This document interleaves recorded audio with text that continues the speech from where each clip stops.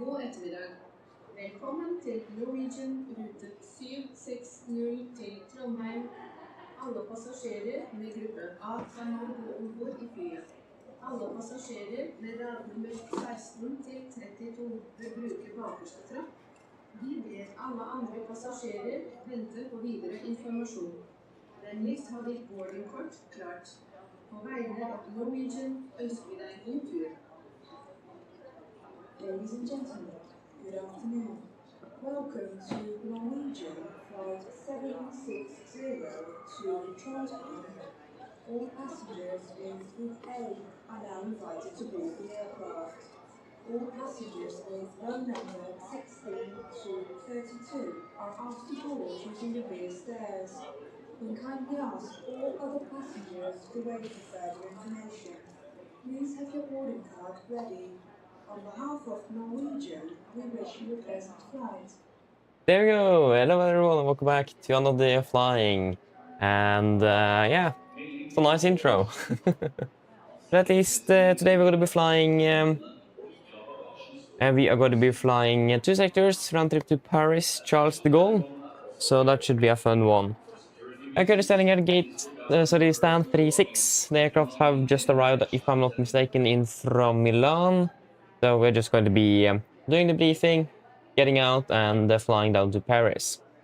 Before we start with the briefing, as always, we will introduce the members. We have Espen, ATC Swede, Lars, Melvin, and Nils. So shout out to all of you, and as always, thank you for the support. It is really, really appreciated. Thank you very much. And Melvin, hello, welcome. Hope you're doing well. Good evening, or afternoon, I mean. I can't get my iPad onto the screen yet. It doesn't work for whatever reason. It looks like maybe the Wi-Fi generally sucks at the moment, actually. Yes, it does. Who would have thought? I mean, isn't this thing even connected to the Wi-Fi?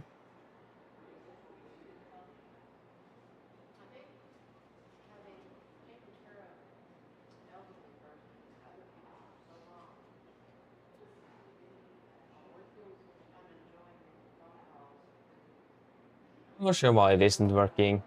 It should work. It isn't.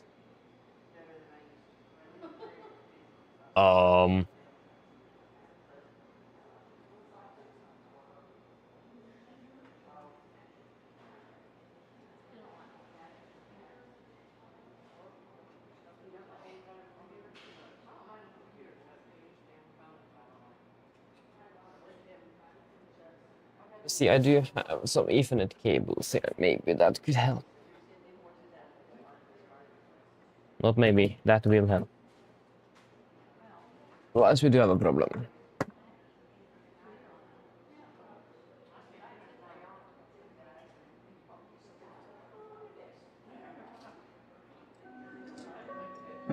Velkommen til Norwegian rute 760 til Trondheim.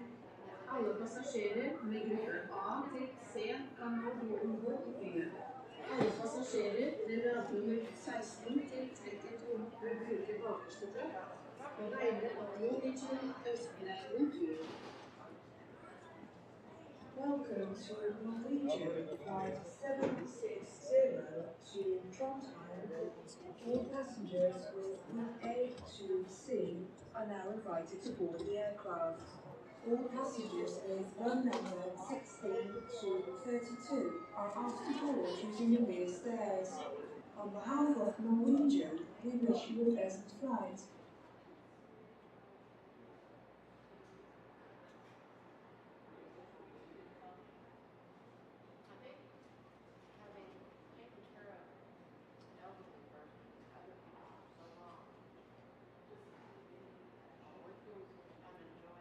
Okay, please work.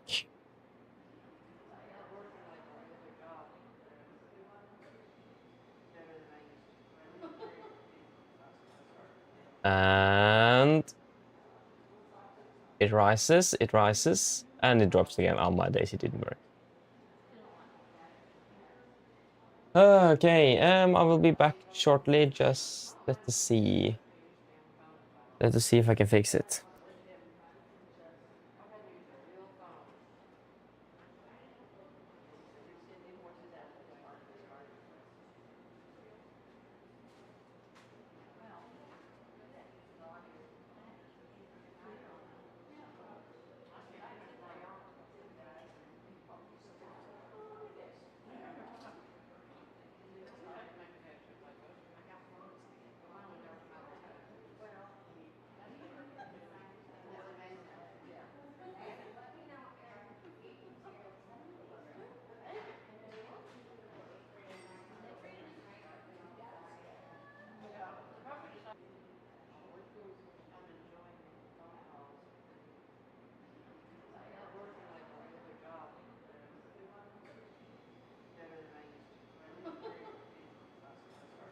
Okay. I'm back again, and it looks like now the Wi-Fi is working. Just need to reset it. Apologies for all of the problems. But at least now it's working, so now we can start. So, I can't get my iPad onto the screen, again, because of the Wi-Fi here, so I will just go through the basic stuff, and then if you have any questions, please just ask on the way. And if I say that you don't have anything, then again, just ask. I will catch on.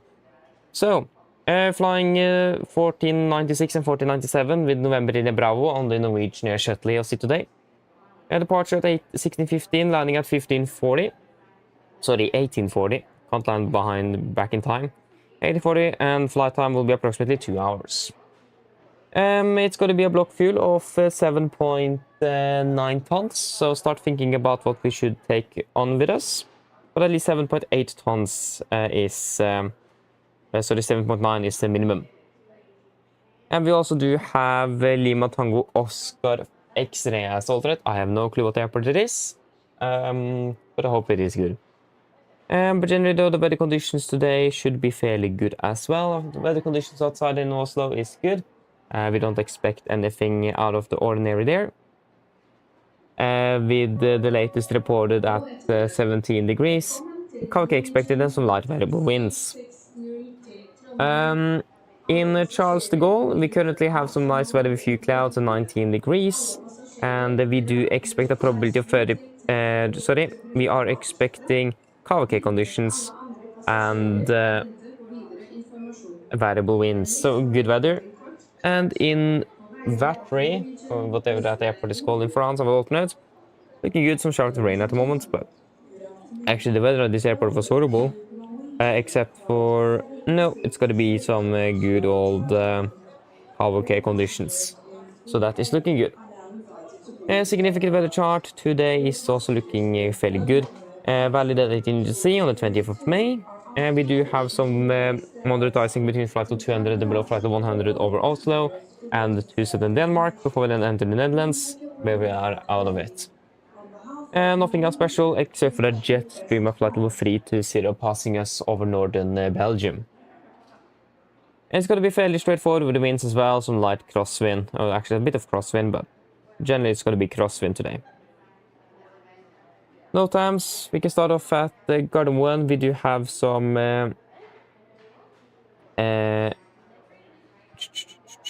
what was it again?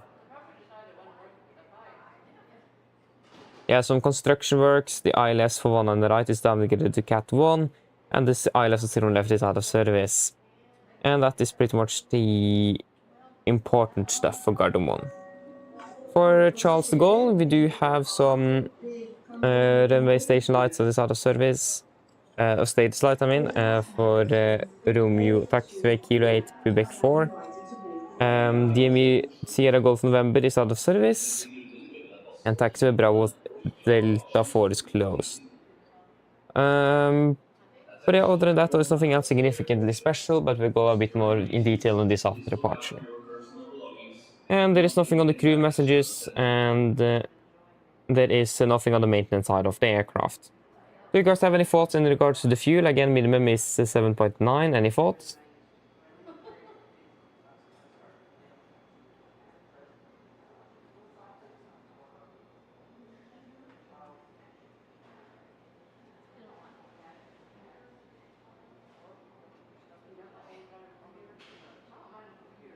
No thoughts? At least I'm happy with 7.9, so we can pretty much just go with that. Nothing, shouldn't really need anything more than that. At least then our return trip to Gardermoen is going to be departure time at 19:20, so we have plenty of time on the turnaround, about 40 minutes. It's going to be approximately 2 hours on the return trip, landing at 21:35 UTC. Should be a fairly straightforward one, this one as well, with weather conditions still expected to be good. And yeah, we don't really expect anything other than what we have expected, or what we are expecting. Yeah,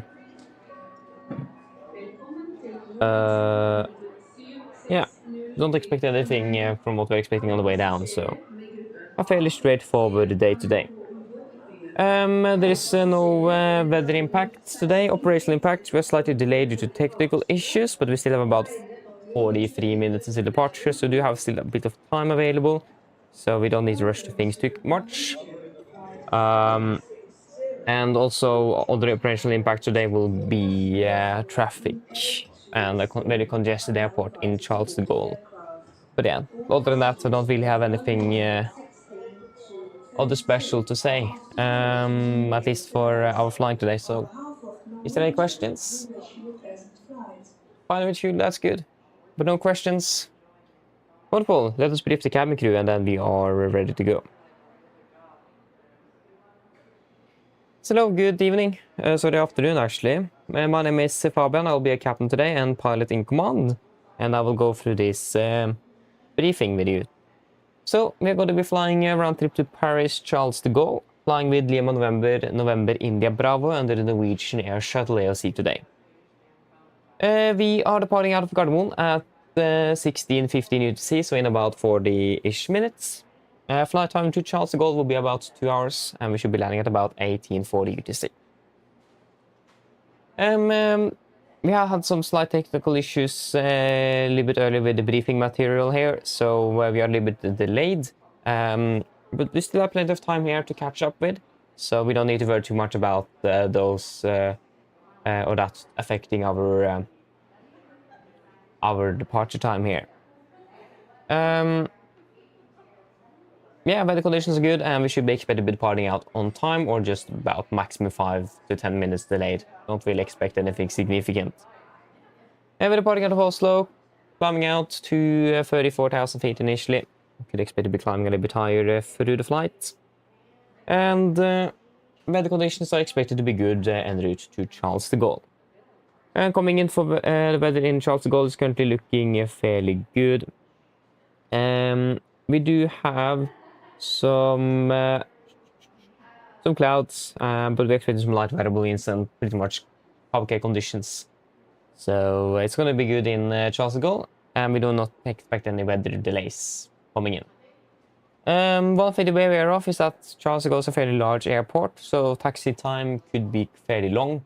So even though we land early, we may be parking late. So just be aware of that. But yeah, that should really be it for the flight down.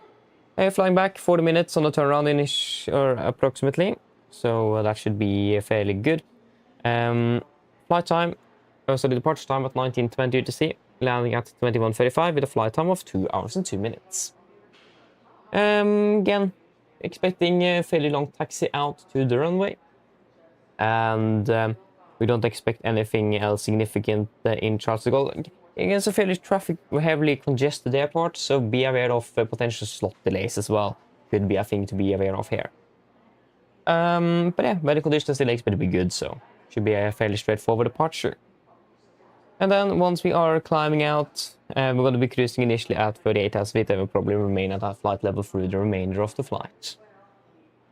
And the weather conditions and the route are not expected to be changing at all from what we are experiencing down to Paris, so if we expect anything unexpectedly, yeah, we may expect it on the way up as well. But yeah, other than that though, it's a fairly straightforward arrival into Gardermoen, and we don't expect any significant complications in for Oslo Lufthavn. But yeah, that should really be it. Yeah, there is no weather impacts, operational impacts. Again, like I said, we are slightly delayed on the briefing. But except for that, it's going to be traffic and slot restrictions in Charles de Gaulle mainly today. Other than that, we have no technical defects with the aircraft and no MELs on it, and there is no specials. So do you guys have any questions before we leave or head out to the aircraft?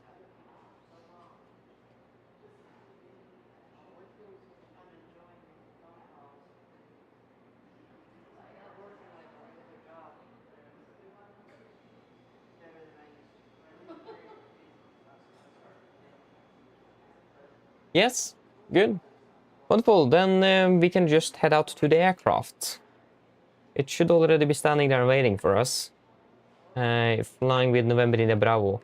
So we just got a new update from PMDG as well, the high detailed update, and new liveries, and also they have actually managed to get the configurations a bit more accurate to every aircraft in regards to the fans, FMC, and that kind of stuff. So we actually do have the fans to be FMC today, so that should be nice. It's the first time I'm going to be flying with that on the NG, but I mean we are quite used to that on the Max, but at least here we do have ACARS and CBDLC integrated, so we'll be able to use it a little bit better than on the Max. So that's nice. First time flying with the 2B version in the NG. But yeah, I mean, it's looking good here. I don't have any significant remarks from what I can see from here on the aircraft. It looks good, so we shouldn't really... yeah. Shouldn't really expect any delays in regards to damage on the airframe, at least. I'm not sure what's happening with the door here and the jet bridge, why the aircraft is... actually, it's actually within, so not really a problem then. Sorry, wrong button.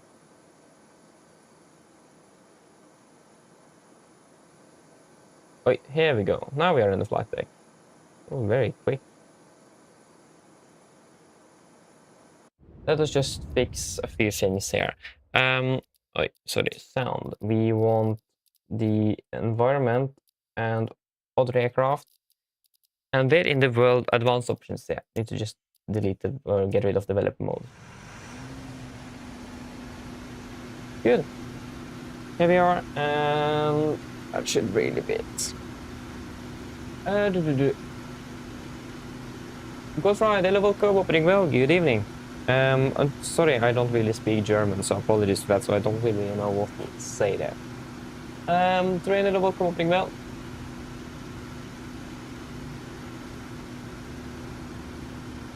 Yeah, terrain. That's a good question. That's why when I got for the MCP and EFIs available on second hand for a very good price, I chose that instead of buying the FMC, because that's a problem. Winwing doesn't provide an 737 fans 1 and fans 2 FMC, so we are a little bit stuck on there with the fans 1, but yeah, it's fine. Yes. Let us just take a quick look here, just to make sure that everything looks fine. There we are.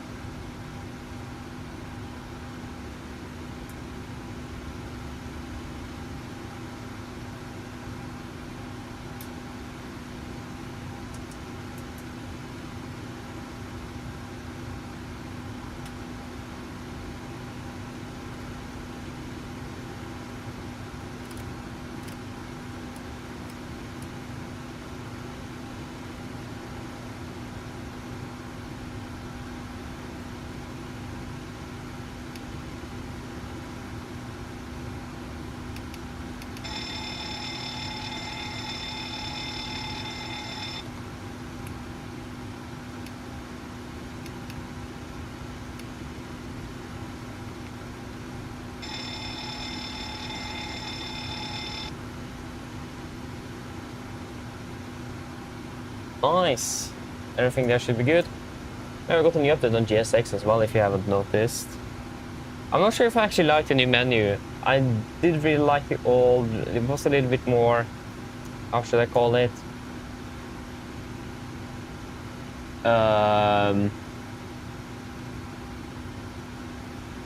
Sorted. Feels a bit messy now, but it's just a new change perhaps, so.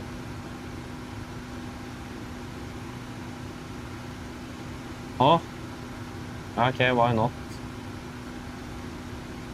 I don't think Boeing would use that, but yeah, but it all looks good here on the aircraft side of things, so Eurovision, eller welcome opening. Well, good afternoon. Ah, you got a nerf pick. Yeah, actually, we did have a nerf pick here in Norway a few, two to 3 weeks ago. So yeah, interesting. So now you got it down in Denmark as well. Interesting. I mean, that was an experience we had at up here. Something more unique. You can call it like that.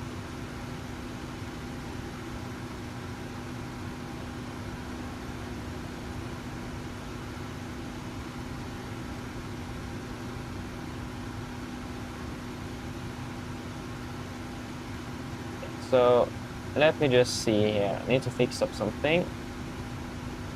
It's just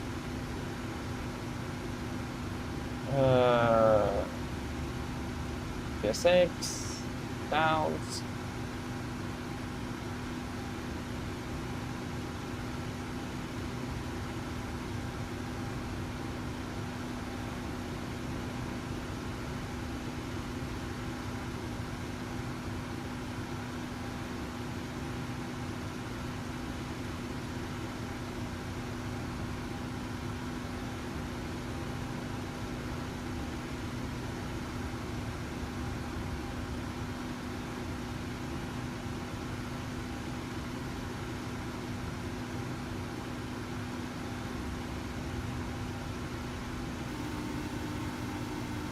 There we go. Hello. Hi, Captain. Okay, I've spoken to security, and I'm told they'll be ready to send the passengers down to us in a few minutes. Yeah, okay, thank you. No problem. Yes. And then it's you. Does it work? I still can't get my iPad on. I'll see if I can fix it a bit later here. Okay, so we have 7800 with blended winglets, 26K engines, May 14th to July 11th with the active nav database for the air rack. Nice. And the latest operation program of the 7.3. Currently standing here in Oslo Gardermoen, going to be using the GPS left position. And the clock is 45:46 in the second. Yeah, that's correct. And it's the 20th of May. Oslo to yeah, disregard. Charles de Gaulle. We are Nordic. Nordic. Maybe select the correct flight plan. We are Nordic 96 Quebec.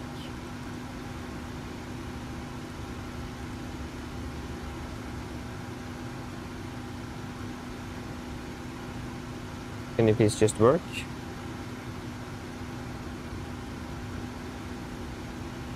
Or maybe not.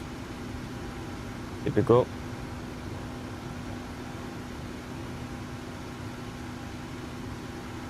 And yes, so it's going to be departure. We are expecting. Oh, now we wanted to work. Okay, nice.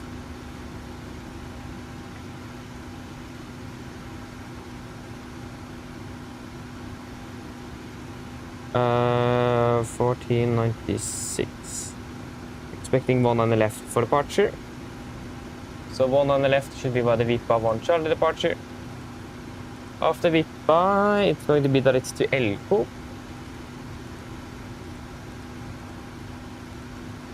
Elko, that it's to Bavta. Bavta, that it's to Ipsub.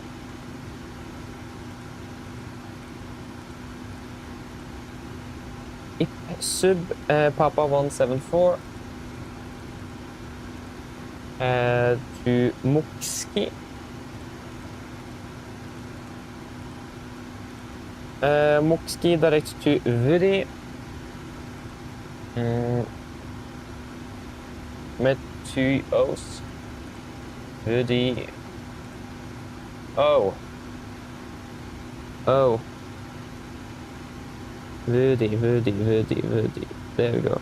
Vuri is North 51-24-3. North 51-24-3. Yeah.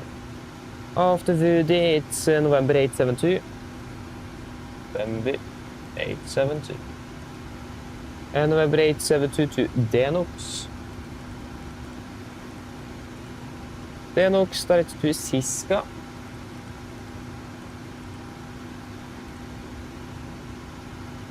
Direct to Delo.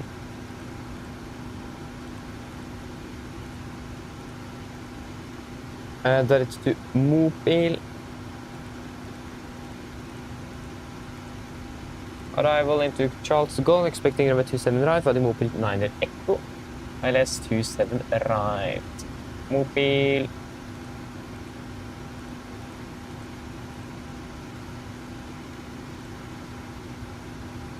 Mobil 9 Echo. Yep.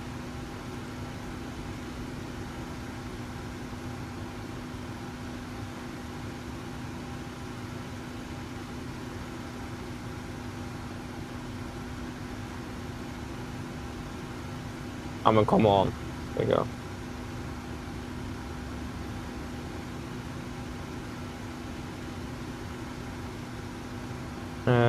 Approach.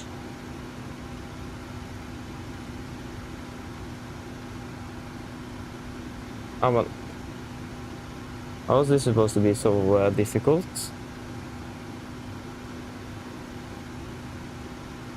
Charles de Gaulle. And approach.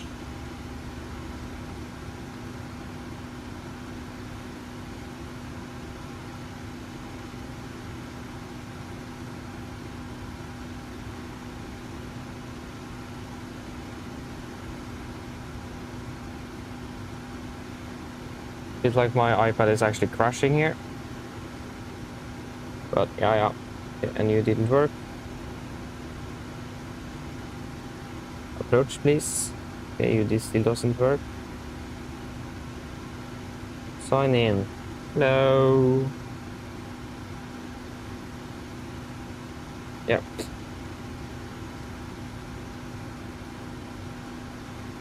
PDGS panel. Hello.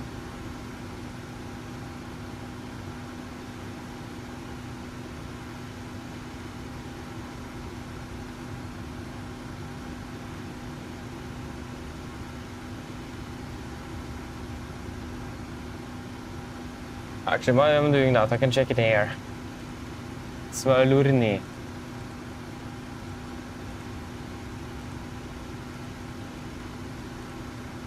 Probably Lurni, one whiskey. Just take that. Find the reserves. And then we can request boarding. Yeah, so after yeah, find the reserves. Find the reserves is 1.1 and alternate is 1.6. That will be 2.7. And it's going to be city fuel mass 59.3. And flight level 34. 183.23. Minus 49.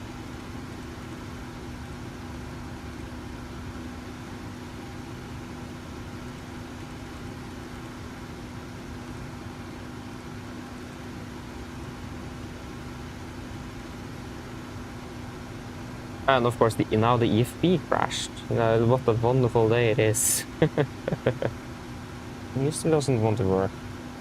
Let's see if we can make that work.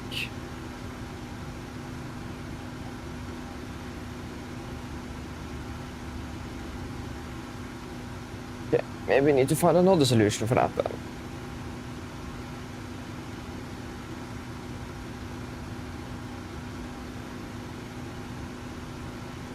Yeah, now the performance.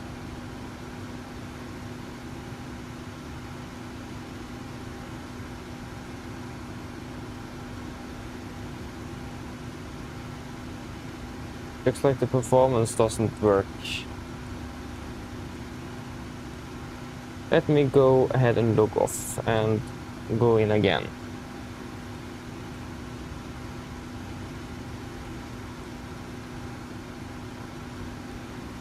Oh yeah, that's a nice bug.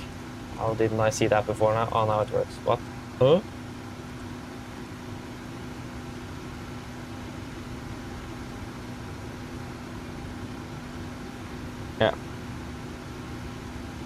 Just take a picture of that and see if we can make it reported at least. Unless someone else have already done it. No.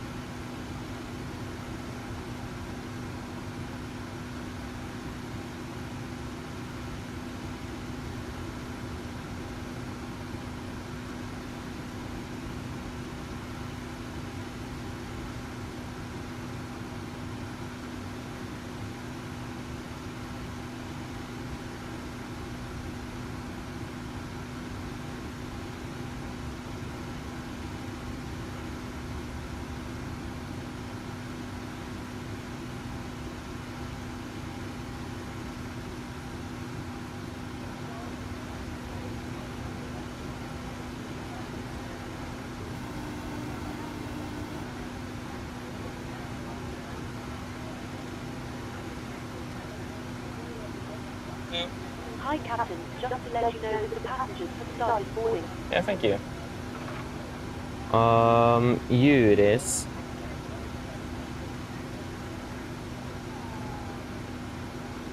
Hi.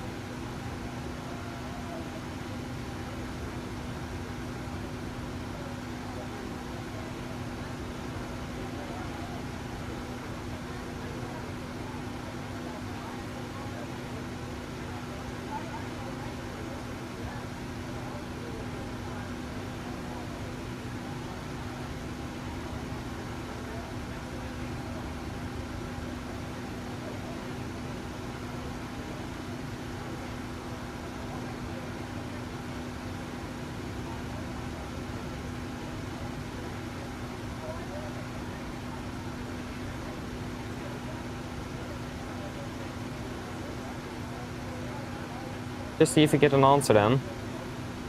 I'm not sure what it could be. But try to open it to... No, that doesn't work here.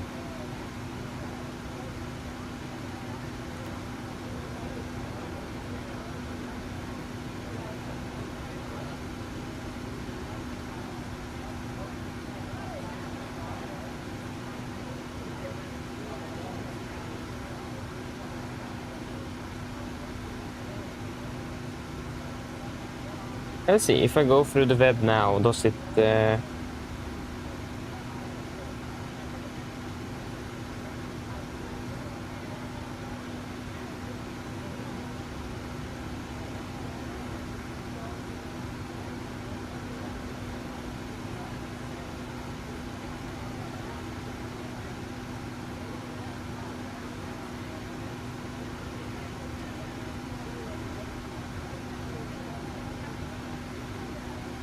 Ja, men i alla dagar. There we go.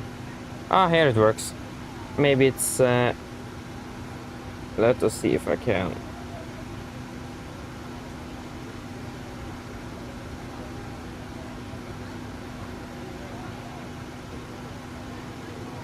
It could be because the update didn't really go through my web thing. Because now it worked. No, I don't want to delete it.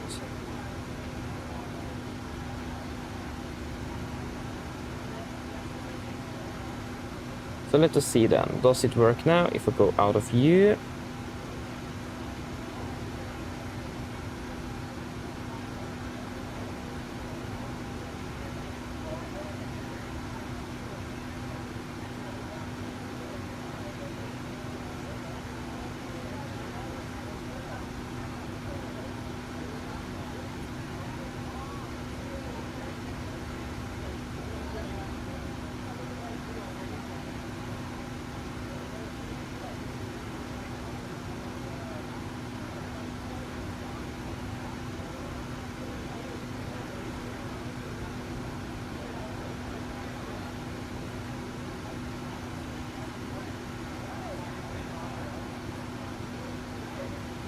Ah, but now it's working.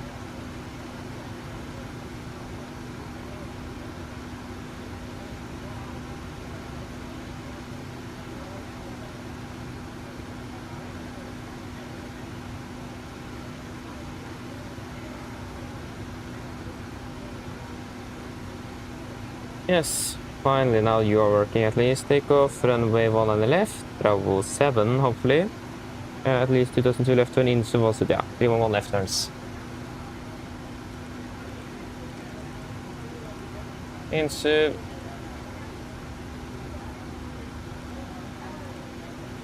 Hold, 311 left turns.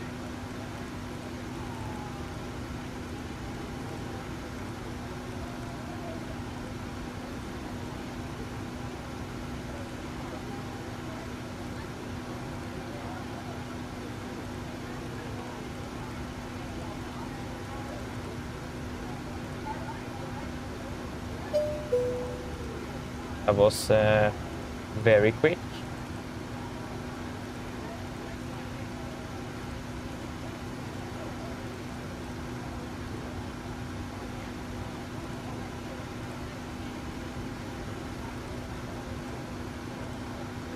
It's a 26 at 5, variable 192, 325, 325, 17 and 17.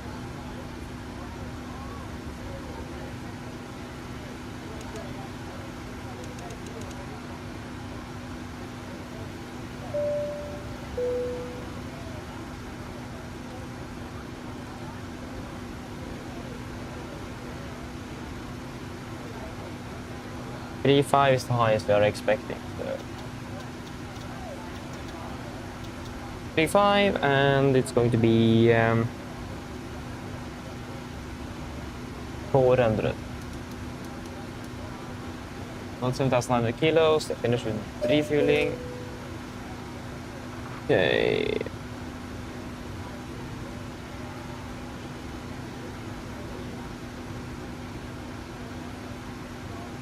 $7,600, probably 300 kilos of the tax fuel.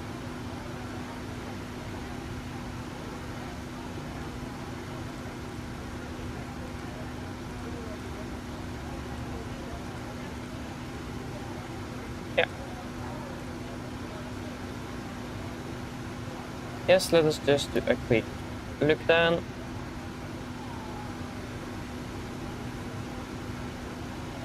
Oh yeah.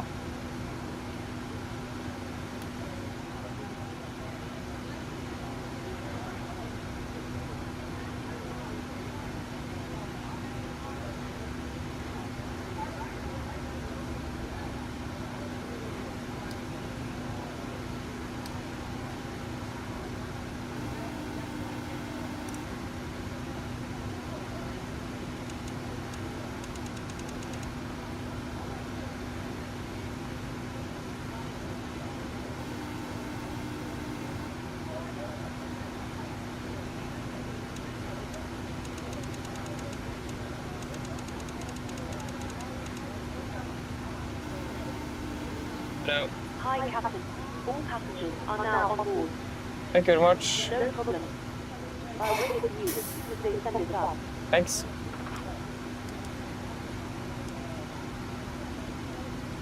One, 7. Yes.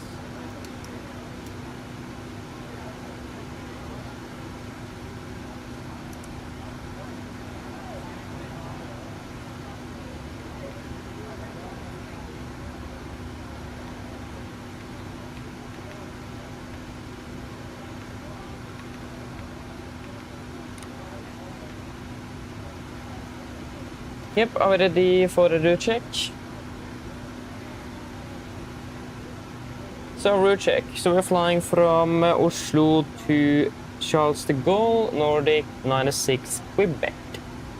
Departing out of 1 on the left, via Vippa 1 Charlie, continue Vippa, direct to Elko, direct to Bava, direct to Ipsub, Papa 174 to Moski, and then direct to Woody, The November 872 to Denko, the Denox, yeah, from Denox, and then direct to Siska, direct to Delholm, direct to Mopil, and then the Mopil arrival into Charles de Gaulle. Ground distance 769 compared to 775, that is within limits.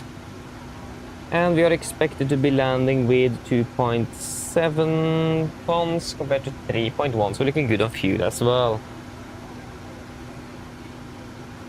Wonderful. Yes. Then for the taxi out, let us see if I can just get this on here then.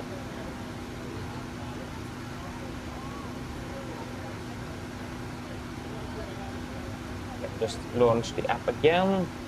Start.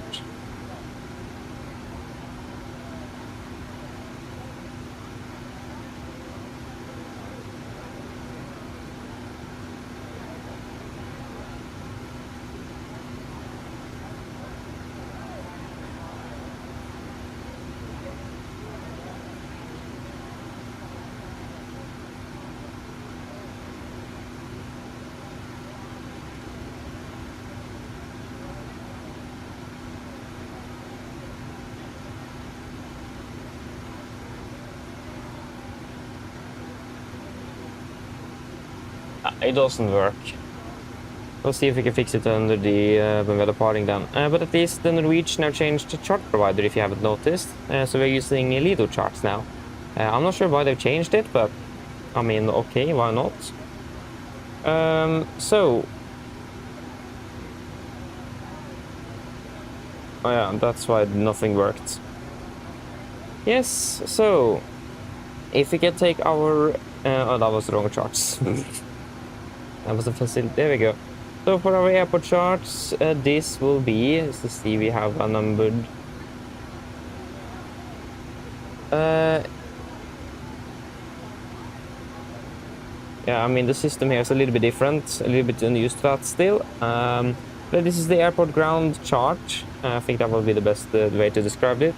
Effective on the 14th of May 2026. Departed stand 36, expecting probably push facing south on the Romeo. We could expect a left turn onto Whiskey or Juliet, taxi then Sierra. And then we will do a calculation of Bravo 7 today, if possible, if not Bravo 8. We do have a few... we actually don't have any hotspots except for that Bravo 8 that explicitly says that... if you are instructed to hold, yeah, so use caution, taxi Sierra with clears to hold short of the ice exit. This means to hold short on taxi Sierra, so not turn anywhere. But that means we should hold short at the ice exit on taxi Sierra. Other than that, we don't have anything else significant here, and no other hotspots, taxi restrictions, and on the note times, notable note times, the ILS 1 on the right is down here to Cat 1, ILS 3 on the left is out of service. And that is the most important ones, at least. We don't really have anything else significant at the moment. Will be more relevant this evening, later this evening, I will imagine. Yes. So then for our departure, we are...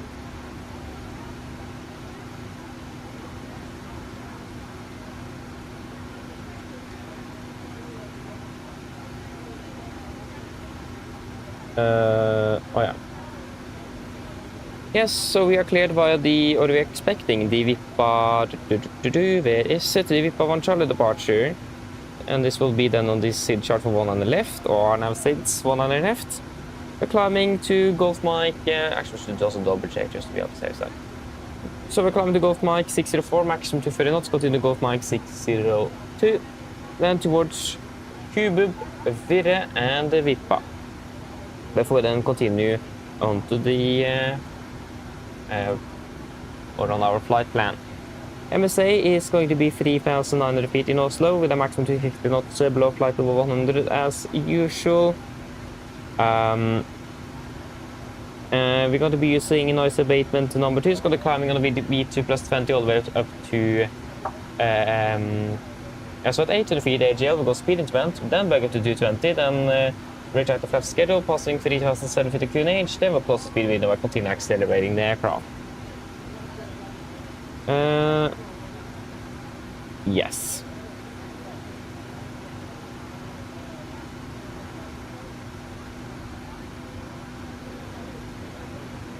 Other than that, we do have a minimum climb grade of 6.6%, and that's going to be nothing really out of the ordinary. Actually, that's for the old Atlas departure to disregard that.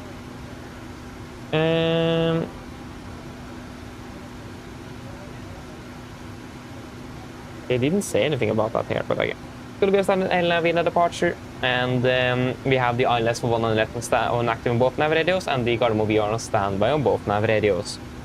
Engine outside fairly straightforward. We're going to be climbing straight ahead. 2,200 feet, left turn, Insu holding, 311 inbound left turns, climbing 5,000. Weather conditions good in Oslo, should be able to return back without any problems, and we should not expect anything out of the ordinary. Be aware though that the ILS for 01 left is out of service, so that will be a non-precision approach if that will be required. And the weather conditions are favoring ball liners, but you could also use 01 left, the 01s as well. It is fairly good weather. We are also expected to be departing above the maximum landing weight, so just have that in mind. But it's fairly close by, so shouldn't really be needed to hold for that long to fly under that. Yes, that should mainly be it. There is no threats for our departure. Yeah, should be a fairly straightforward one for today. So then, do you guys have any questions for the departure?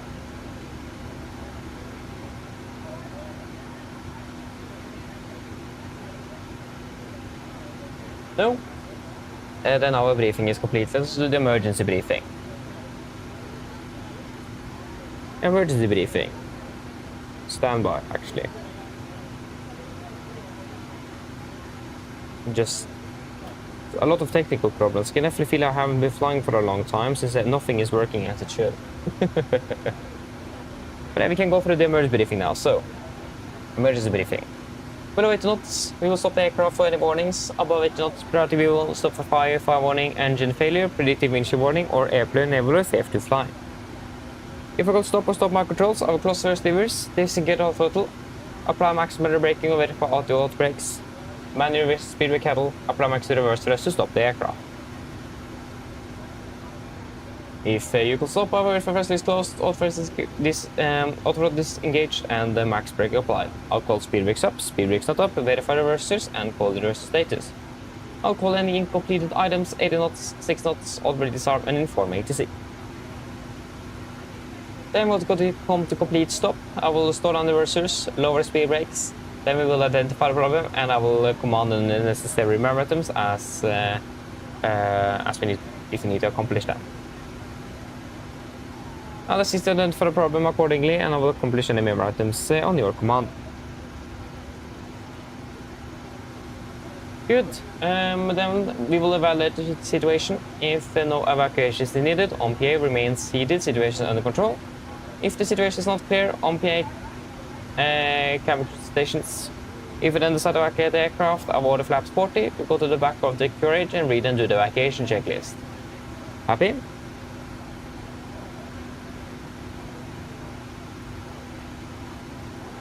Yes, good. So the weapon actions below 400 feet, except for cancel warnings and raising the gear when on positive rate. 40 feet, verify heading select, and then follow the engine outside as discussed on the departure briefing. Any questions? No questions? Good. Then our briefing is complete. Briefing checklist to the line. Briefing checklist to the line. Pins and covers removed. Oxygen, test warm sent. Naturalizer and display switches. Normal auto, window heat. On. Precision mode selector. Auto. Flight instruments. Tracking 226, QNH 1017, reading 685 feet. That's 690, so plus 5 on the standby. Parking brake, set, engine start levers, cut off, taxi takeoff briefing, completed. Briefing checklist to the line is complete.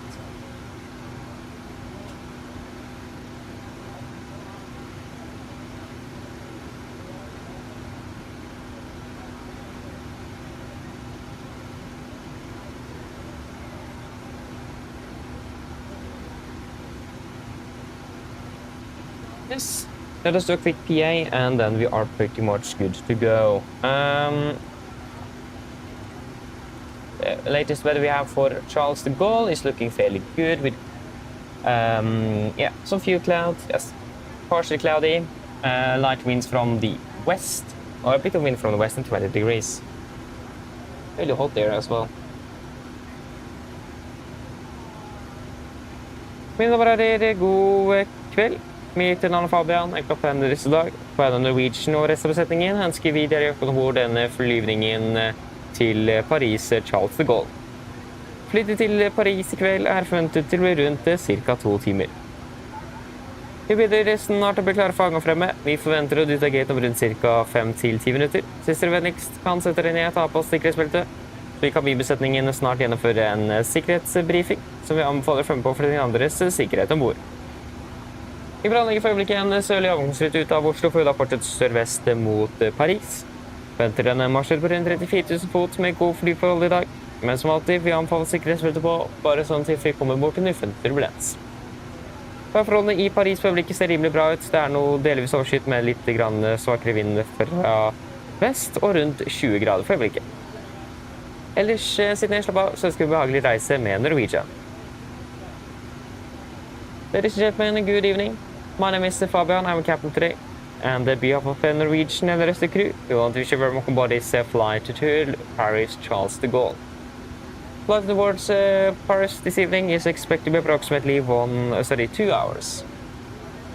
We are now shortly ready for departure. We expect to push back from the gate in approximately 5 to 10 minutes. Do please sit out, take your seatbelts, and the cabin crew will soon go through a safety briefing. I would encourage you to follow for your own orders safely aboard the aircraft. We are expecting to be departing with a stop on the departure out of Oslo before we continue southwest towards Paris. We expect to be cruising at approximately 34,000 feet today with good flight conditions. But as always, we recommend a seatbelt on just in case encountering some unexpected turbulence. Weather conditions in Paris at the moment looking good with just a bit of wind coming from the west, about 20 degrees centigrade and partially cloudy. Otherwise, sit and relax and we wish you a pleasant flight with Norwegian. Thank you.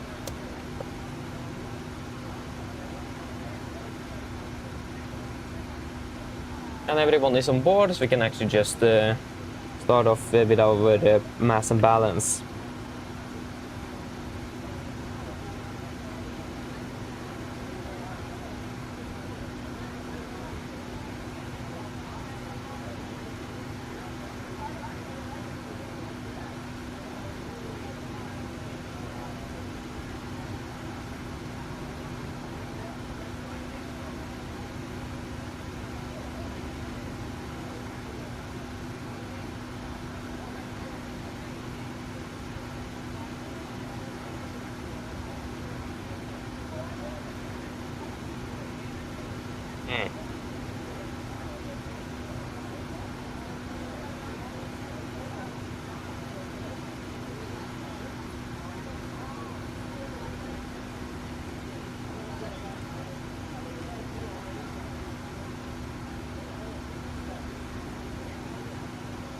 Yes, so zero fuel mass 60.35 compared to 59. The zero fuel mass is 1 ton off. That is not good. Let us see here, and that could be because of this. So, back. So we have 158 passengers on board. SS 157, 158. It's going to be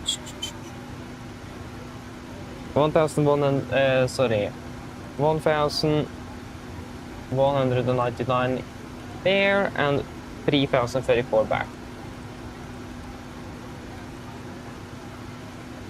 There we go. I think that should be a little bit more like it should be. There we go, 60.1 compared to 60.35. That is with the limits as well. Wonderful. Then we have enabled to eliminate that. Takeoff weight 67,948, 68,000. That is also wonderfully close. And 28.5 minus 4, that will be 24.5. Good. Execute. That is all correct. And we will go with Bravo 8 then, since we are so heavy. Bravo 8. So we are going to be then 68,500. 68,500. And optimum preferred 5. Yes.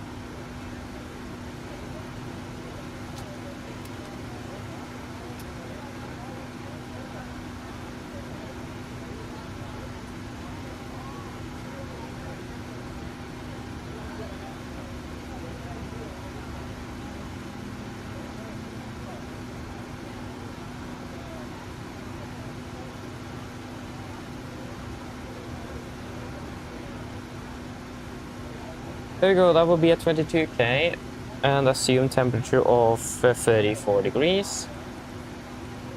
91.5, 90.5, 90.7, wonderful. Flaps 5, trim 4.7, and then 43, 44, 47, 43, 44, 47. There we go. Let's do a cross check. So, cross check. At 22k, assumed 90.7, 90.5, good. And 34 degrees, and plus 17 is confirmed. Flaps 5, trim 4.7, and then 43, 43, 47, 43, 44, 47. Acceleration altitude 800 feet, and 1480 set above PFDs. Wonderful. Performance is checked. We are good to go.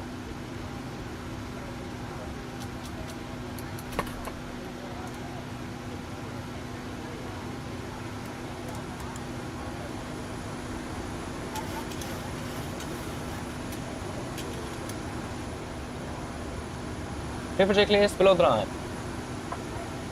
Paper checklist below the line. Fuel, we have 4,000, correction 7,900 kilos on board. Pumps on. Passenger signs set. Auto brake. RTO. CDB for night cars. We are off connected to the water network. Oh, sorry, that was not meant to happen. Maybe even on the wrong scene. There you go. Now things start to be a little bit more active. But yeah, CDP for night cars is completed. Takeoff speed, V1 143, V1 144, V2 147. Aim speed, V2 147, heading 102 altitude, 7,000. Paper checklist complete. That's why the VDGS panel didn't work. It wasn't even connected to the network. It's quite a bit.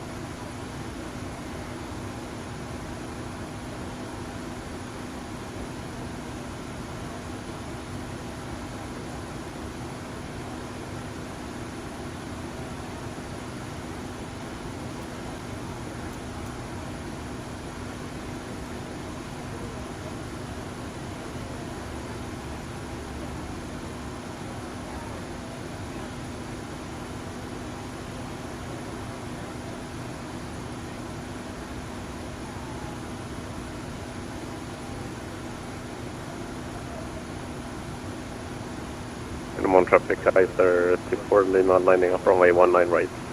Get them on traffic.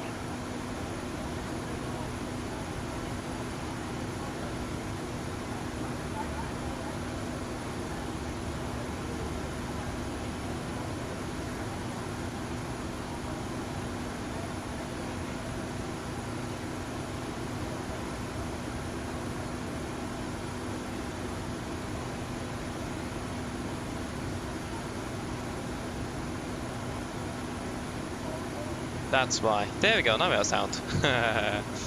Good. Now we can finally request push and start. Push and start. Can do that myself. That's fine. Get them on traffic, Kaiser 24 Lima departing runway 19 right. Get them on traffic. arm doors.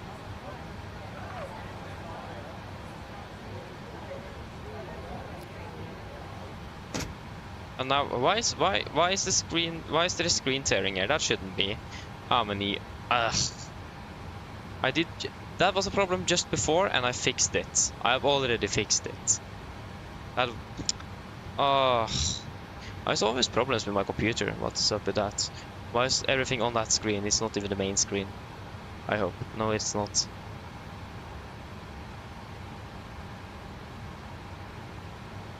Maybe it's you. No.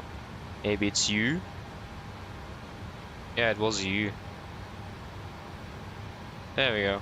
Now it's working. Okay, before start checklist. Before start checklist. Flight deck door. Wait up. Where is my mouse? It's gone. Ah, there we go. Closed and locked. Doors, windows. Closed, locked. Anti-collision light. On. Transponder set. Red trim. 3 and 0 for start checklist complete. Come on, traffic, guys. Copy the ground, we pressurize hydraulics. Take it at runway 19 right and cleared. Come on, traffic.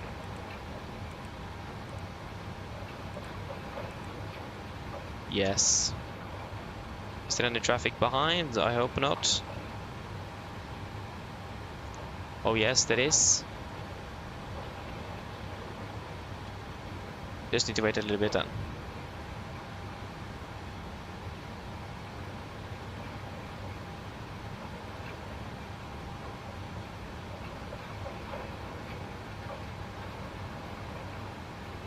We would expect release point 14 perhaps. Copy the clippers, release point 14 break set. And why is there no sound? That's because my love. Why are you on here? That's not supposed to be. That's because you, of course. Why have everything changed its sound as well? What happened with that? There we go. Brakes released. Commencing push. All engines clear. Start at will. Thank you. Starting on the sequence. Yeah, we are about wave 11 minutes behind schedule, but that's fine. Can't really do much with that now. At least we are on the go. Starting number 2.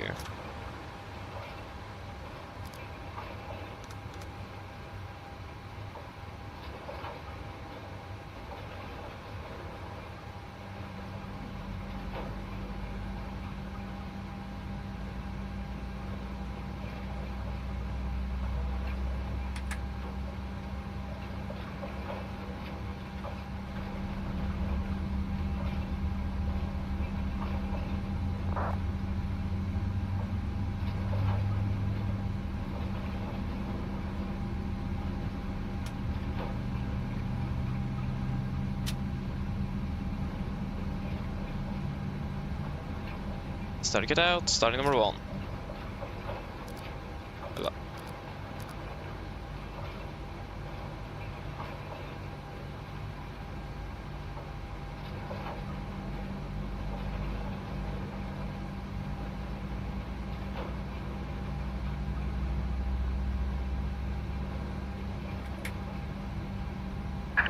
Reset parking brakes.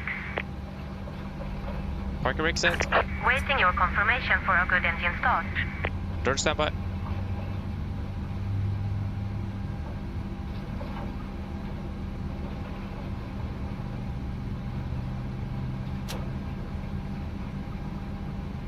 Starting it out.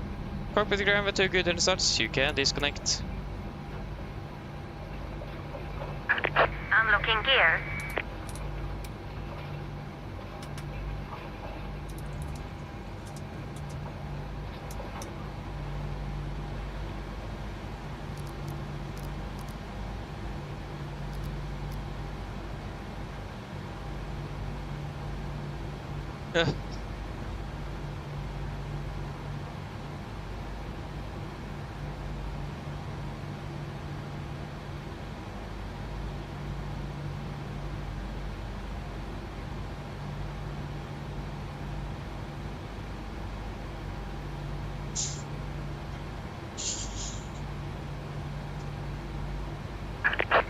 shock disconnected.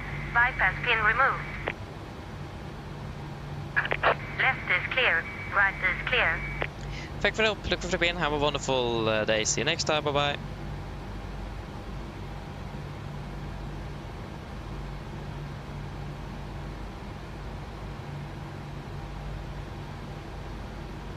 We got the gear pin. Left 5, flight control check.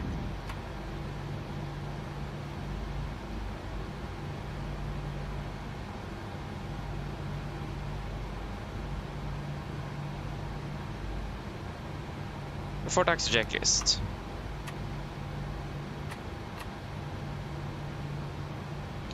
Before taxi checklist, generators on, probe heat, all anti-ice, off, aircon and press, packs, auto, isolation valve, auto, engine start switches, continuous, recall, checked, and the start levers are attend, flight controls checked, ground equipment, clear, flaps, pipeline 5 green, APU off before taxi checklist complete.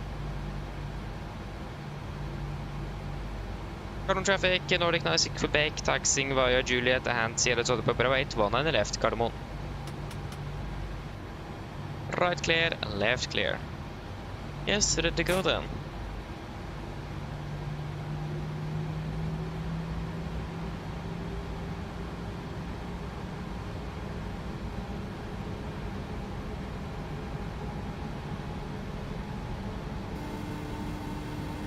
Hello. Hi, Captain. Everyone is seated and secured for takeoff. Thank you. No problem.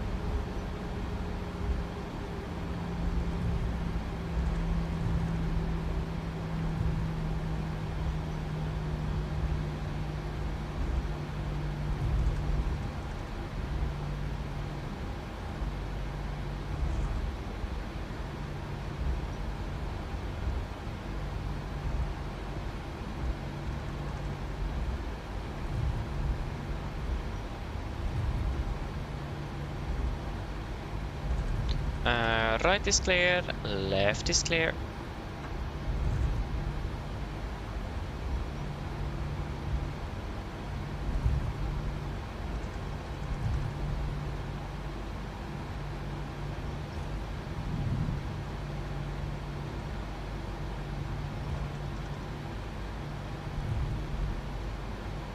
Left clear, right clear.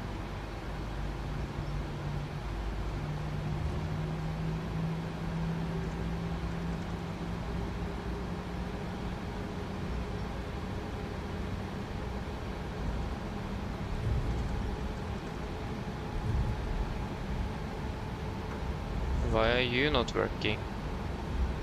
VHF2 is not working on Watsim. Yeah, we'll take it after departure. Left clear, right clear. See the cabin before takeoff checklist. Before takeoff checklist. Flaps, 5 land, 5 green, stabilizer trim, 4.7 units, cabin call. Given. Before takeoff checklist complete.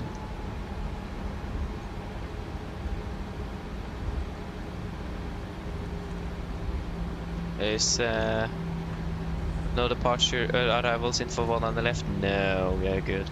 Left is clear.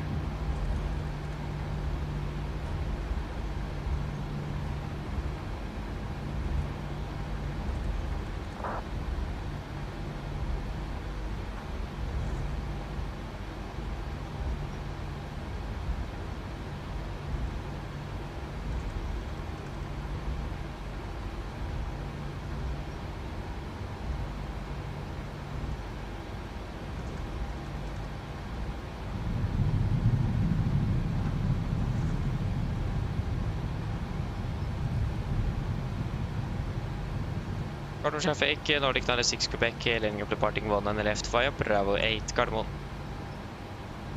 Okay, we're good to go. Left takeoff.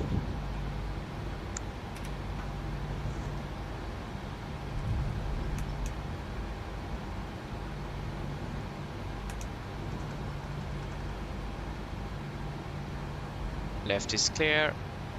Right is clear. Yes, I'm ready to go.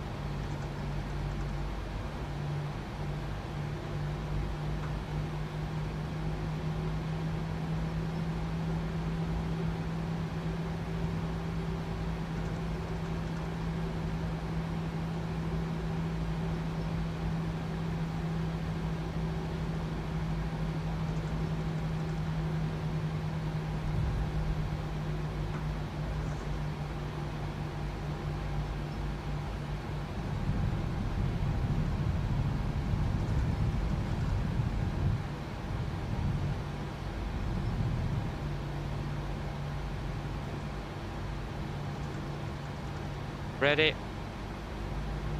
Take off.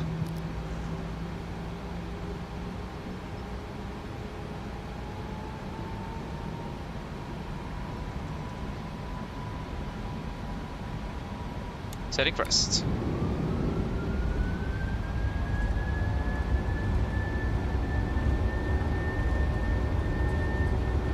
Press it.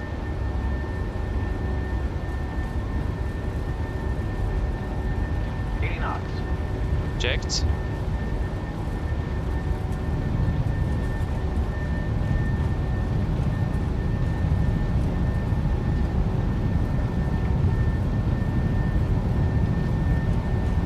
V1T.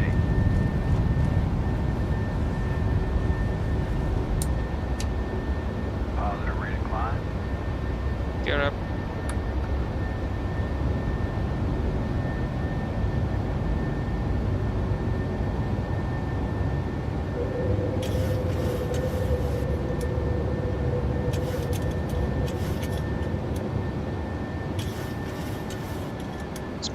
Speed intervent 220 knots. 220 set.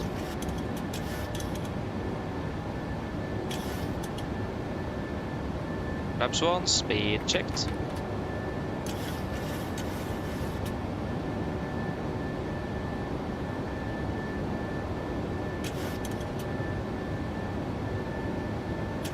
Flaps up, speed checked.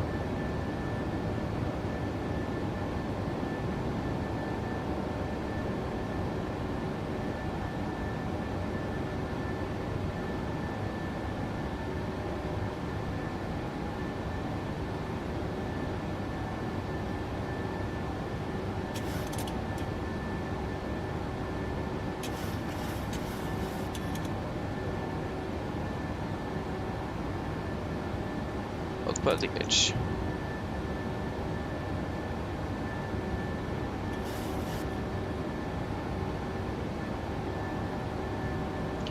Flaps up, no life. No light.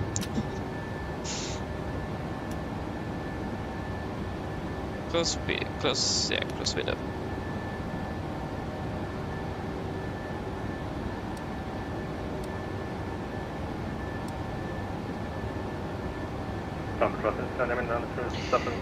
They're climbing up to flight level 210.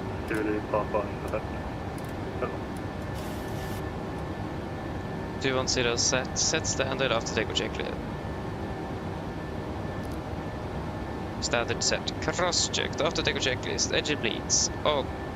Pax. Auto. Landing gear. Up and off. Flaps. Up. No light. Altimeters. Passing through 5,400 feet. Now.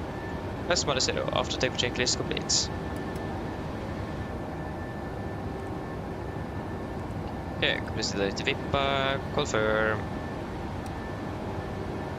Yep, confirm, execute. And we can delete reduce climb.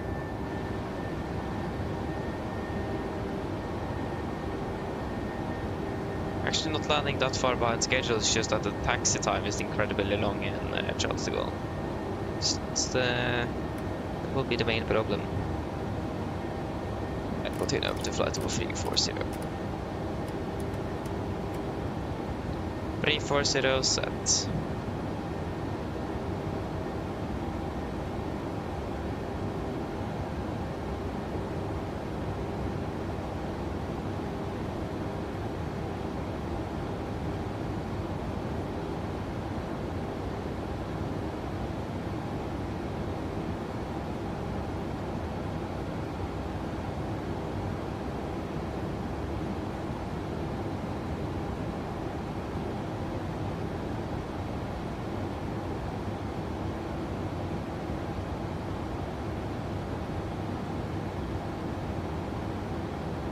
Flight level 100.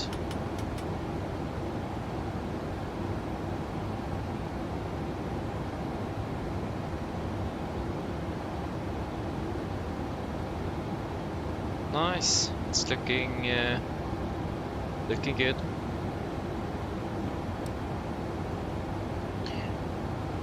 Finally up in the air. Yeah, I will not be using the leader charts until I have a better solution, because using the MSFS2024 flight planner just doesn't work. If I will be using leader, then I need something else. Can't import the flight, and a browser as well would be nice with a map. There you go, you can turn off the seatbelts. I know I missed a lot, so please just send things again. I'm not going to be able to catch up with everything. Again, I'm sorry. But yeah, just wait a moment. Let's see if this works.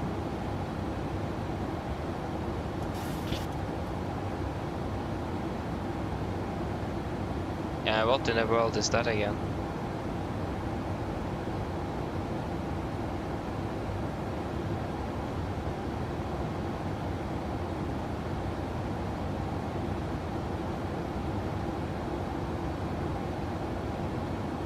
Wow. I actually did remember it. Oh, no. There we go. Yes, Perella, welcome aboard Bell. Good evening. But yeah, Paris is fun. Yeah, it's or that can be discussed. With a nice scenery, yes, it would definitely be fun, but we don't really have the very good scenery. That's the problem.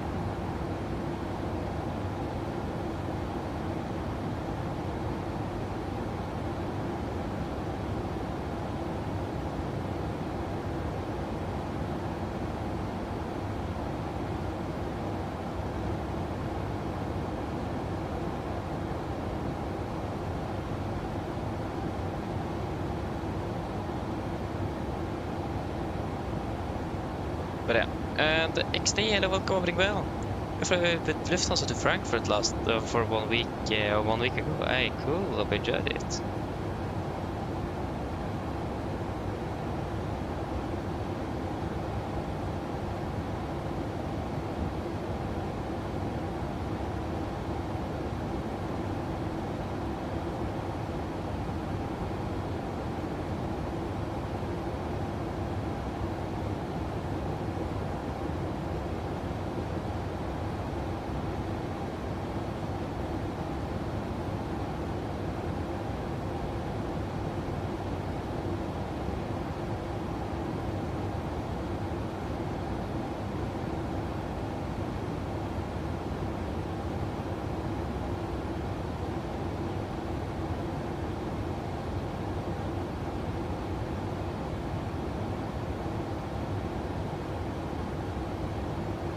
Let me just check, so here.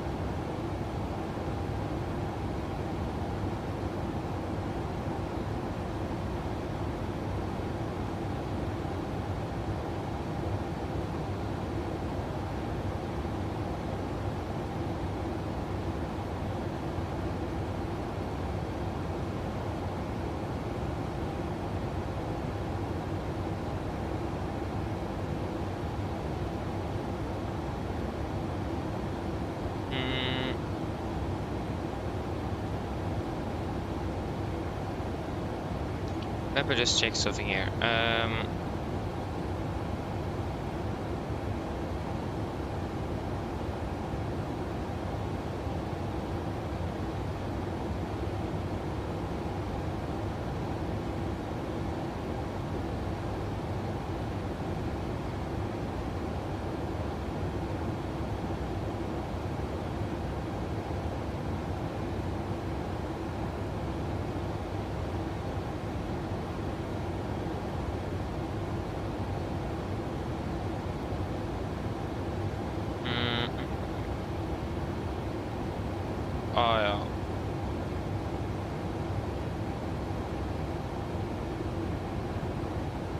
Get that done.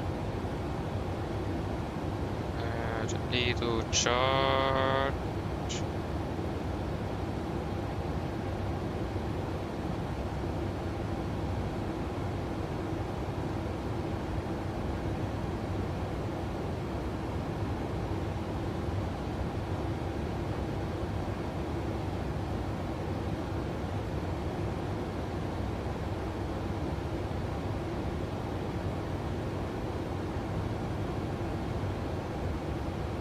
Is this the one, maybe?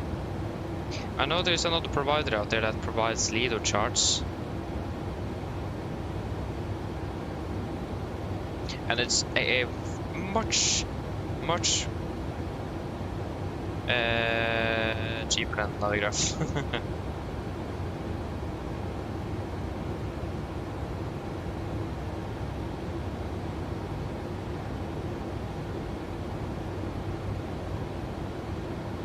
Okay, let us take a free trial then.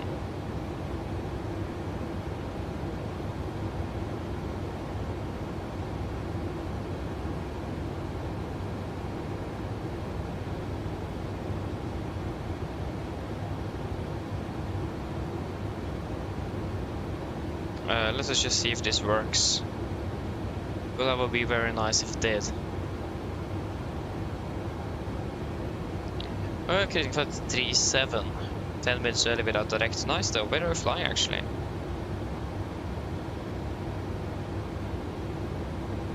Where is your flight going to? I don't want Microsoft Edge.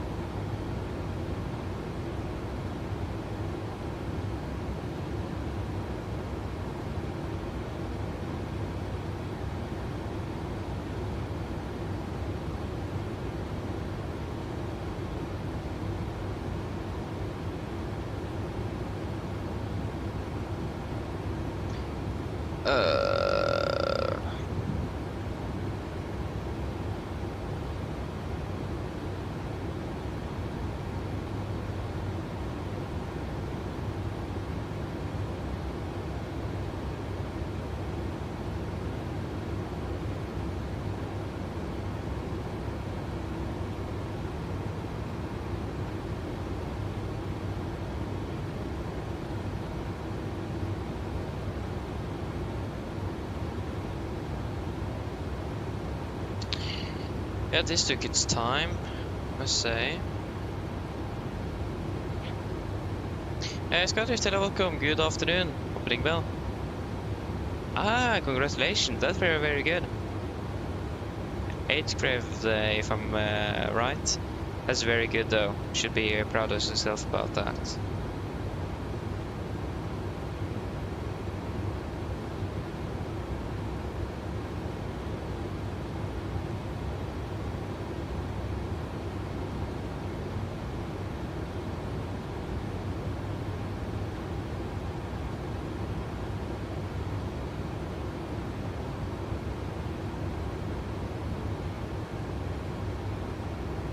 Oh, there was the settings.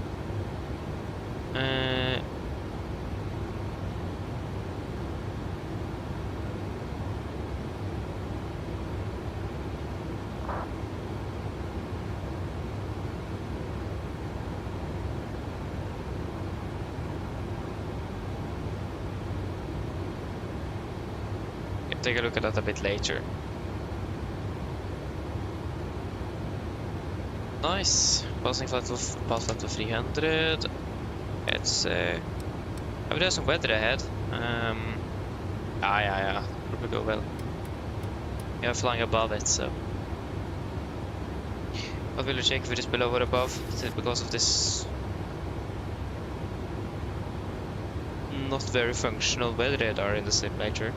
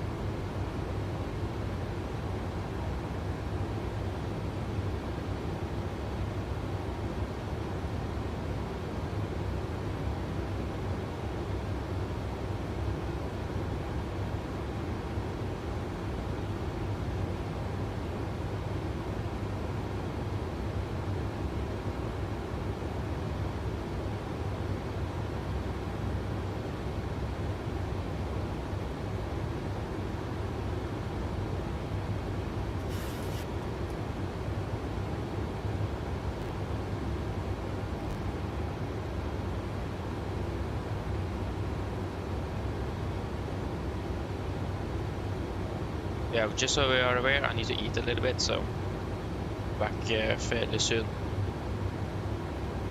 Or I will be here, but it's silent. And 1000.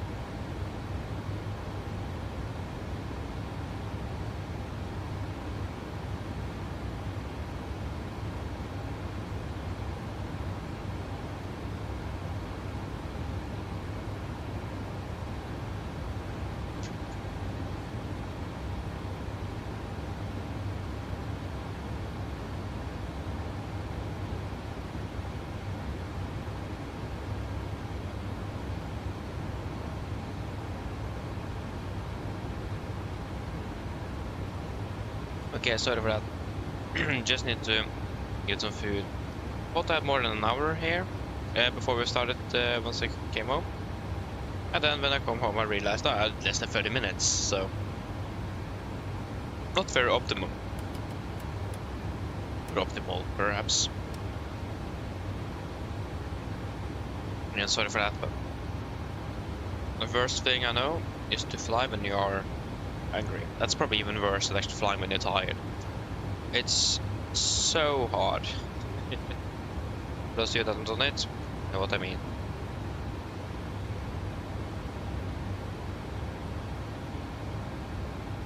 So yeah. I bought the 700. Ah, that's cool though, SB. You will enjoy it. First aircraft I bought. Very, very nice aircraft to fly. Yeah, we'll enjoy it. And yeah, we're flying up to Oslo on Friday. Yeah, right. Enjoy that. But yeah, scenery. I just found one on flightsim.to really.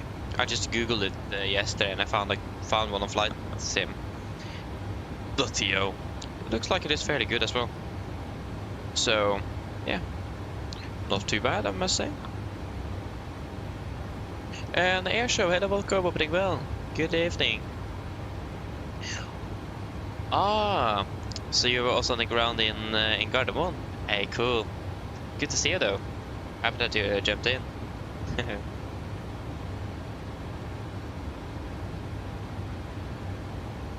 Guess what? I did forget to save my load sheet.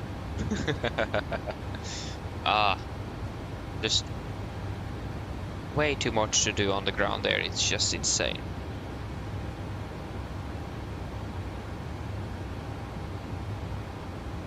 And again, was tired as well. Not tired, but hungry. Thankfully, though, I got some food right before, so... sorry. Misclicked.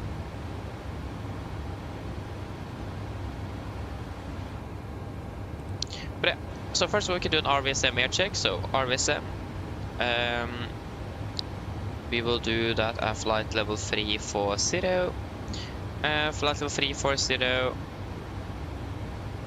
Come on, come on, come on.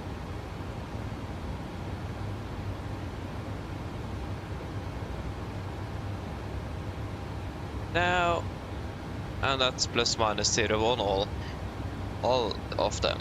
Good, so we are good to fly in RVSM.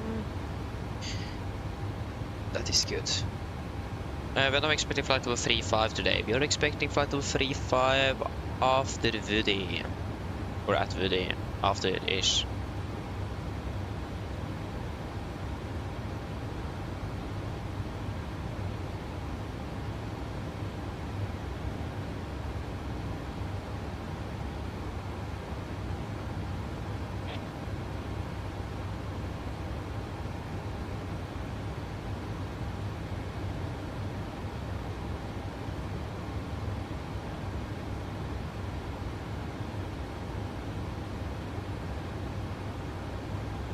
Yeah, after Woody.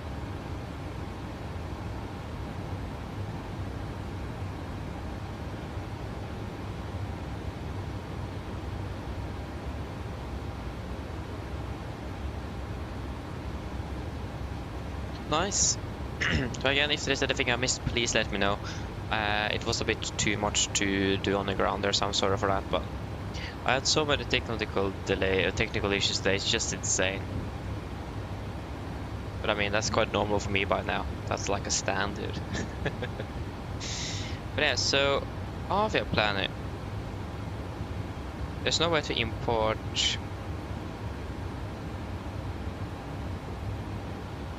Yeah, departure at least.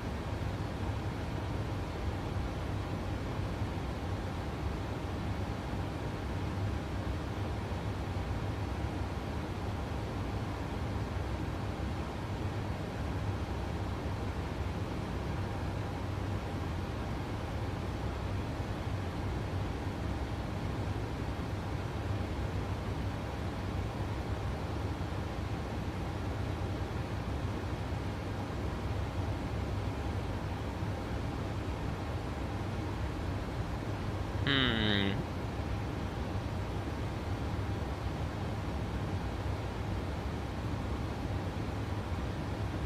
gives a little bit of a different route than simply forgiven us.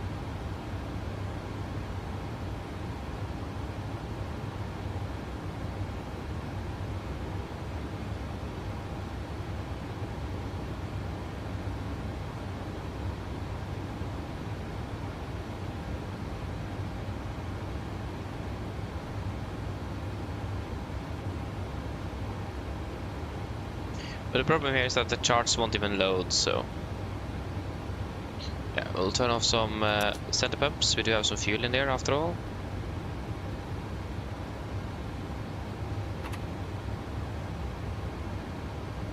We'll just burn off that.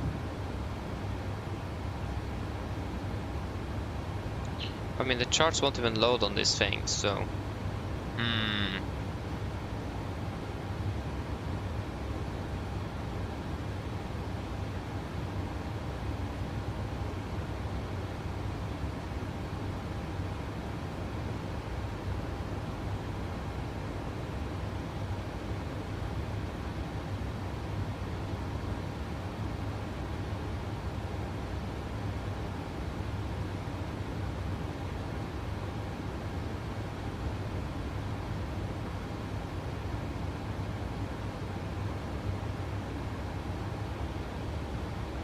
yeah, because I can't get the charts, so that's a problem though.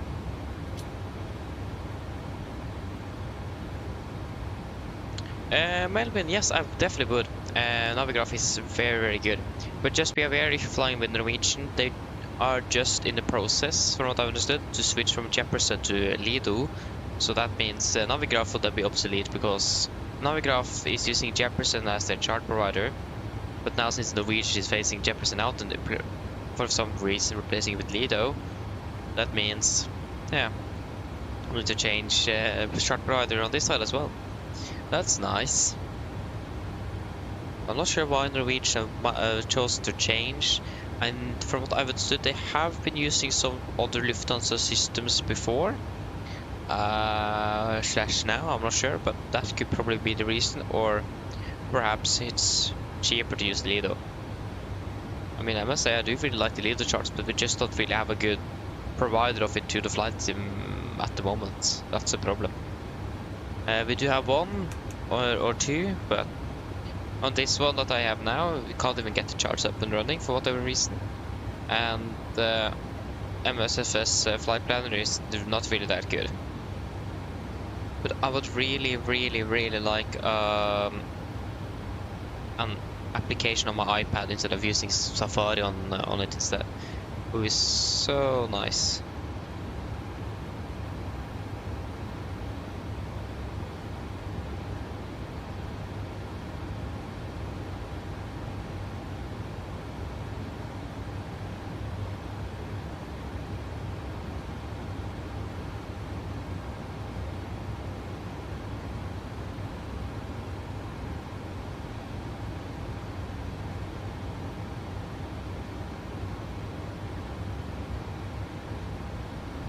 But yeah, of course when I search Lido on App Store I get Ludo, so chart.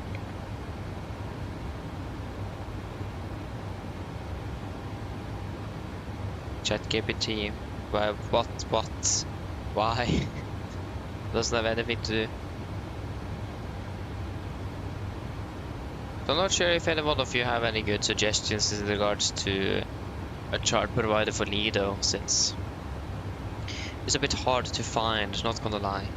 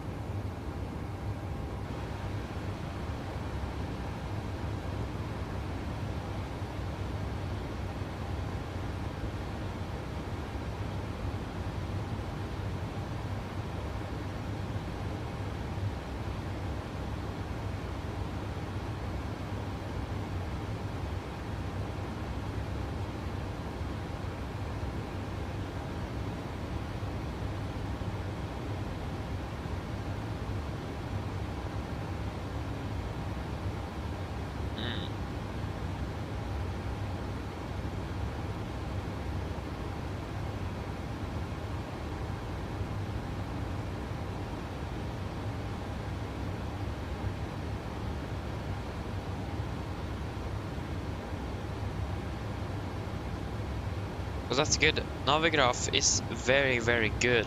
The only problem is that they currently have the wrong charts. It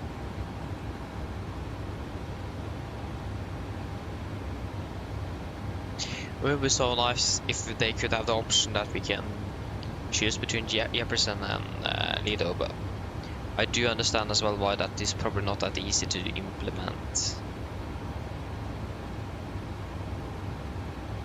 But yeah. Also, I explained that before. Yeah, again, maybe we should just continue using Navigraph until I've been able to find a good alternative for the Lido, because this thing that I'm currently having a deep demonstration mode on can't even get the charts up, so that's a problem. I think I will just continue with Navigraph. I think my subscription is yearly based as well, so that means I'm paid for the entire year, so it's a bit like I don't really want to not use it. And again, it's very, very good, but Norwegian after all is using Lido and not Navigraph, sorry, Jefferson. But else, I actually do like both chart types though. The Lido one, for example, didn't mention anything about noise abatement, like Jefferson do. And yeah, I mean, there's pros and cons with both of them. Really like both, so. Yeah, let us see then. Where do we perhaps expect to be? What runway could we expect today?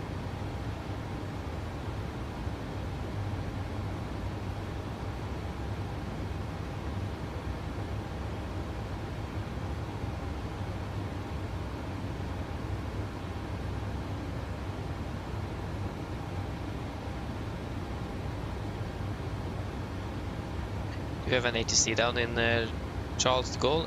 No, of course not. It's Charles de Gaulle after all. Yeah, good that you love it. They just updated it like a few days ago, and it's actually insane how they updated it. It's very, very good. Or can discuss that. I personally don't really like the new layout on the GSX menu. I think it is a little bit more chaotic than it was before, but it's probably just like I need to just get used to it. Probably it. So at the moment I do prefer the old layouts, but wait to see.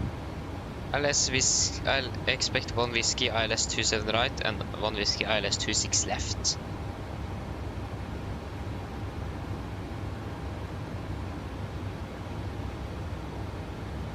And all of them are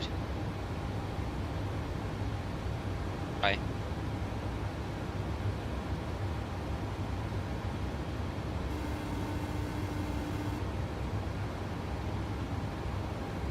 Hello.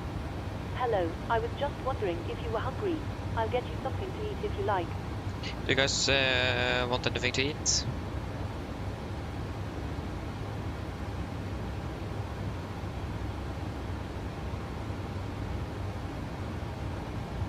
Oh no, it's star there as well. Okay, it's still very slow.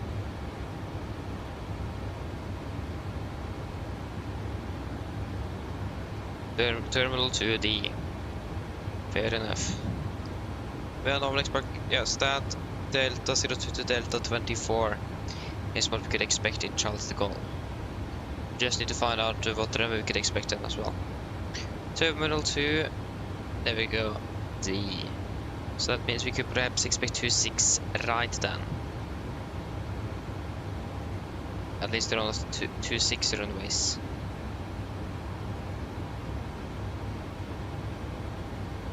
Yeah, so expect for landing, expect 27 right or 26 left. 26 left, that's like all over there. Okay. Expect 26 left.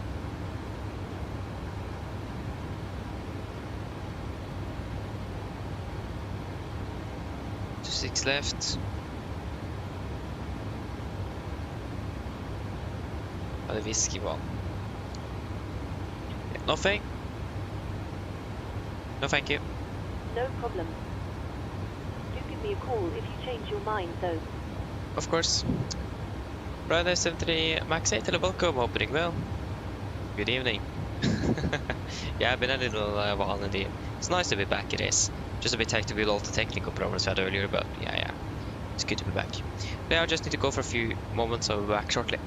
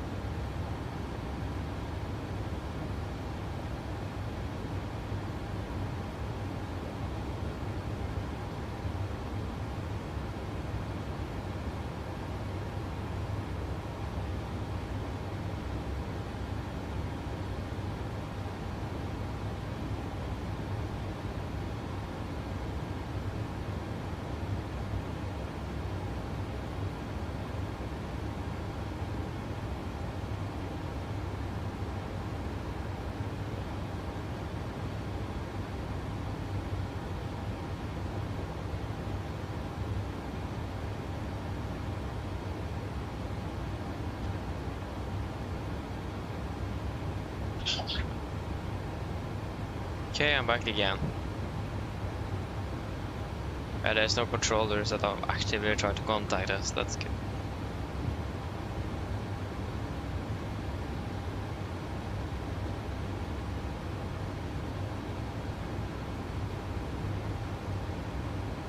Yeah, that is that's the plan indeed. I don't remember the times though. It's oh yeah, of course. I just set the time for the briefing. Yeah, right. I will see if I can check. Just give me a few seconds there. Where is it? On the 30th. Definitely got to be flying to Manchester. Looking forward for that though. That was the time we were supposed to fly to Manchester between Molde, and we got so delayed that they cancelled or changed the crew aircraft. So, yeah, that was this flight actually. 34th. Yeah, on the 31st this is actually. Yeah, we're departing to Manchester at 17:10 UTC and landing at 19:15 UTC. And they were departing at 19:55 UTC and then they're landing at 21:50 UTC back in Oslo. So it's again 13:46 and 13:47 flight numbers.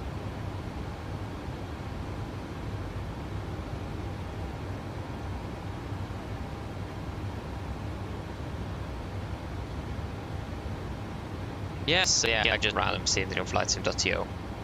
I don't remember what it's called. It looks fairly good actually, so.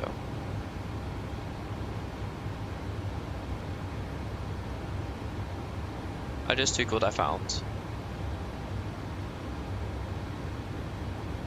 Oh yeah, that was you.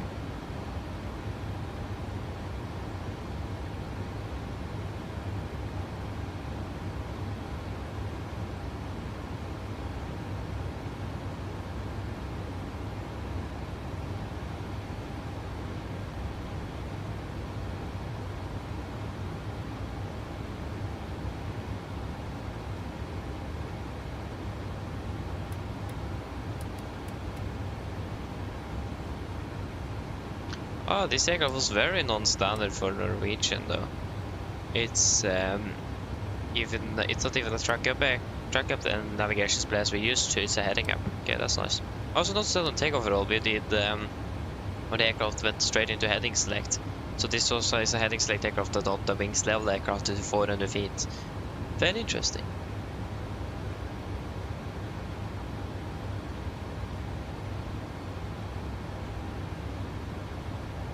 Ah, nice though. Around there, nice. Sounds good.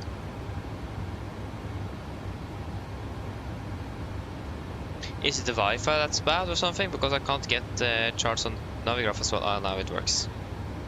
No, it's very slow here as well. Why is my Wi-Fi so bad today? What happened with that?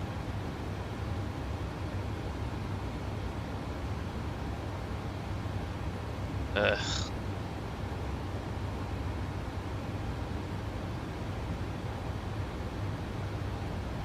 Wait, have they released at the airport? When did they do that? Now? Not bad though, not bad.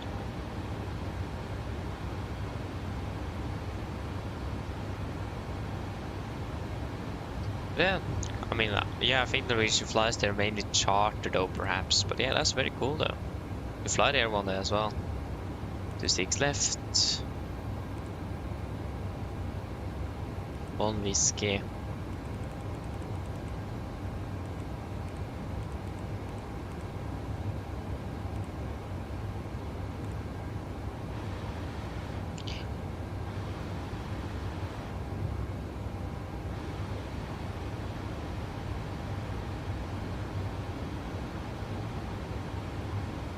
Oh yeah, it's MXI designs. Oh yeah, it's just purchased from their store. Ah, okay.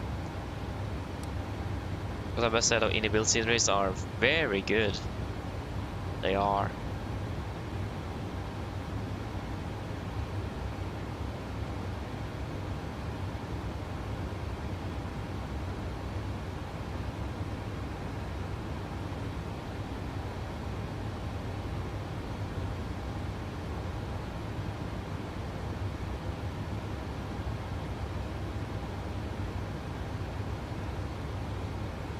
Ah, wait, do you just have 2 weeks left? Lucky you then. My exams starts in 2 weeks. Oh.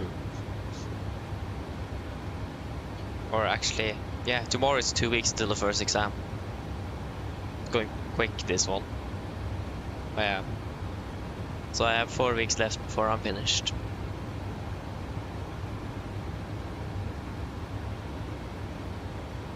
Are you finished on the first day? Why is everyone finished so early? I'm finished on a Friday, 19th. What? Why so early for everyone? Why? Why do I need to have my summer vacation so late compared to everyone else? That's better. Okay, IP sub.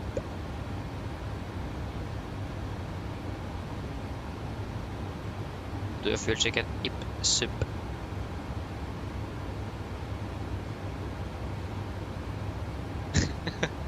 Ah, okay, fair enough. But I know someone that is finished at 12. Just what? That's not acceptable. On the 12th of every days. That's like a week early. It's actually something I don't like. Unacceptable. And my final exam is on the 15th though, so yeah. Okay, so yeah, on board. We currently have 4,960. 4,960. How much have we burned then? I burned 2,940.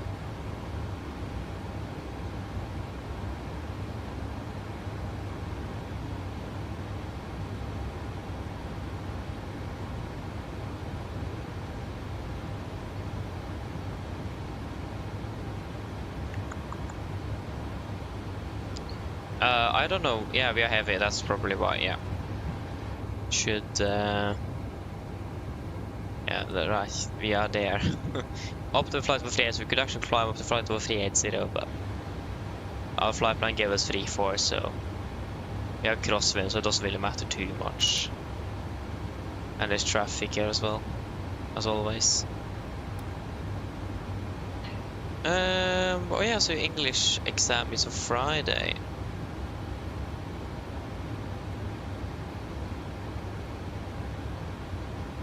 Math. Wait, what? Math and Irish on Wednesday? What? Physics on Thursday?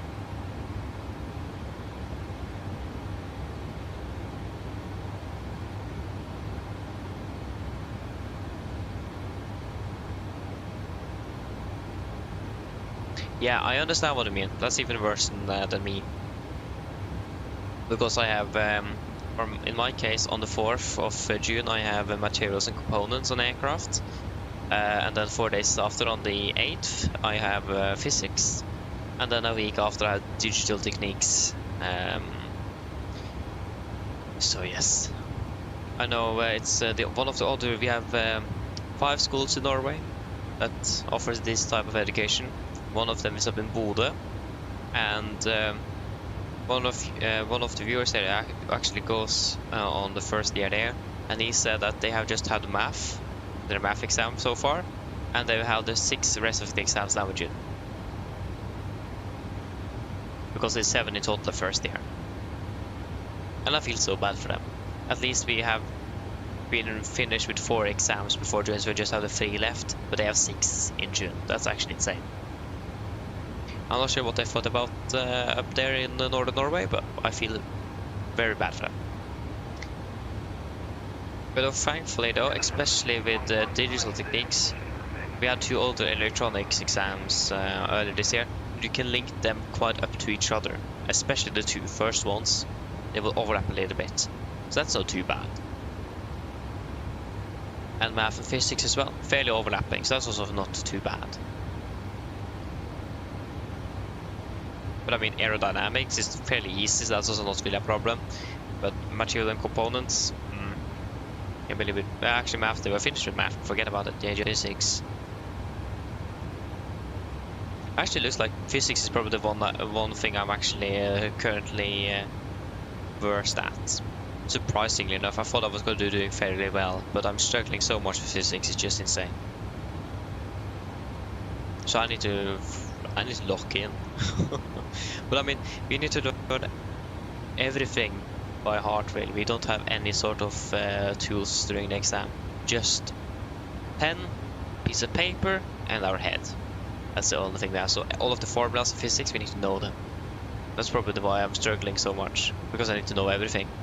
And I don't know everything yet. I need to practice a bit more on that, so yeah. Wait, that was the wrong way. But yeah. Bobby, welcome, Bobby, well, good evening. Do you have any to say to it? No.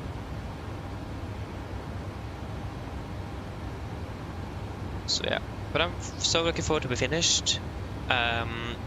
Thankfully though, because of this exam period, if we don't have an exam, someone else have an exam.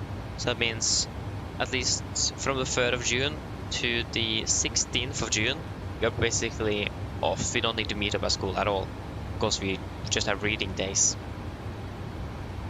But except for the exam, so we need to meet up for the exam. So on the 4th, 8th, and 15th in my case. But also finish with the exam, we can just go home.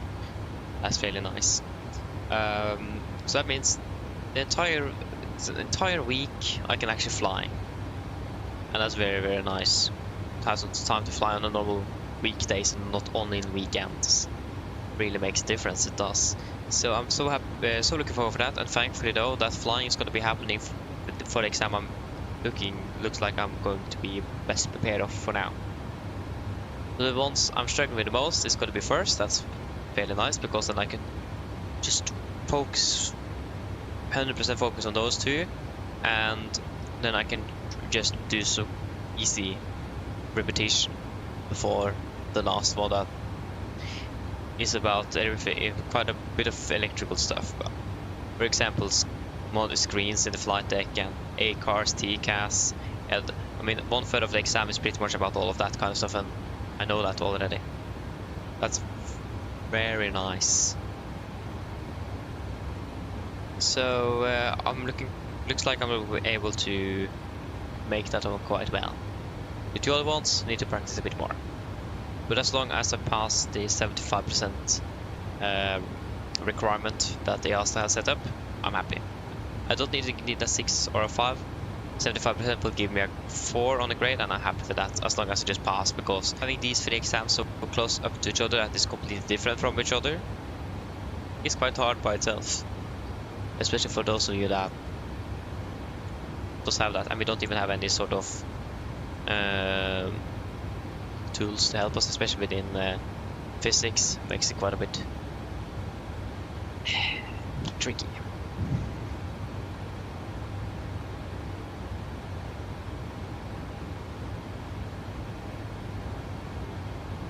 Oh yeah, but wait, where are you flying, Jesper? Flying with ocean for 2 hours. Yeah, where in the world are you flying then?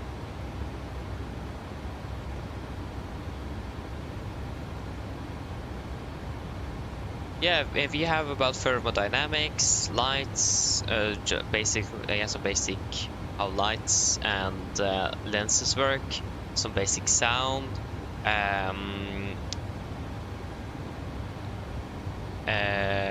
what's that going to be in English? Basic velocity, if that makes sense, like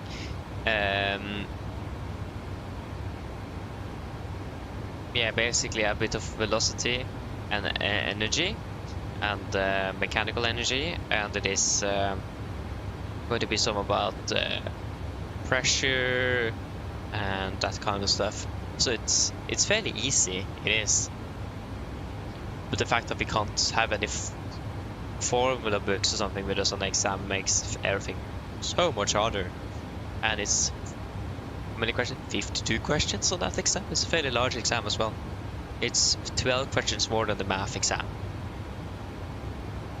So yeah, this could be quite interesting.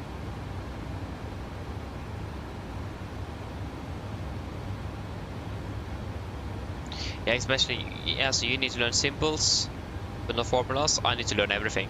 And we also have a lot of the exam is also about, like, you will get what is, for example, Newton's first law, and then it will be 3 alternatives with text answers, and then you need to cross out the correct one. And second law, third law, and Snell's law, and that kind of stuff. And for example, if the pressure in a cylinder with the same amount of volume will go up, will the temperature go up or go down, for example, and you need to answer correct on that. A bit more complicated than that, but it's like the basic how it will look like. So it's a lot of those, and those can be even harder because then you need to know everything word for word, because they can be phrased quite difficult. So yes, makes it even better for us then. Bob, yes, I'm actually currently going. I'm studying to become a maintenance engineer. So in Norway we have that goes over 5 years. 1 year we have like a basic normal high school year with electricity. At least that's what I I did. And then on the second and third year, you will go FLY is what they call it here. So the studies education for flight maintenance engineer and mechanic education. So it's comprised of 2 years with theory. So I'm soon finished with my first year already. So then I going to have 7 exams in total this year, EASA exams. And then I think it's about 5 or 6 next year. No, I think it is 14 exams in total, so it's 7 next year as well, if I'm not mistaken. It does depend though, actually could be just 6, because it's different if you're going for electrical work on aircraft, so avionics, or everything else, mechanical work, because they have another exam, because of course helicopter and fixed wing aircraft are quite different from each other. So they have one exam for helicopters and one for fixed wing aircraft. But for us, for me then, going avionics, that will be the same for a helicopter and a fixed wing aircraft. The type of wiring, that kind of stuff doesn't really change. So we have done just one exam that covers both fixed wing and helicopters. So yeah, I will have 6 then next year. Yes, so it's so the school is approved to educate maintenance engineers. So that's a higher level than mechanics, and they are basically ones that approves the aircraft that they are airworthy after maintenance. So that is why we have these exams. You need to pass with a 75% for all of your exams to be able to get an aircraft maintenance license, and then you can start writing off aircraft or small aircraft. But if you want to be able to write off larger commercial aircraft, you need a type course or type rating actually on that aircraft. So if I, for example, would start, or at least what I'm planning for, start working in Norwegian with that, I would then need to pass all the exams, get my aircraft maintenance license, and then I need to go on a type rating on the 737 NG and MAX. But yeah, at least we have 2 years of theory now, and then we have 2 years as an apprentice within a company, airline or maintenance company, and then we are finished. But at least that's a bit difficult because it's normal high school in Norway as well. That has completely different requirements, and then we have the aviation requirements that is also completely different, so it mixes quite well in between here. So all of these exams wouldn't have been necessary if it was just normal high school, but since it is aviation requirements, then we need to do those exams. So then they incorporated that into the high school system as well.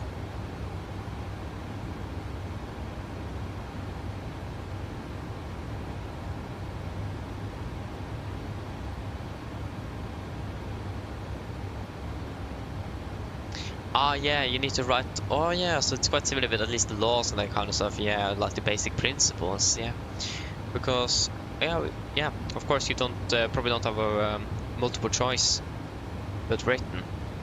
Thankfully, we have multiple choice on our exam, so that makes it much easier. So if you're able to filter out the wrong answers, then it's much easier.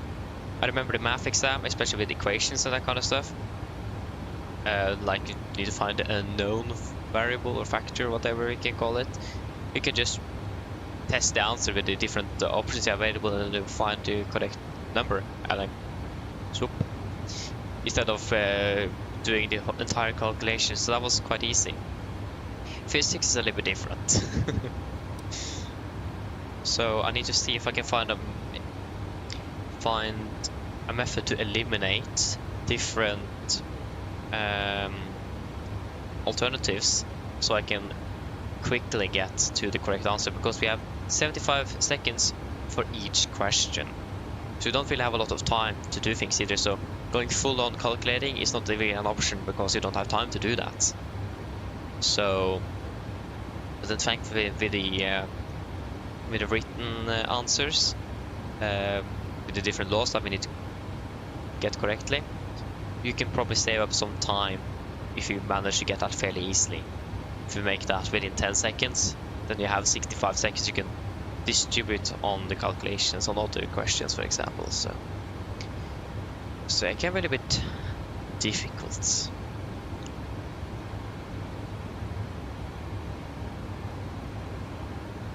Yeah, that's a good question actually, Bob. It's general. So when I'm finished, I can work on helicopters, fixed-wing aircraft, Airbus, Boeing, Bombardier, Embraer, everything.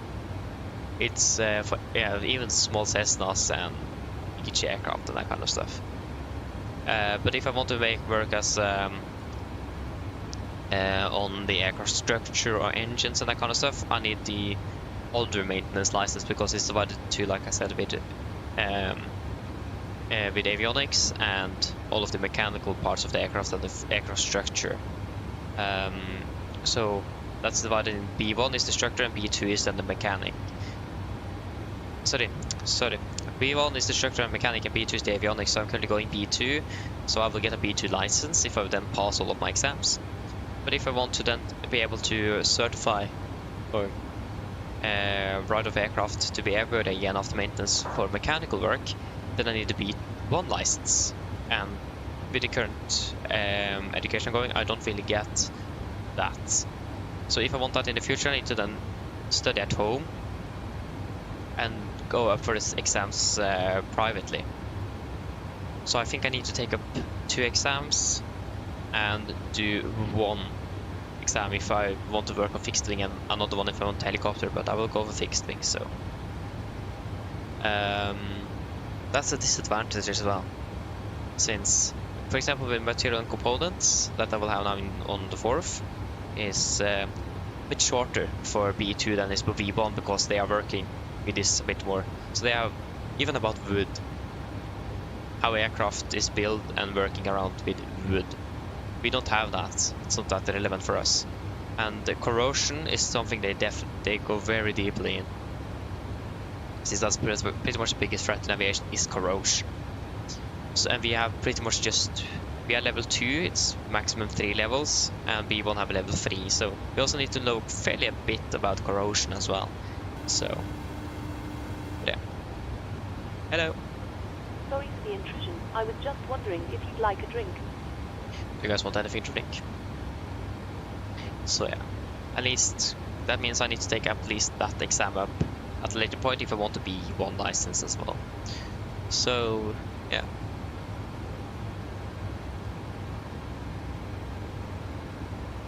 Oscar, hello, welcome, opening well. Good evening, sorry. Oh yeah, you had written English today. Ooh. Hope it went well.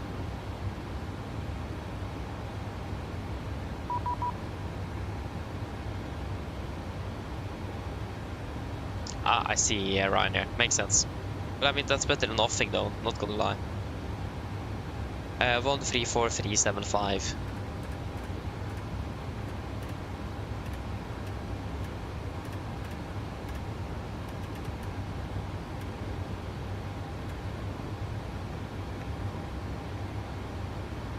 This is Amsterdam.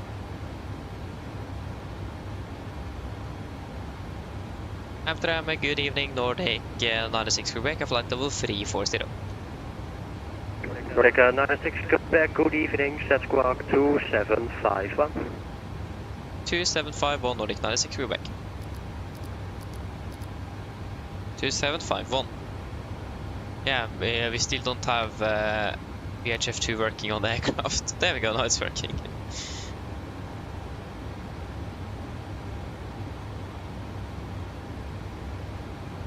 Yeah, good question, Oscar. That could actually be anything. It could be from the screens, it could be from electrical wiring underneath on the cargo bay, it could be from the passenger, like with the seatbelt sign, the passenger service units is what they're called, PSU. Could change the light bulbs in there, it could be pretty much everything. Changing landing lights, fixing the generator on the APU. Yeah, it could be a lot of stuff. Everything that needs to be fixed. That's, in my case, from the start off at least. 210, nothing further, monitor advice V122, that's a wide flight. Monitor advice. Not Bodø, I'm going at Skedsmo. Flylinje Skedsmo. So that's the thing though. There's 5 schools that offers the first year, but the second year as in avionics is only at 4 schools, but the FOS doesn't offer that. Bumble liner 0, hello, cleared Dorp crew to Alpha arrival, runway 27, descent flight level 70. Rocket Alpha. Thank you very much, thank you. 27 left Yeah, flight looking level forward to that, must say. Orange 1190. I am. So it should be fun. So wait and see how that will go. Speedbird 1, absolutely But we have actually no not been problem. able, Would you or like to stay at we flight haven't level really been 40 learning or too much about different aircraft systems yet. We have had the basic now this year, but that is going to be more heavily on next year. Speedbird 1, Roger, We welcome back. have And you're mainly identified. about the smaller electrical components, like diodes, resistors, Radar, transistors, goedenavond, dit is de Transavia operational 1049, BK amplifiers, Airport.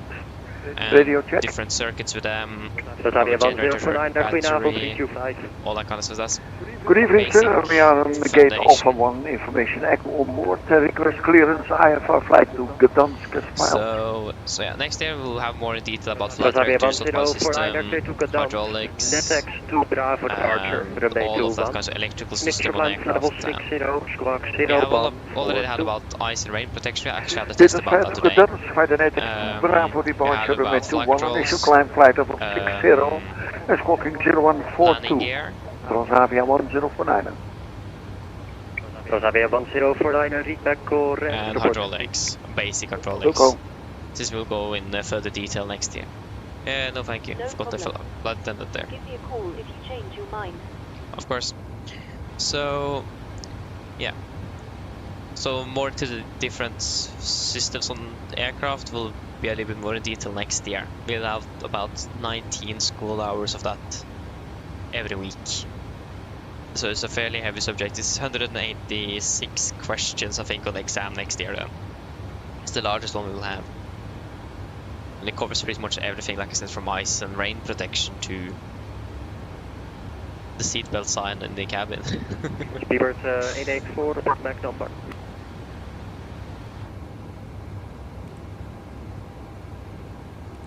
Sorry, sir, just do some work. Mark decimal 78. Speedbird 884, Roger, maintain Mac Yeah, ice decimal and rain. 78, We also had a organizer. question. We also had a 7 test. acre, Yeah, it was ice, rain, and good lights. info. We had a test about. That was what it is. Flight level 34. Radar Transavia 1049, ready for the push and start. Port type 3 is Transavia 12. 1049, pushback startup approved, information echo, coordinate 1023. 1023, echo on board, push and start is approved. Transavia 1049.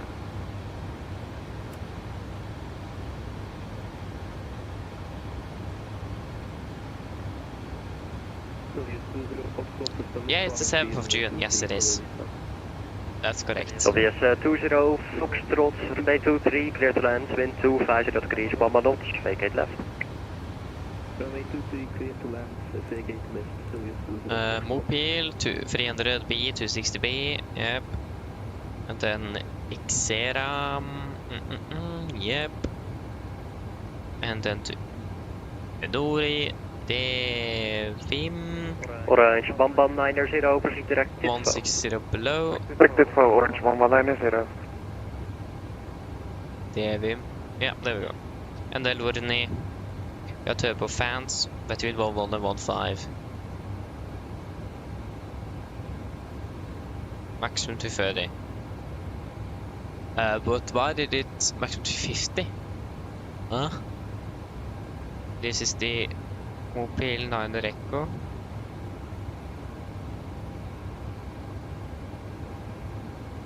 Yeah, so initial approach during night. For initial approach, C21-01. This is 21-0 Alpha 1 free. Passing flight level 89 and climbing flight level 13. Complicated this was supposed to be then. Air France 69er, Victor Hotel, no, climb flight level 23, show. Climb flight level 230, Air France 69er, Victor Hotel. Here we have. Oh, that was yeah, it's so buggy now. It's, I think it is my Wi-Fi that's saying hello and goodbye today. That's probably why the flight the Lido provider didn't work, because my Wi-Fi doesn't work. Okay, so this is Paris, France. Yeah, 26 left. Yeah, I did. Yeah, notice that. But I want to see what transitions this includes. Lurni, at least. Also inclusive Lorny, 1 whiskey. Yeah, this one then.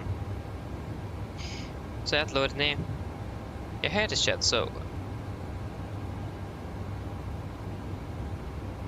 Yeah, so initial approach fixed by HC only. If folding is planned, expect radar vectoring before and after Lorny.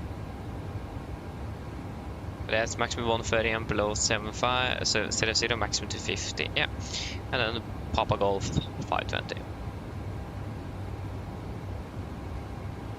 And then expecting vectors. Yes, good. Then we have all of that sorted out. That mess. That would be 2. Air France 69 Victor Hotel, do you have any higher cruising levels available?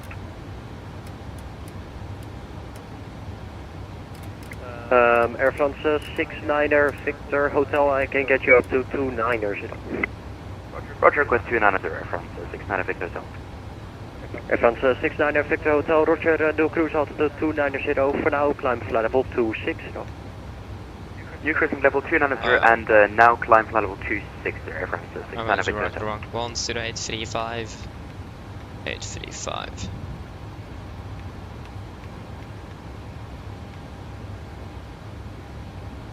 And the Papa Golf Sierra VR 11705.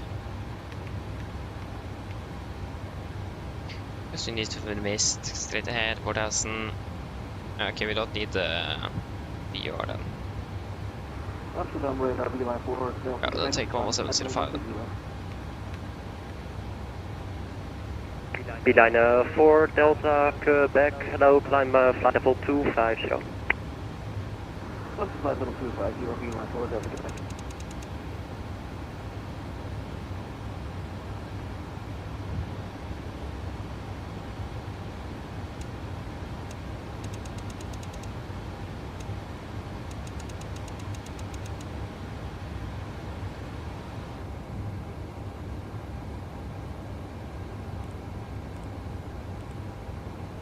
Hele goedenavond, Amsterdam Radar, KLM 994 is with you, climbing to flight level 130, passing 85. Kilobyte 994, hello, climb flight level 250, proceed direct NAPRO. Flight level 250 and direct to NAPRO for KLM 994. Amsterdam, hello, easy 8025, inbound red bar, climbing 370. Easy 8025, hello, identified, continue climb 370. Continue 370, easy 805. Yeah, I think we should be fairly good now.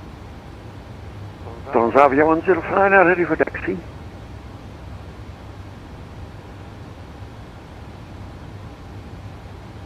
Transavia 1049er, taxi on the point of Whiskey, band, runway 2, band, cross Whiskey 2. Where Whiskey 2, holding point, runway 21, Transavia 1049er. There you go. Air France 69er, Victor Hotel, there's nothing further, but our advisory, band 2.8, bye-bye. 122.8, Air France 69er, Victor Hotel, bye-bye.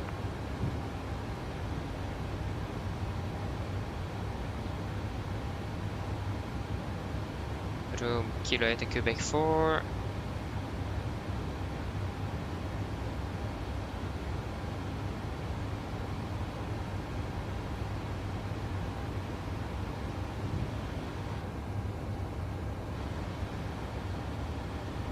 Golf Oscar Mike, Alpha Oscar, nothing further, band advisory, band 2.8, bye-bye.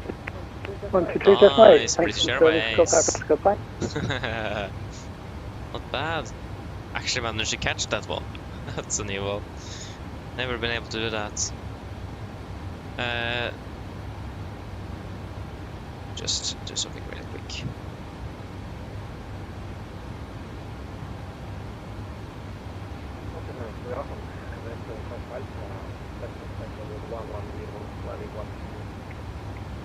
One 75 Alpha, goedenavond, climb flight level 240, proceed direct to Kodos.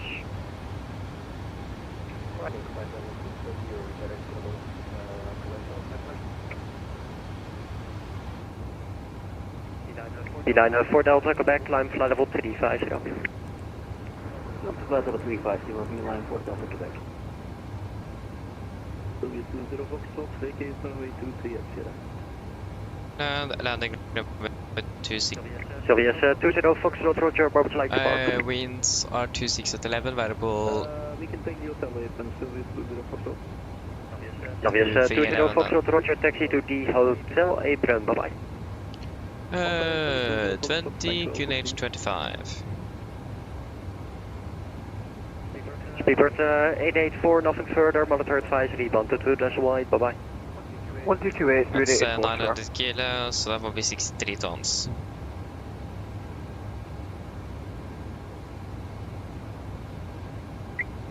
Nordic 96 Quebec in the next sector, I need you on an old flight level, can you accept 330 or 350?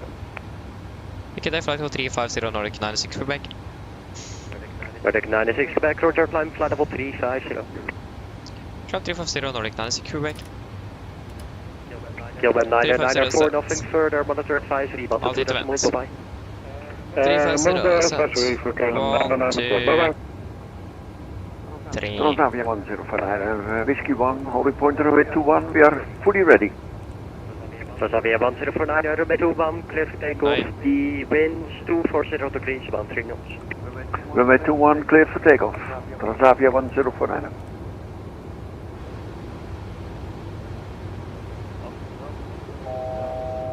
1000. Yes, it will be flaps 30, 144. Gilbert 1718, hello, climb flight level 230, proceed direct, zone up.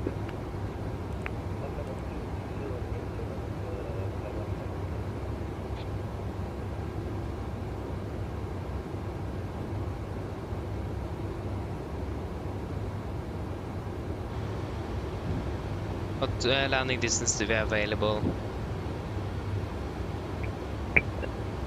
And B9 for Delta, Quebec 7. Can go to break 3. Yes, we're ready for a briefing. B9 for Delta, Quebec in the next sector, I need you on odd level, can you accept 350 or 370? Can't get it onto the screen, so let us quickly. We need to have your Navigraph or B9 for Delta, Quebec, roger. Available video. So, for the approach, perhaps for a start, we're expecting the Mopile 9 Echo arrival. This will be on chart 20-2 Foxtrot, effective 19th of February 26. Coming in via Mopile, maximum 300 knots, below flight level 260. Continue the descent towards X0 to Enori. Devim below flight level 160, and then Lurni initial approach fix maximum 250 between flight level 15 and 070. Circuit 6755 of Eagle G.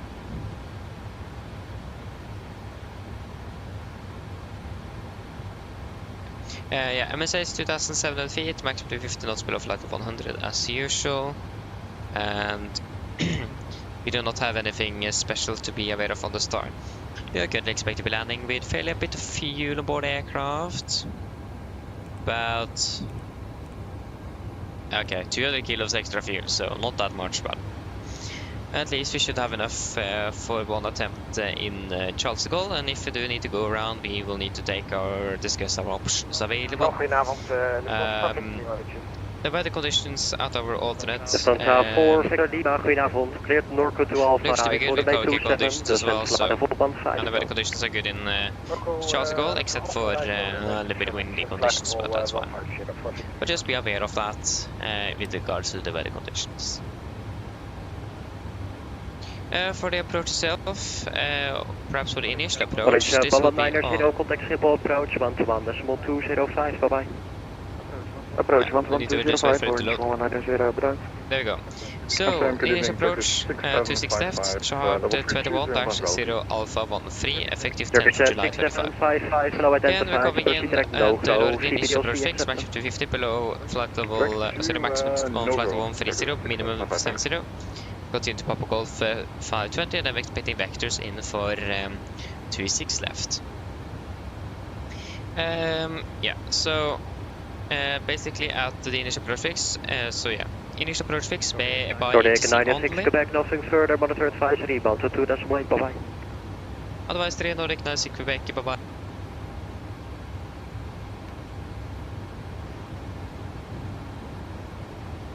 Yes, but yeah, and then holding is planned, expected vectoring before and after Lorni. So the again initial prefix is only by ATC, but we don't have an ATC, so just flights.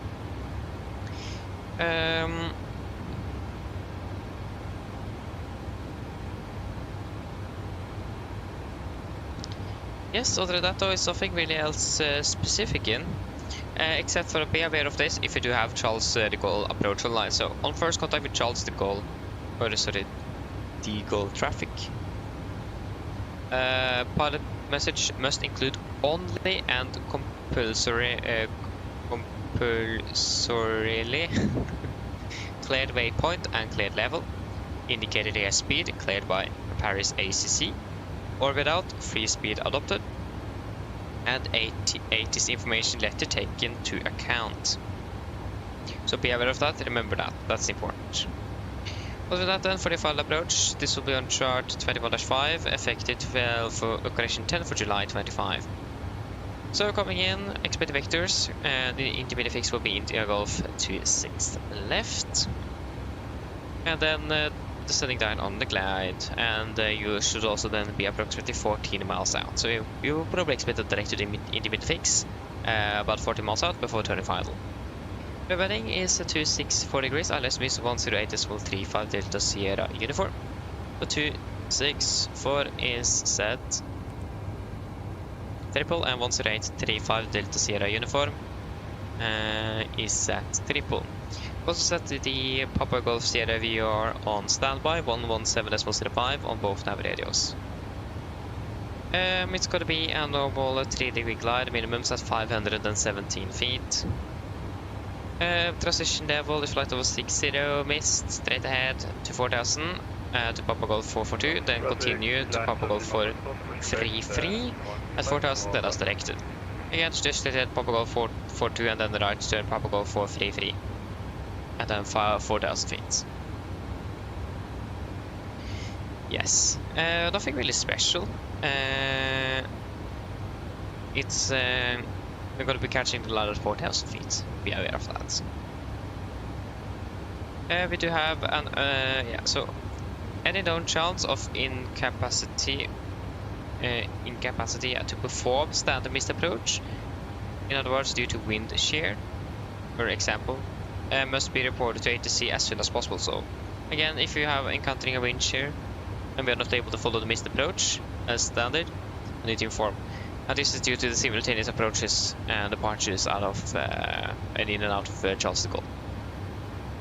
So, and here it comes. Due to simultaneous approaches with the runway 27 left, 27 right, Paris Charles de Gaulle and the runway 27 Paris Le Bourget, always keep yeah, and so again Charles de Gaulle and Le Bourget 27.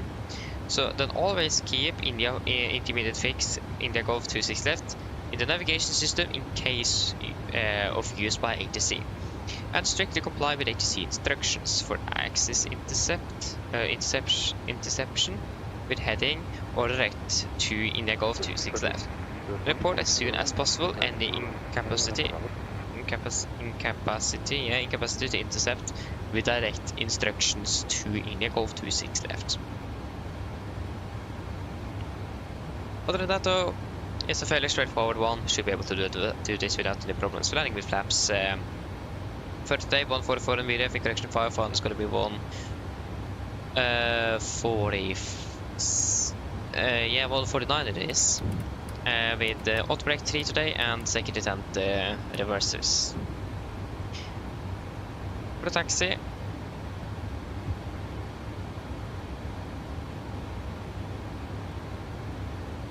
this will be our airport charge 20-9, effective 19th for February 26. Landing to 6 left, we will vacate by Victor 4, Victor 3, and taxi by Sierra 3, cross runway 26 right, Tango 6, and then continue taxiing on India to the left, and then on, actually we will continue Tango 6, Romeo 13, and then Romeo, and then perhaps Golf 3, and then Golf into the parking stand. And then we can go parking stand information. It's in my iPad, that's just very not cooperating today, or is it actually Wi-Fi? Yeah, when we're ready, we can descend on the flight to 260 initially. We can go 200 cents. There we go. Yeah, taxi by... sorry, no, we need to taxi by Echo. And then... Echo... in for Echo 1, and then we can go for... Oh no, this is the wrong... Yeah, there we go. Yeah, taxi Echo, then we'll go for Golf 3 Orange. And then... one of the stands in the vicinity of about Golf 3 Orange and Blue on the Delta terminal. I'm not sure yet when, but we'll find out. So we have a few hotspots around the airport. So what do we have? We have hotspot 7 Whiskey. There we go, we started our descent, by the way. We are... yeah, descending nicely here. Hotspot 7 Whiskey, hotspot 10 Whiskey, and a hotspot Bravo. So hotspot 7 Whiskey is where we are vacating the runway. That is a risk of incursion on the runway 26 right after clearing runway 26 left. Again, just need to verify that we don't just bulldoze straight over on 26 right due to traffic. And then 10 Whiskey is crossing Foxtrot Echo, risk of incursion on unauthorized taxiway Echo with aircraft exceeding 65 meters in wingspan. So then we need to be a bit careful in regards to traffic. Hotspot Bravo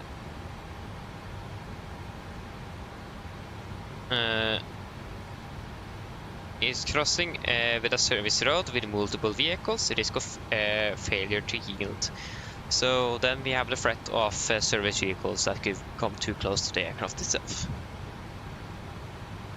So, threat today, first of all, it's a very complex and quite congested airport we're flying into, so following instructions from air traffic control is very important, so we don't do anything they don't want us to. And if we feel that's going too quick, of course, we need to just slow down. But it's important that we listen out carefully to our call sign and speak up if there is something that we feel uncomfortable with, since it is a very congested airport to fly into. The other one is simultaneous approaches. We do both have 27 on the right side of us on the approach, and we also have Liberté just south of Charles de Gaulle. So we could be flying simultaneous approaches into both runways there. So again, in regards to a lot of traffic, so we need to be looking out visually just to make sure that we are all good off traffic in the vicinity of us. So we need to be looking closely out for traffic today. And then on the ground, it's going to be again, once if you are taxiing on Sierra 3, incursion with the 26 right after vacating 26 left, especially if vacating by Victor 2. And then it's going to be a 10 Whiskey with regards to Foxtrot Echo with wingspan aircraft more than 65 meters, so we'll not collide with them. And then it's going to be careful with service road and service vehicles crossing those roads, because they could be a risk of them not yielding for us. So we need to be looking out for small traffic as well on the ground to make sure we don't also just run over them. But yeah, other than that, there's nothing else significant to be aware of. Again, we just need to take things carefully, and if you need more time, we'll take more time. It's in a large airport, so better to be safe than sorry here. But yeah, that you made a bit. Do you guys have any questions for the approach?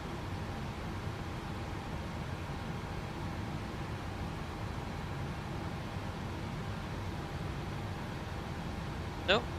Then our briefing is complete. Descent checklist.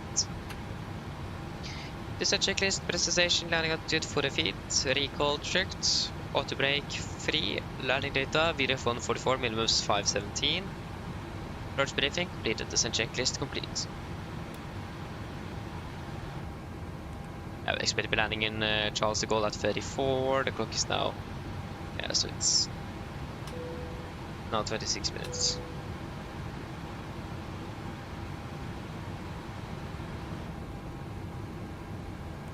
was the latest weather we got from Charles de Gaulle. That was at 17:30. So we should have a new one, but we can just use this one for now. So it's 20 degrees with a bit of wind coming from the west and partially cloudy. Heading 25. Mine damer og herrer, dette er kaptein snakker. En liten noteting her fremme fra cockpit. Som dere kanskje lagt merke til, så har vi begynt nedstigning vår ned mot Charles de Gaulle, Paris. Med øyeblikket ventet å lande på rundt ca. 25 minutter. Værforholdene i Paris for øyeblikket ser imidlertid bra ut, med en del vind kommende fra vest, rundt 20 grader og delvis overskyet. Vi forventer for øyeblikket å parkere litt bak skjema, grunnet lange taxitider inn mot parkeringen i Paris.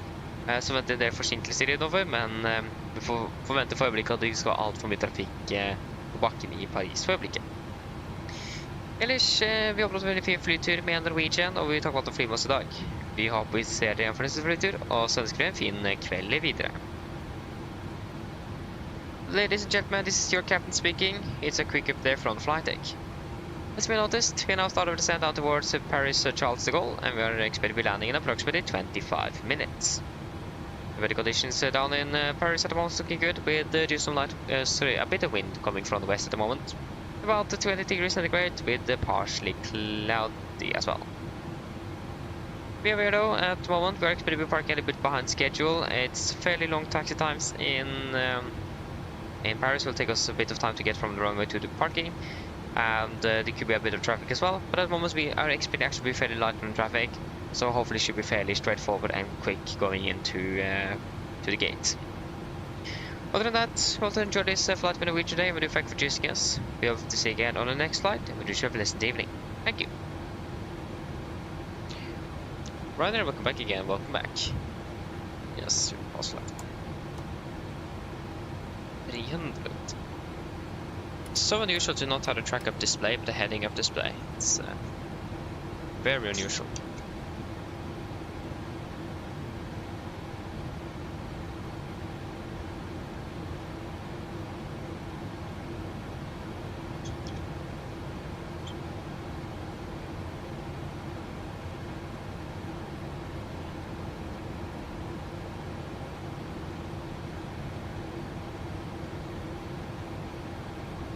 Like November in Navigraph is probably one of the more non-standard.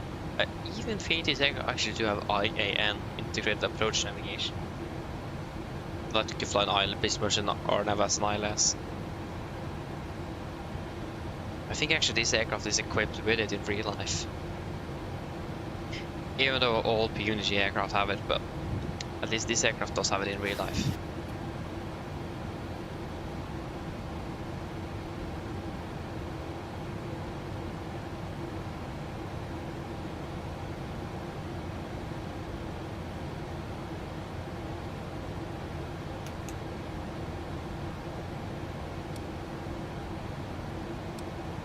Again, should be a fairly straightforward arrival, this one.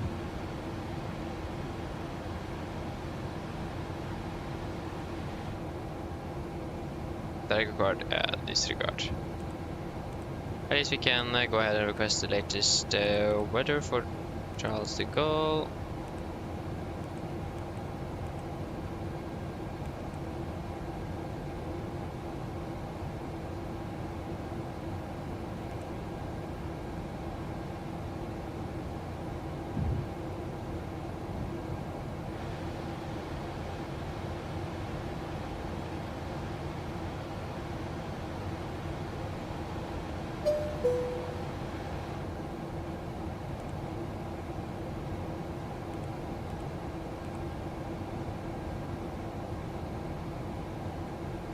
Yes, currently 1026, 270 at 12 knots.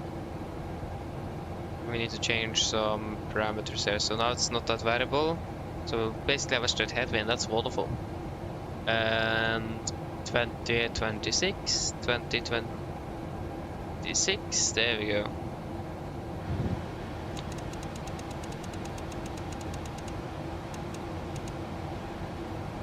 That's 1026 and 1026. Continue descending down to flight level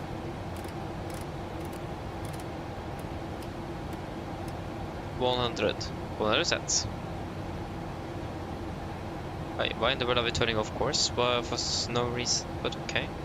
Interesting. Yes, that will be 144, straight ahead 12 knots.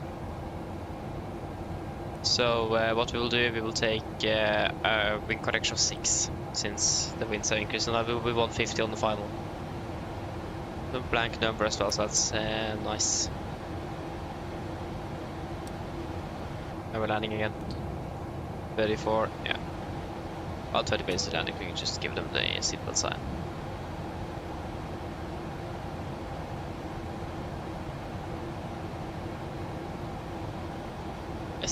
It's a bit strange though that my iPad won't connect over to one of my screens. Quite annoying. Oh, now it works. Fixed it. Just turned off on and off Wi-Fi on the iPad. Should have done that a bit earlier. Now it finally works.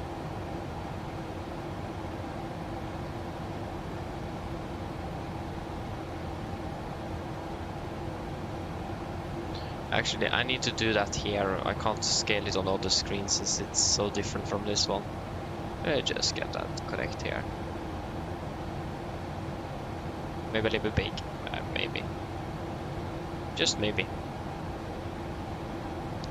I feel like I'm missing something.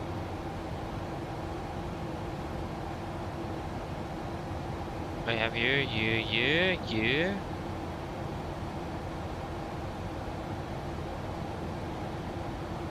Not sure what it is. It's just not enough windows open on my computer. Feels like it should be a bit more.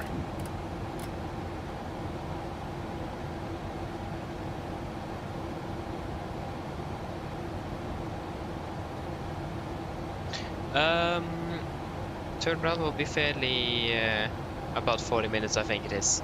So Manchester should be around the same actually. I can double check very soon.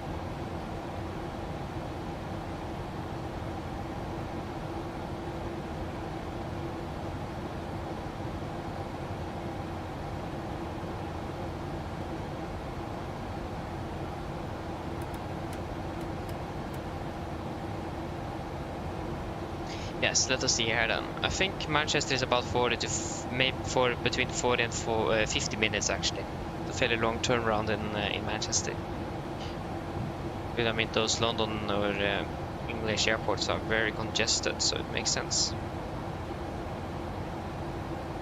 Turnaround is 15:45. Yeah, it's 40 minutes in Manchester as well.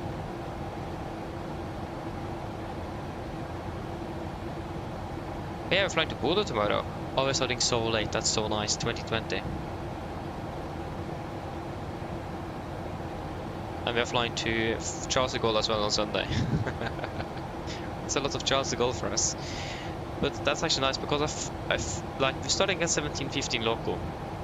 And I thought, but that's late because I'm normally starting at like 16:45 or something.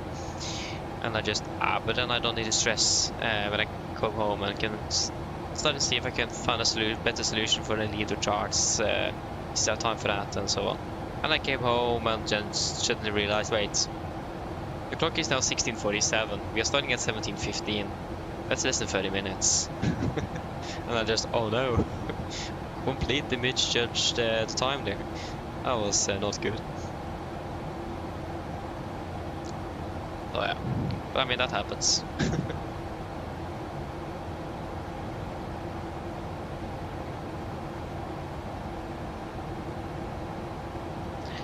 I see. I mean, yeah, of course you're going all the good old Ryanair style. I mean, fair enough. I'm so happy that Norwegian doesn't have those turnarounds.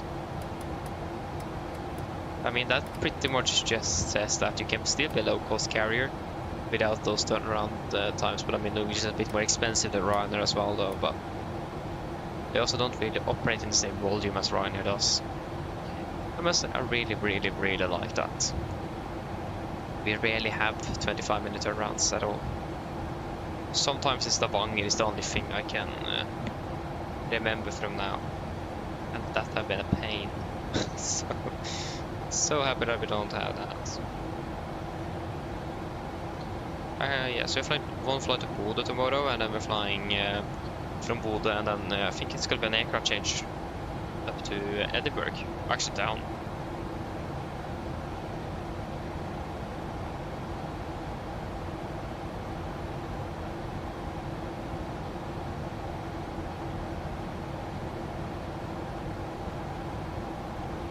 What? Is flight 24 just fading on me now, or?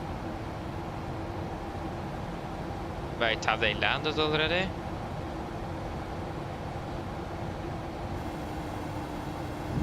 The part. Oh, they landed on that runway. Oh, that was far away. Hello? Hello? Hello? Captain, the cabin is secured for landing. Thank you. No problem. Yeah, I have absolutely no clue where we're parking. Yeah, that's correct, because your aircraft don't make money if they are on the ground, only when they are in the air. So if you can reduce the time they are on the ground and manage maybe squeeze in an extra flight every day for every aircraft, then you have saved quite a lot of money, or not saved, you have earned quite a bit of money. So if you imagine you have a fleet of like, say, 200 aircraft or something, and every aircraft can make one extra flight per day because they've cut down the turnaround time, that means 200 extra flights on all of your aircraft. That's a lot of flights extra.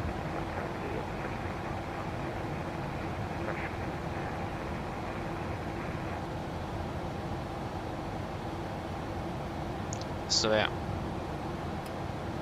it's basically to reduce costs.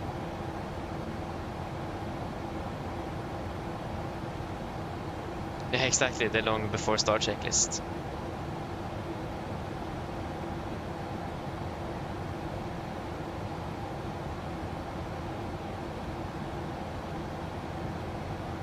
But I mean, yeah, I mean, I see what I mean, but still the checklists are longer than many other 737 operators have them. They're a little bit exclusive. Call it like that.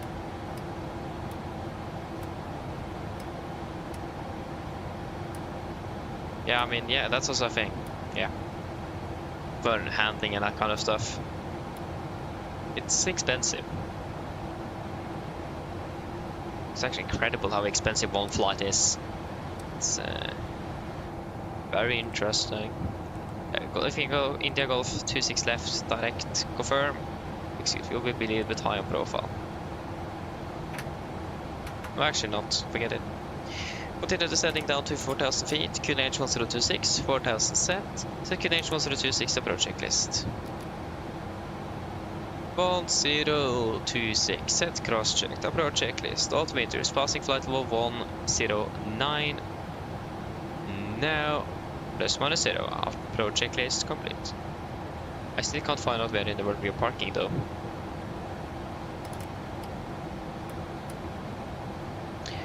Pretty much just need to take a random guess. Oh, now they are back on the radar. They just went offline. They're taxiing down Foxtrot. Head collision with another aircraft. Oh, just kidding. But actually not. It's not for sure. It's November. So they're going the right way compared to where we are going. So that's nice. Yeah, so passing flight level 100.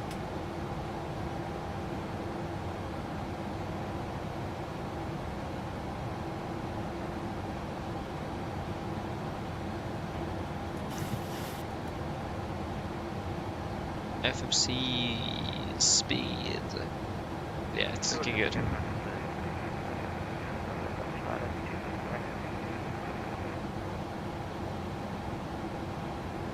There's something wrong with the ADS-B data at Charles de Gaulle. No question about that. It's just not working.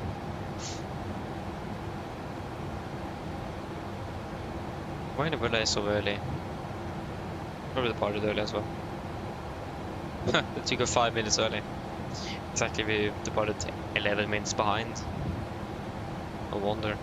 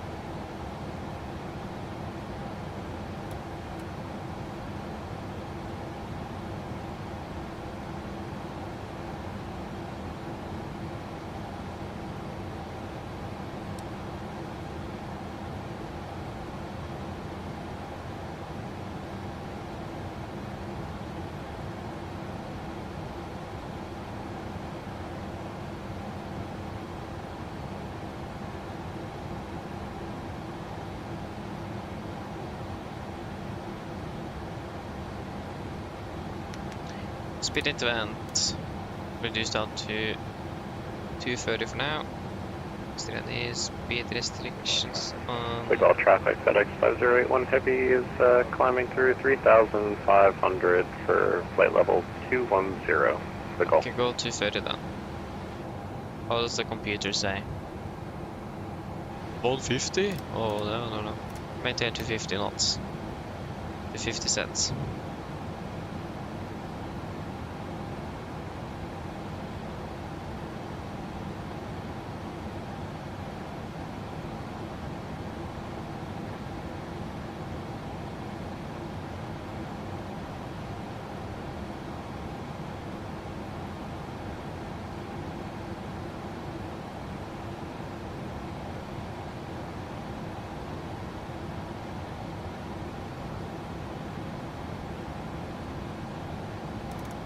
Just down to 220. 220 cents.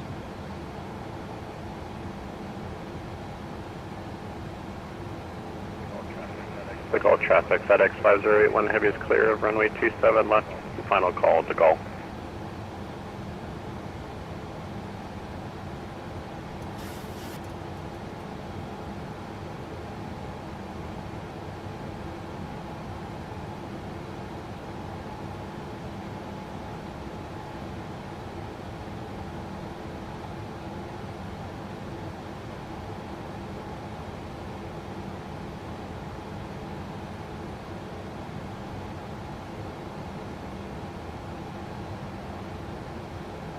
What?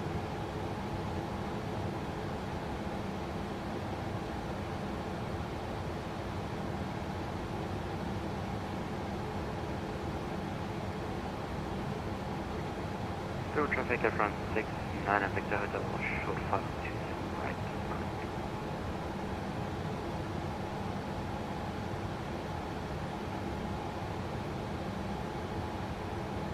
Okay, so we have frequency 10835 and 1705 on both. Good. 1000. I got Delta Sierra uniform identified. 14.8 above. Good. You are good. And 264 above. Yeah, we're looking good. Abort lock arm. Abort lock capture. Norwegian 96 Quebec. Norwegian 96 Quebec, go ahead. This is front 21 Delta Hotel. We're just wondering which runway you're planning to land. Yeah, we're going in for runway 26 left. We're just turning final now. Nordic 96 Quebec. Alright, thanks for the info.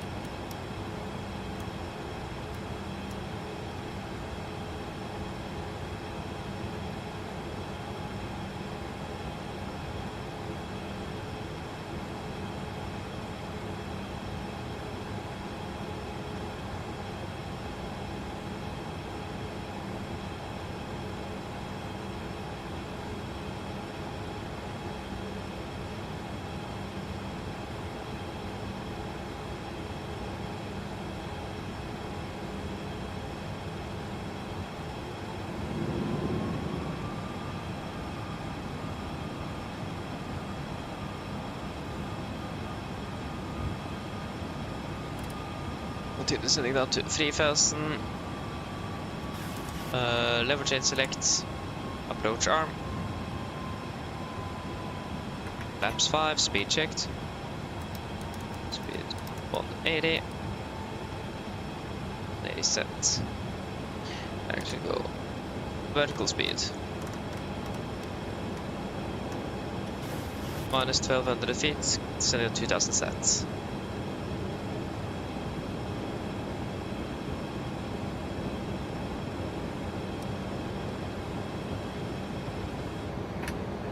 Traffic from the 69 and Victor Hotel vacated 27 right. Minus 1500 feet sets. Left to go.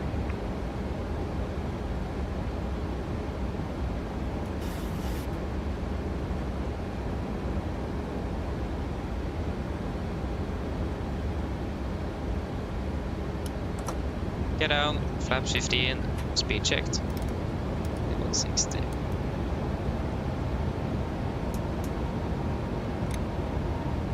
Cabin crew seats for landing, please.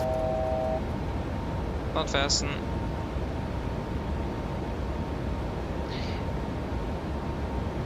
Sure if we're gonna be able to make it. Charles Gold traffic, Nordic 90 Quebec, 5 mile final for runway 26 left, Charles Gold. Continue to 1,000 feet a minute. Correction 1,000. Yeah. 1,800 feet a minute set. The landing gate is 500, so we should be good. Aircraft 69 Victor Hotel is vacated 2 seconds. 1,000.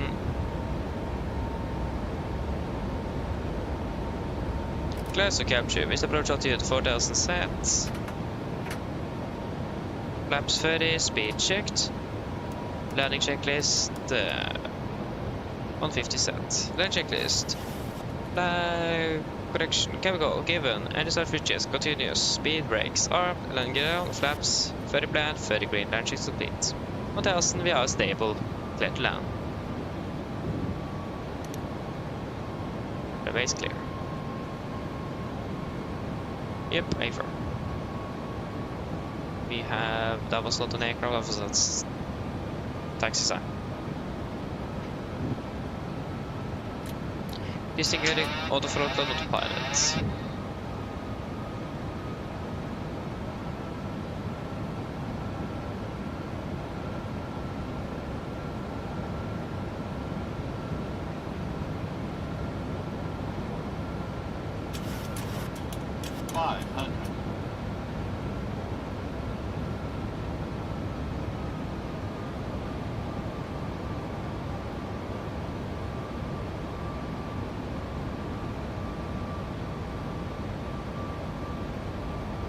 Approaching minimums. Contact. Minimums.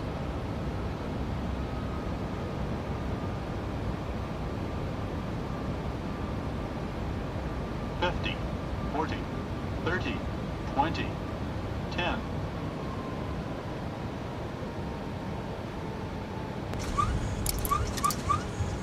Speed brakes up. 2 reversers. 81%. 100 knots. 80 knots. Manual braking. 60 knots. There we go. Welcome to Paris. Flight time 1 hour 57 minutes. What in the world is happening with the ground here? What's happening? What? It's like she's folding in front of us. That's a nice optical illusion, or whatever you want to call it.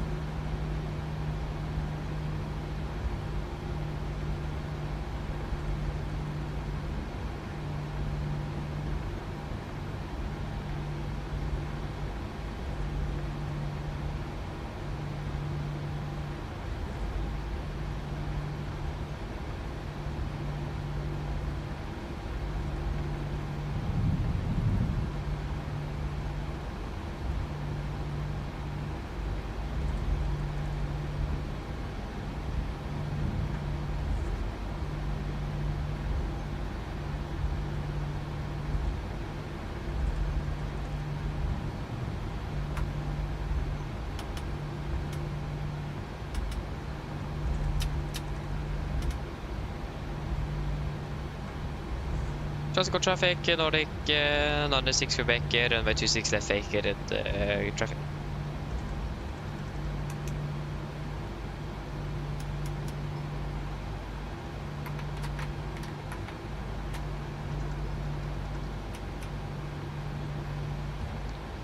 And yes, right clear.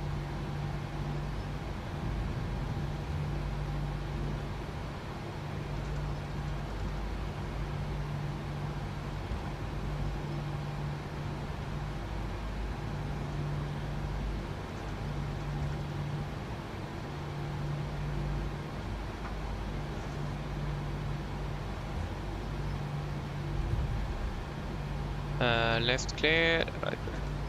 Transport traffic, Nordic 96 Quebec, crossing runway 26 right traffic.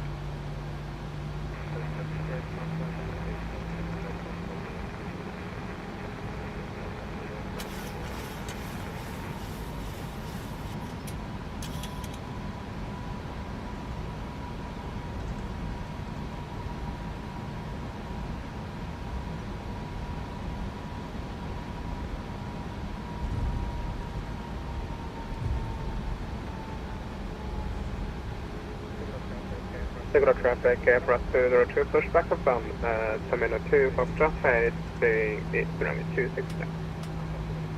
Approach runway 26 left. We are now on Romeo, yeah.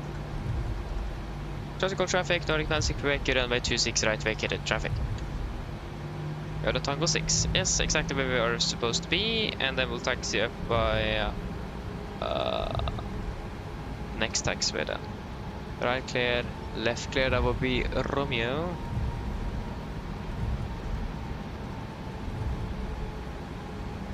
Left hand on Romeo.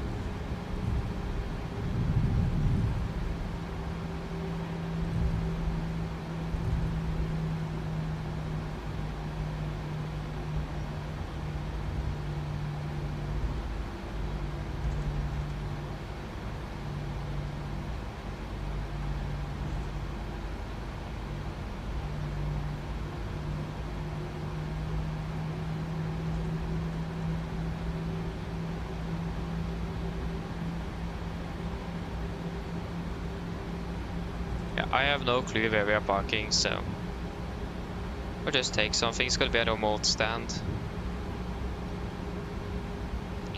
Take stand Delta 5. Actually, yeah, we can take Delta 5.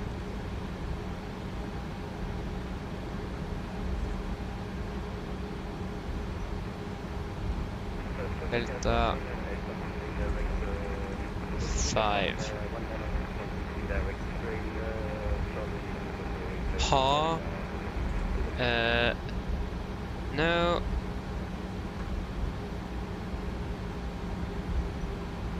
Yeah, France.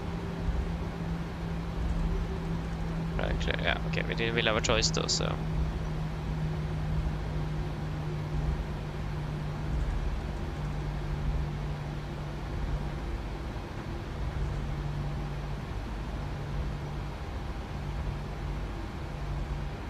Right clear, left clear. Traffic, aircraft 21 Delta Hotel, final call for the place.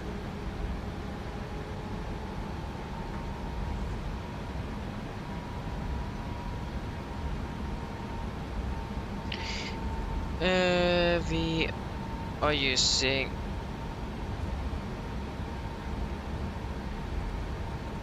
group Euro paddling or something. We're supposed to use. Right clear, left clear. This is Golf 1. I'm gonna be taxing in via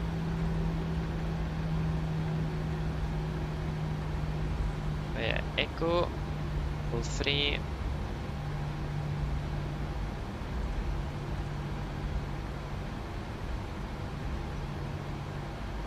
No right turn, okay. That's okay. I will not do that then.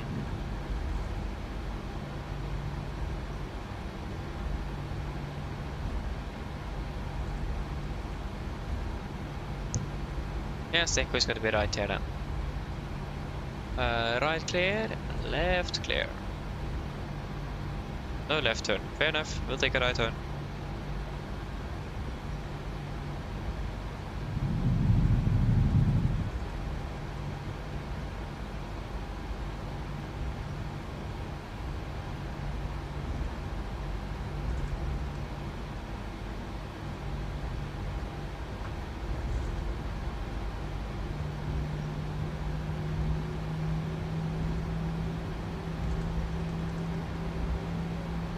Traffic, aircraft 21 Delta Hotel on the right cruiser, with 3, touching from Elite 14 via left lane Victor 303, crossing runway 26 right, continue at Tango 6, Tango, go, and Papa 5.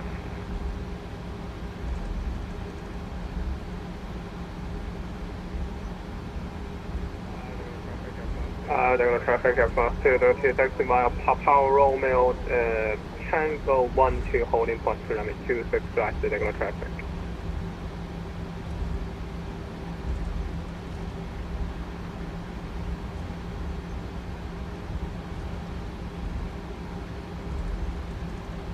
It's surprisingly fast on the taxi, not gonna lie. And plus not a lot of traffic, so.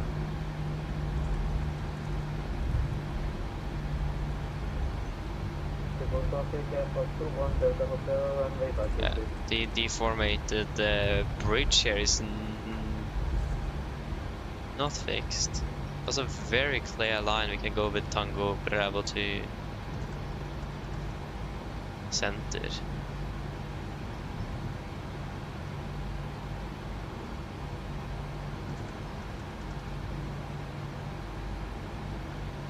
Slow. Yep, take it slow.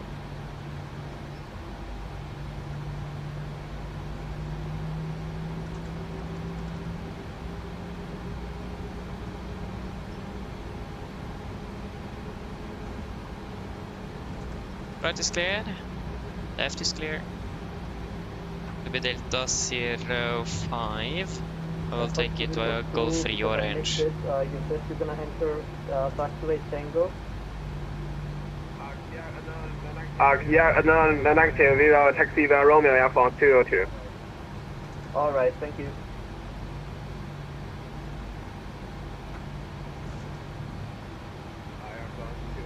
Air France 21 Delta Hotel, will you turn left? Very very thick taxi yes, line, what? on Golf, but you can go ahead.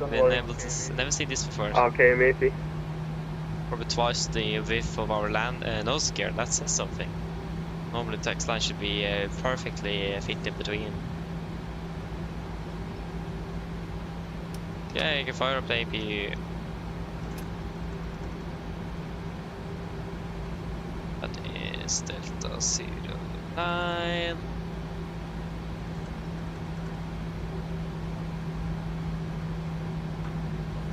There we go, Delta 05.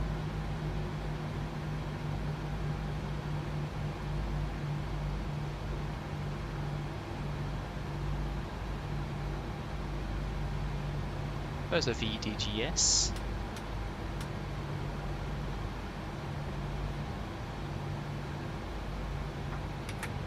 Shuttle number 2.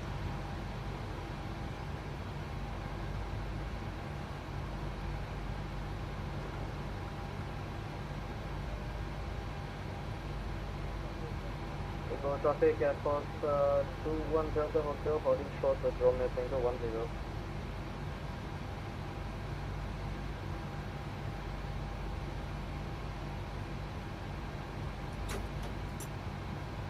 Park brake set.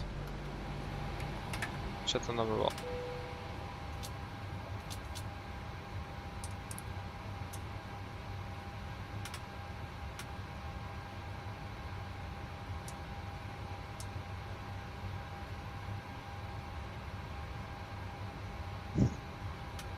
Why can't I? There we go.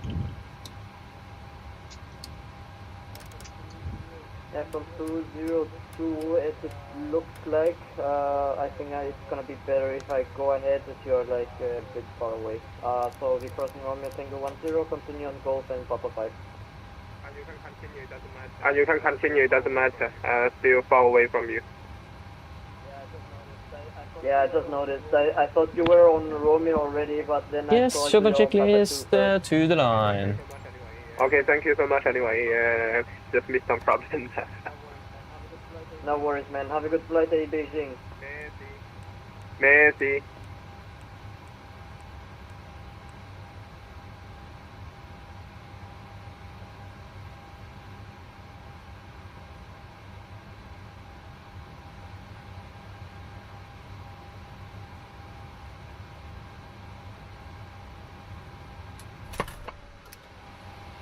Shuttle checklist to the line. Fuel pump. Soft exit one for the APU. Probe heat off. Propel set. Flaps. Open light. Parking brake. Set. Engine start levers. Cut off. Weather radar. That's the rain. Yeah, turn that off as well. There we go. Off. Shuttle checklist to the line is complete. Yes. There we go. Finally on the ground in good old what's it called again? Paris. Yeah, so flight time will be 2 hours and 19 minutes. I got traffic Air France 202, continue my Romeo then Tango 12, runway 26 right, holding point.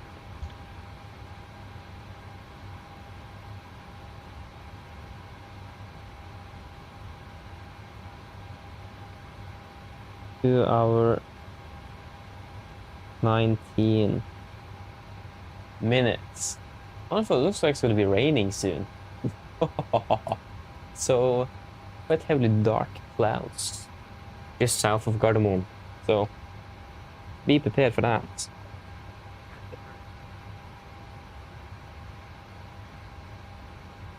Yes, and then it's going to be some timings. I can actually open the cockpit as well. But yeah, at least push back at 16:25.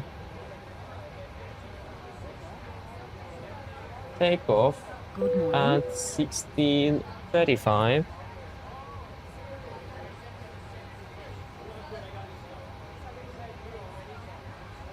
And 18:31.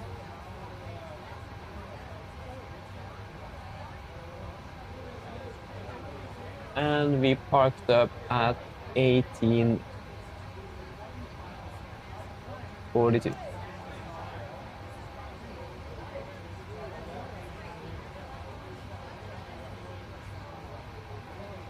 Ready to file the report as well that we were delayed. Okay, fuel remaining is 2,750. And how much did we use? We used 4,000, 3,140. Oil quantity is 90 and 91, 90 and 91. Dry and dry, good. Departure, we got delayed by 10 minutes. Yeah, right, 10 minutes. And it was general same issues. Pretty much general issues of everything. Yeah. That will do it for now. Okay, good. Then we will file you and get us ready for the return trip. Okay, come on. There we go. Is there anything you guys want to add in the technical log of the aircraft?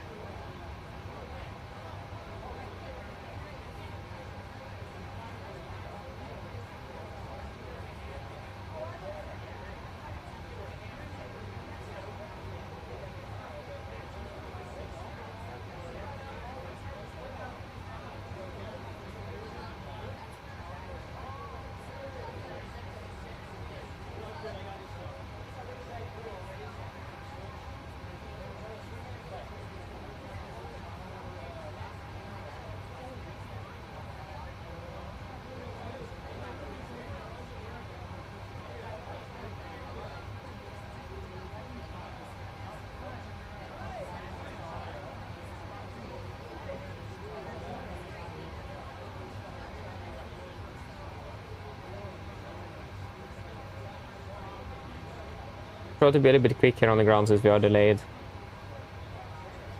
Or we're going to be delayed if you are not quick.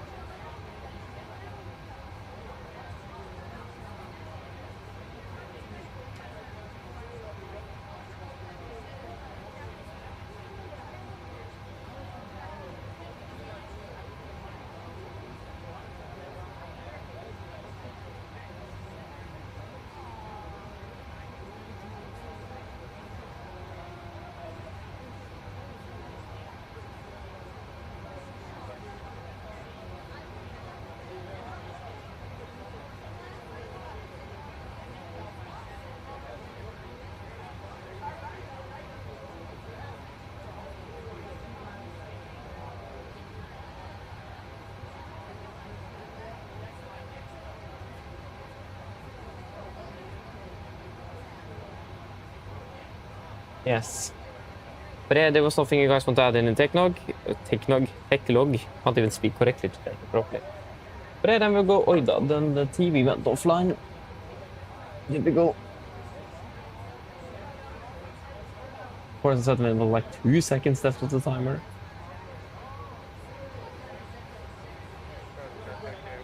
Yeah. Sorry, I was a bit late. But yeah, then shuttle checklist below the line. Shuttle checklist below the line.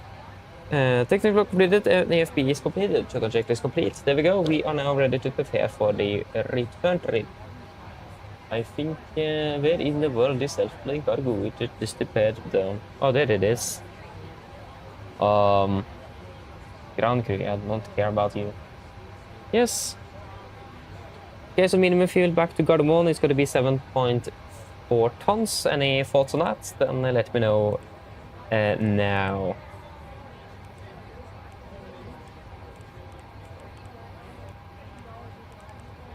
It will be Nordic 97 Bravo.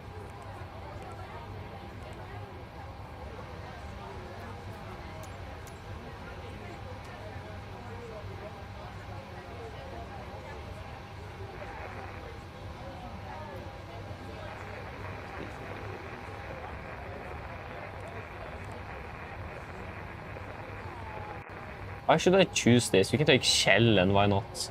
Never used them before. Okay, we're going to be using runway 27 left. Goodbye. 27 left. It's going to be via the Nurmo 6 Delta.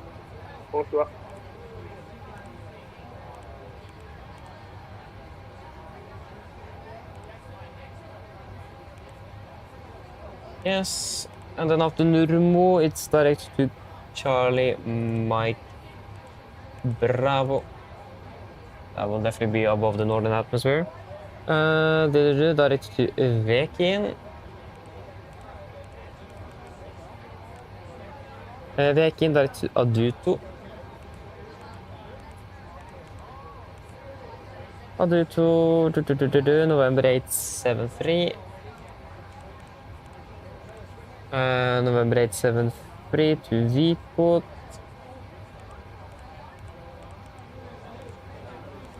Vikot direct to Prexa.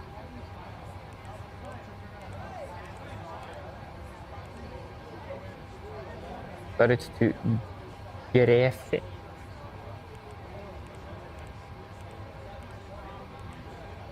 Grefi direct to Lindvi. Direct to Apex.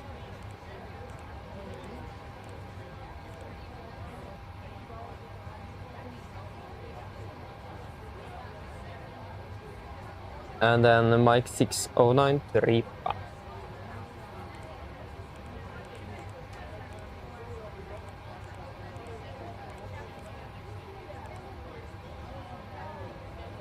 And 100 right for Mike. 19 right for Mike. Bavat. Fund reserves on this one will be 1.4 M1, that will be 2.4 tons. And it's going to be 51.123. Or 51.1 then. And flight level 380. And 309.66. Minus 58.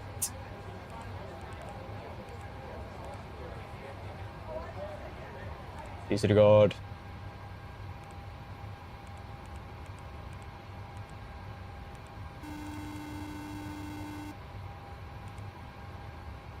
Hello. Hi, Captain. All passengers have left the aircraft. Brilliant landing, by the way. We barely felt anything. Yeah, thank you very much. Give me a call if you need anything else. Of course.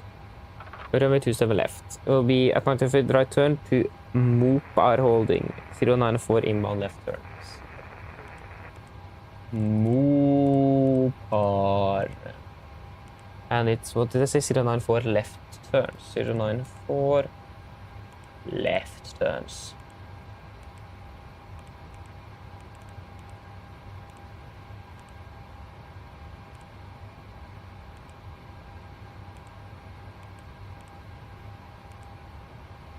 And what's our highest expected cruising level? That will be flight level 390.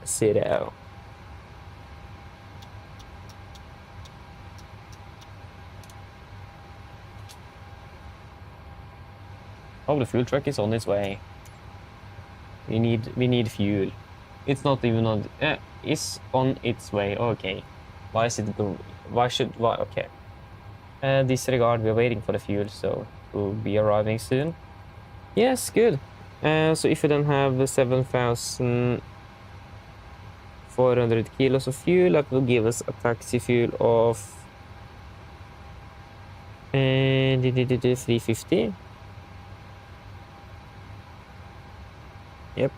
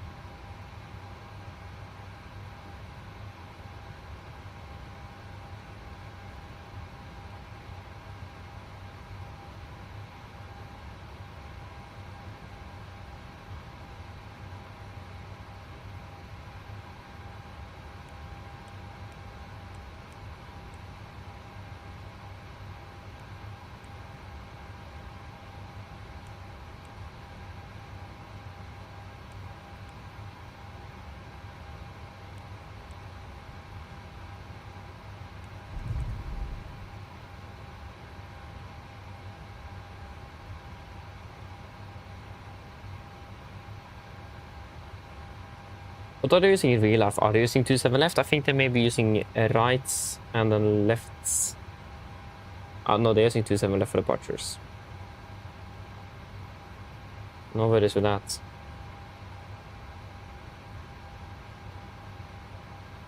Left, 27 left will be 261.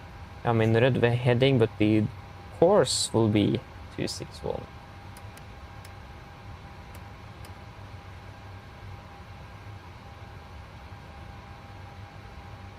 Initial crank flight level 100 for jet and 5,000 for prop.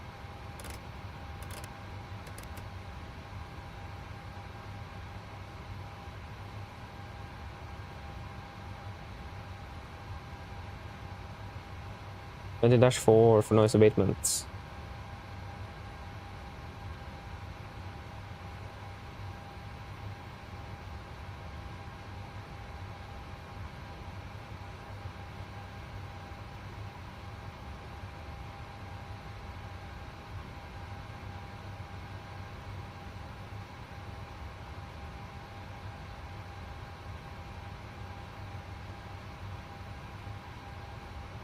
Failure to comply with the restrictions in the following chapter may result in administrative fine of up to 40,000 euros. What? Okay, it's important to follow the noise abatement at Charles de Gaulle. Oh my days, that was expensive. Oh. 40,000 euros. Ooh. Okay, I don't want that. I wonder what an airline would do if the pilots would actually then bust that and the airline would get that 40,000 euro fine. Would they then get up or take that from their salaries or what? That's like 400,000 Norwegian kroner. Is actually insane.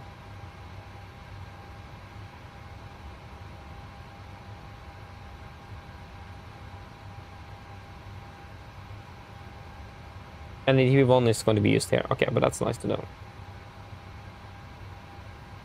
40,000 euros. Okay, it's up to though, but still maximum 40,000 euros. Imagine that. That's a lot of money for being a little bit too noisy at an airport that they managed to place almost in the middle of Paris.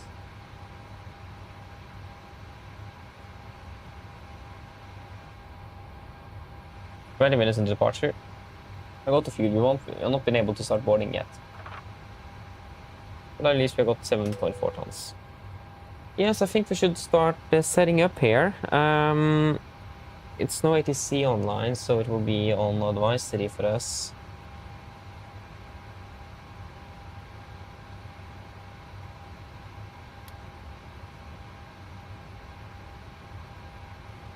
The one thing I find quite annoying is that the light test on the MCP, one I have here, doesn't match up with one in the aircraft. That's actually quite annoying, must say, but okay.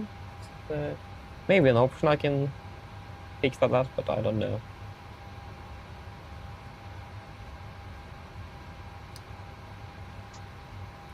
So. Yes, and then we are at an elevation of airport elevation of 392 then. So we will give us yeah, that will be 3,400 then. Ish. So that then initially we can just adjust it a bit later on if required.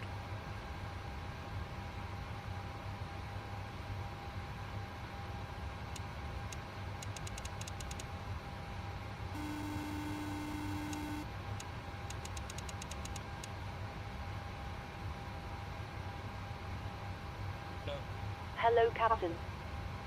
Okay, I've spoken to security, and I'm told they'll be ready to send the passengers down to us in a few minutes.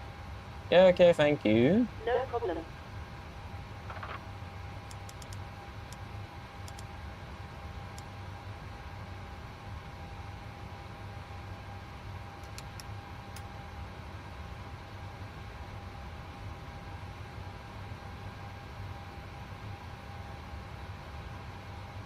Yes, that's all looking good. We can just start boarding. We'll take its time. All stations prepare to start boarding. Yes. Are we ready for a route check?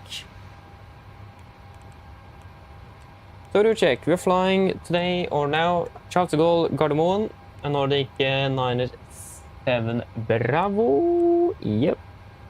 So we're departing number 27 left, Vadi Nurmo 6 Delta departure, continue Nurmo direct to Charlie Mike Bravo, and then direct to Vekin, direct to Aduto, November 873 to Vico, November 873, sorry, Vikot, is it?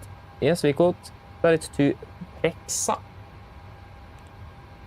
yes, direct to Grefi, and then direct to Linvi, direct to Pipex, Mike 609 to Ripam, and the Ripam arrival into Oslo.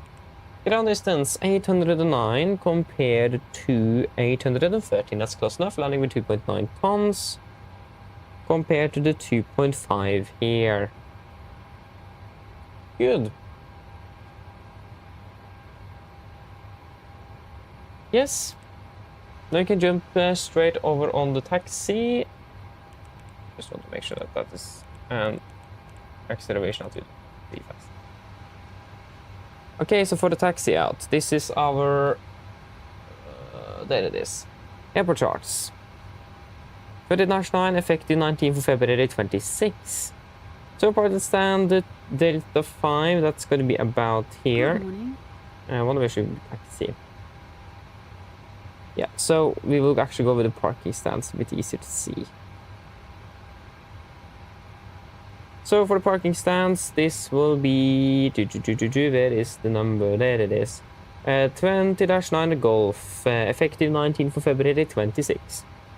So we are parking at stand Delta 5, expecting a push facing east on Golf 3. And then taxiway Golf 3.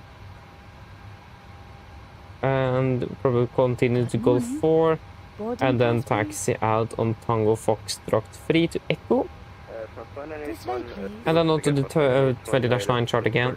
At Echo, we will continue then taxiing all the way up on Bravo. And then Quebec Bravo 9 for Quebec 6 intersection runway 27 left. Just stand by a moment. Hello. Hi, Captain. Just to let you know, we've started bringing the passengers on board. Thank you. We have then one applicable hotspot, a hotspot number hotspot 7 Echo. Hotspot 7. Yeah, that will be here. Good morning. Hotspot 7 Echo. So, crossing Bravo Echo, risk of incursion on unauthorized west part of taxiway Echo with aircraft exceeding 65 meter wingspan. And just be aware of potential conflicting traffic with the aircraft larger than 65 meters off the wingspan. Other than that, though, it's a fairly straightforward taxi, so we don't expect any complications with that. No hotspots, taxi detections, and there's no applicable no times for our departure as well. RCR is 666 good, weather conditions also looking good in Charles de Gaulle, so that is also looking good. Sid, we are expecting the Nurmo 6 Delta departure. This will be on chart 20-3 Bravo and from 18th of July 25. This way, please. So departing straight out. Oh yeah, that was 26, right? I thought that was. Oh yeah, it's gonna be 264. Sorry. Hello. Welcome on board. Yeah, so 27 left, departing straight out 264 degrees to Papa Golf 270. Left turn to Papa Golf 276, and then it's Nurmo. MSA 3002, maximum 250 knots below flight 100. At or above flight over 100, speed may be increased without further ATC clearance. Yeah, so again, maximum 50 at or below flight over 100. Initial climb for jet aircraft, us, flight over 100. And the minimum climb gradient of 5.5% of the flight over 150. That will be then about 1,200 to 1,400 feet a minute for us. Nothing really terrible to be able to do that. Stand by a moment. Hello. Hi, Captain. All passengers are now on board. Yeah, thank you. No problem. I'll bring it to you as soon as they send it out. Thank you. So yes, other than that, it's fairly straightforward. It's going to be an nice bent number 1 departure, so that means we're going to be climbing on the V2 plus 20 all the way up to 3 fast speed AJ before we then accelerate and retract the flaps as scheduled. And also note that there will be no turns below levels for 27 right. Apologies. But at least for simultaneous parallel departures are conducted from runway 26 left right, 27 left right. Pilots must adhere strictly to the published initial climb segment. It's going to be a normal Vina departure, and we have not set any frequencies yet, actually. I forgot to do that. But we'll set the frequency for the ILS 27 left. If you can just find it. There we go. So the ILS for 27 left, that will be on 110.7.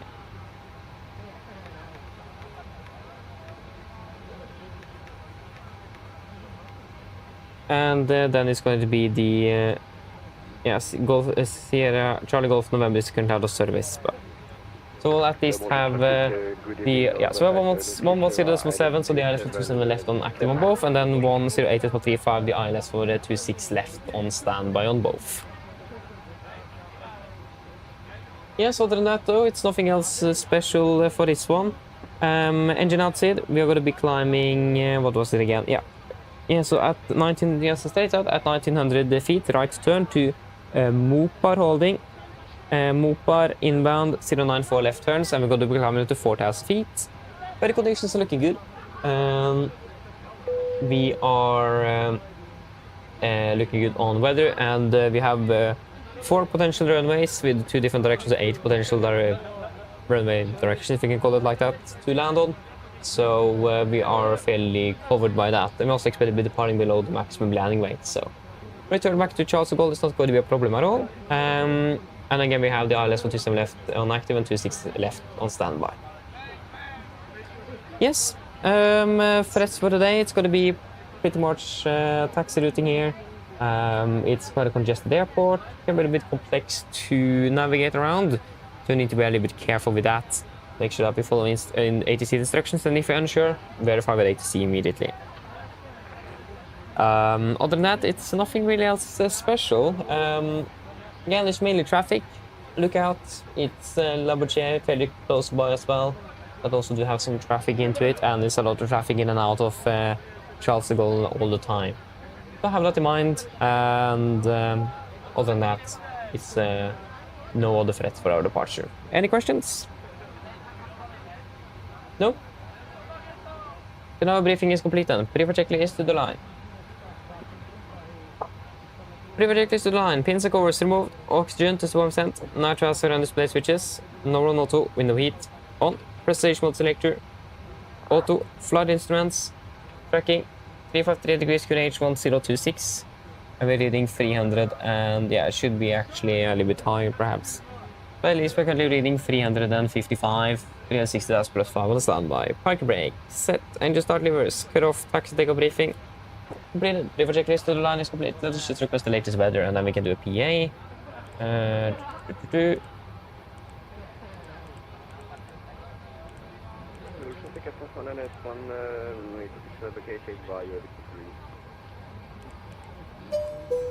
It's quick.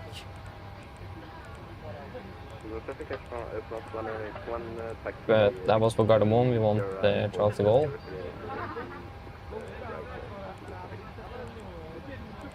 Yeah, so meet at Gardermoen. We currently have winds 205, okay, 15 degrees, 1017.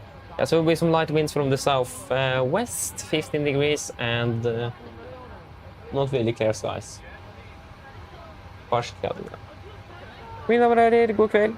Mitt navn Fabian, er kaptein i dag, og på Norwegian og resten av besetningen ønsker vi dere kan bord denne flyvningen til Oslo lufthavn Gardermoen. Flyttet til Oslo i kveld er forventet å bli rundt ca. 2 timer. Vi begynner snart å bli klar for hanga fremme. Forventer å dytte gaten om rundt ca. 5 til 10 minutter. Hvis du vennligst kan sette dere ned og ta på oss sikkerhetsfeltet. Så kan bibesetningen snart gjennomføre en sikkerhetsbriefing, som vi anbefaler fremme på overstegen andres sikkerhet ombord. Paris Charles de Gaulle er en ganske så stor flyplass med ganske mye trafikk, så vær obs på det kan bli noen forsinkelser ut før avgang grunnet lange tider på bakken og avstander på bakken og relativt mye trafikk. Men for øyeblikket så venter vi forstått at det skal være ganske så lett med trafikk, men vi får vente og se. Og hvis det blir noen store forsinkelser, så vil vi ha dere oppdatert gjennom turen ut mot rullebanen. Utan det, når vi har rullebanen, så venter vi for øyeblikket en vestlig avgangsrute før vi da fortsetter nordøst mot Oslo. Vi forventer en marsj på rundt 38 000 fot med gode flyforhold. Men som alltid, vi anbefaler sikkerhetsfelt på, bare sånn tilfelle vi kommer bort til nyfunnet turbulens. Forholdene i Oslo for øyeblikket ser også rimelig bra ut. Det er litt svart vind fra sør-vest, rundt 15 grader og delvis overskyet. Ellers sitter jeg en slapp av, så ønsker vi en behagelig reise med Norwegian. Ladies and gentlemen, good evening. My name is Fabian, I'm a captain today. And on behalf of Norwegian and the rest of the crew, we'll wish you very welcome aboard this flight to Oslo Gardermoen. Flight towards Oslo this evening is expected to approximately 2 hours. We are now shortly ready for departure from here. We expect to push back from the gate in approximately 5 to 10 minutes. If we may please sit down, take your seatbelts, and the cabin crew then goes through a safety briefing shortly that we do encourage you to follow for one another's safety on board the aircraft.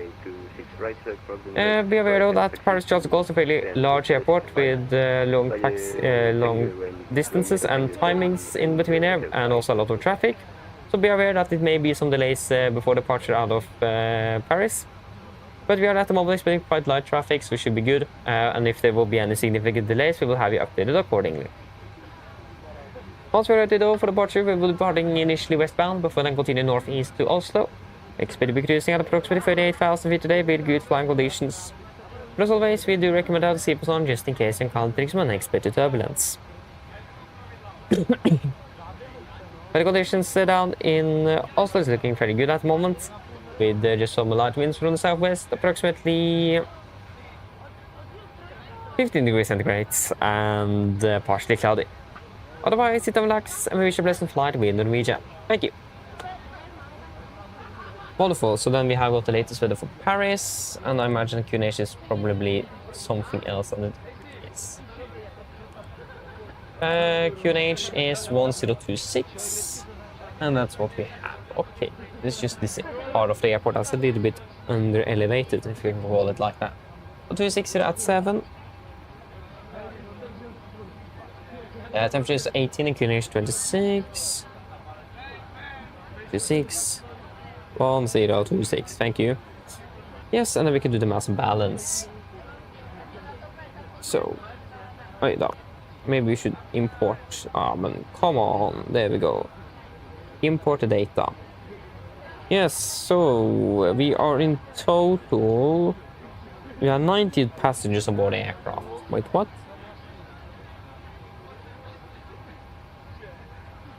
Yeah, 90 passengers. We probably change that. That's a bit bad. But yeah, 51,900, 51,000. Why is it deviating so much all the time? Where does it come from? But I mean, we are expecting 90 passengers and not 82. And yeah, it's a bit more cargo, that's what it is. So 6, 3, 1. And 166. Yeah, so 1666. There you go, that's a bit more accurate at least. 52.3, 51.934, that is within limits. We can accept that. And takeoff mass 58,000, 58.9, 57. Wait, what? 58.9, and then we have 50. There we go, 59.7. I can't read. 59.7, that is within limits? No, that is not within limits. If you have a steady fuel rate of 52.3, that is good, and then take off at 58,900 and then 59,700. What?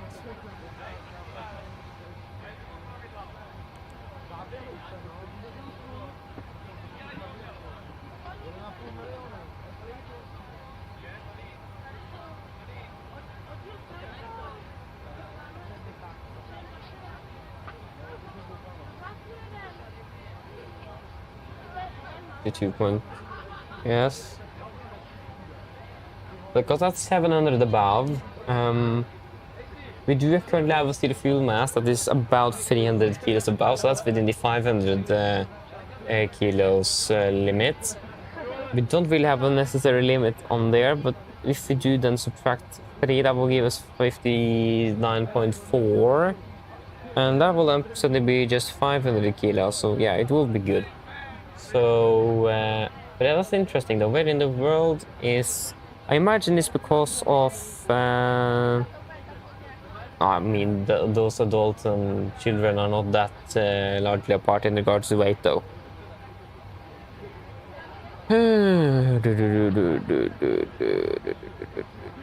Yeah, but we can accept that. And then it will be minus 4, so that will be 23%.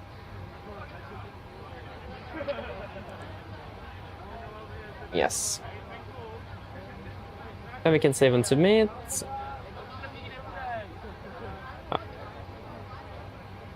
And there you go. That is now signed. So takeoff weight is a bit higher. It's going to be then 60.2. And optimum per 35. 27 left will be full length. Yep. Calculate.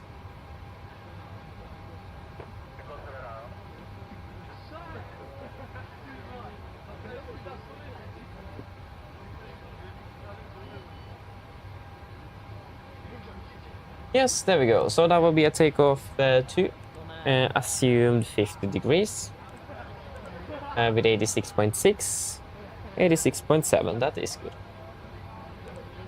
Flaps 5. Trim 4.8 units, and then 35, 35, 38, 35, 36, 39. Yep.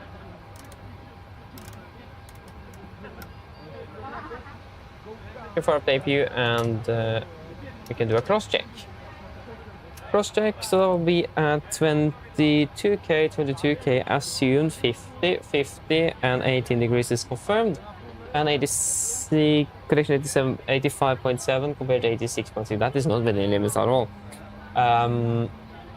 But can't do anything without that expected deviation, and it's at least higher in the aircraft, so we are good. Flaps 5, trim 4.8, and then 35, 35, 38, 35, 36, 39. Acceleration altitude 3,000 feet, and 3,400 set on both PFDs. Wonderful. Performance is good. We are good. Yeah, performance check. We're good to go. Yeah.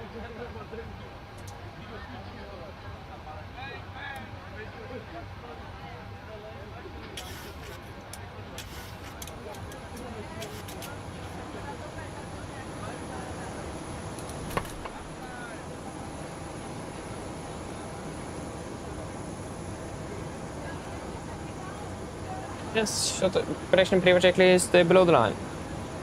Pre-war checklist below the line, fuel 7,014 kilos on board, pumps on, passenger signs set, auto brake, RTO, CDU pre-flight and A-cars completed, takeoff speeds, V1,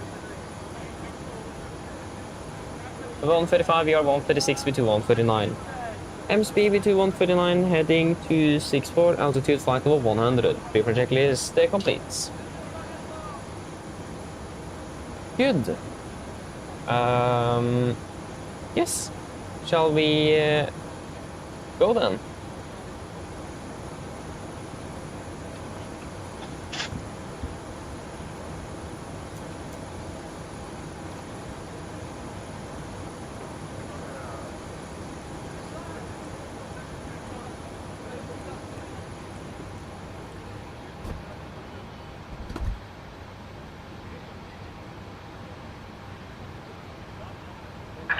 Hello, Captain. We are ready for pushback. Hello, thank you very much.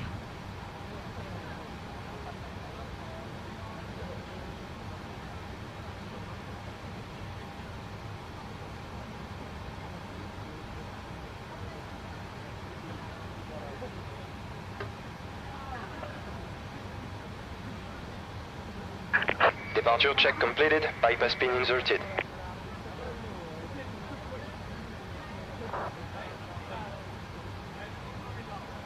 Yeah, I got a copy the ground, we will pressurize hydraulics.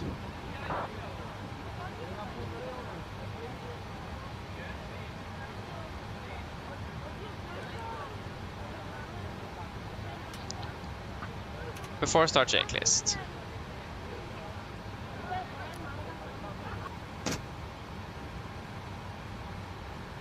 Before start checklist, flight door. Close the locked doors windows. Close locked and collision light on, transponder set, rudder trim, free and zero. Before start checklist complete. Locking gear. I wonder if there is a lot of aircraft in our vicinity or not.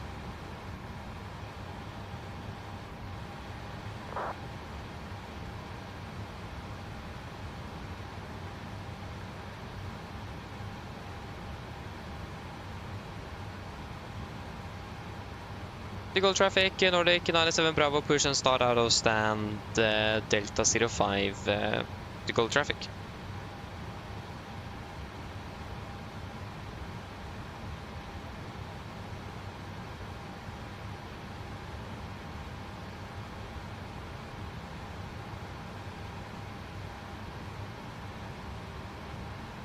Corporate clear push facing nose west, brake set. Release parking brakes. Brakes released. Commencing push. All engines clear. Start at will. Thank you, starting 2 on the sequence. Oh, we're just right on the limit where we need to file a report. Okay, we pushed the wrong way. Ugh.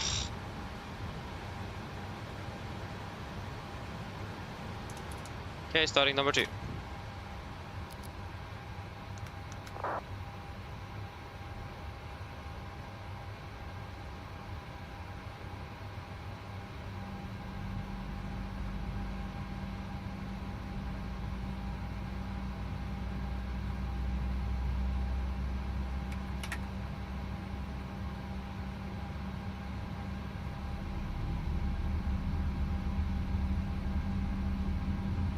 Set parking brakes. Park brake set. Waiting your confirmation for a good engine start. Roger, standby.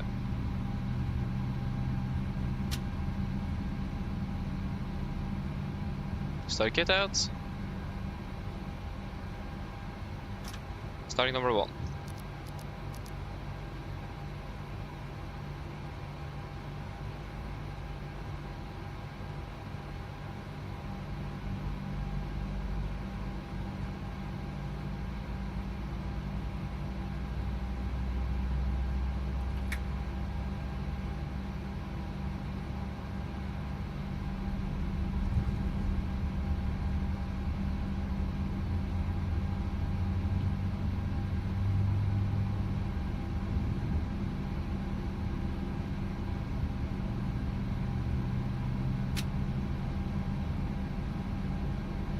Started cut out.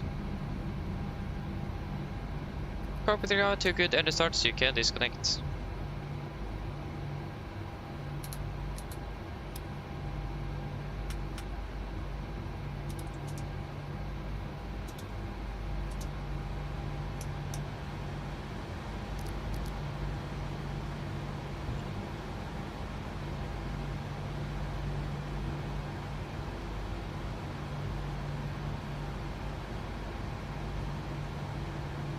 Yeah, we'll just take Tango Bravo 2 and then taxi up by Echo. Unlocking gear.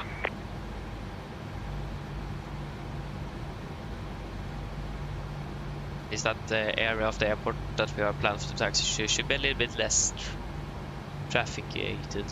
Trafficated. I don't know. Tow track disconnected, bypass been removed. Left is clear, right is clear. Thank you for your help, book for being. Have a wonderful evening. See you next time. Bye bye.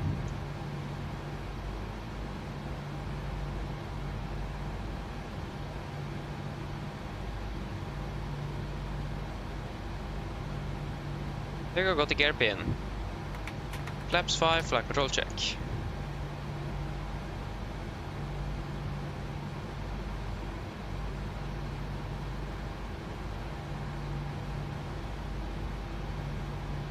Before takeoff checklist. Correction, before taxi checklist.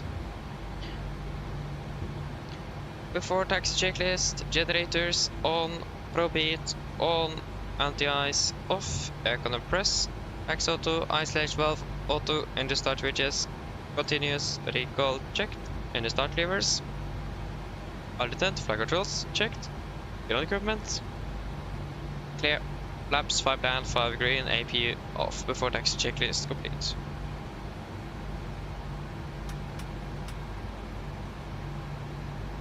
Typical traffic, Nordic 97 Quebec, correction 97 Bravo, taxiing to runway 27 left. Otago Bravo 2, Echo Bravo to Quebec 6. Typical traffic.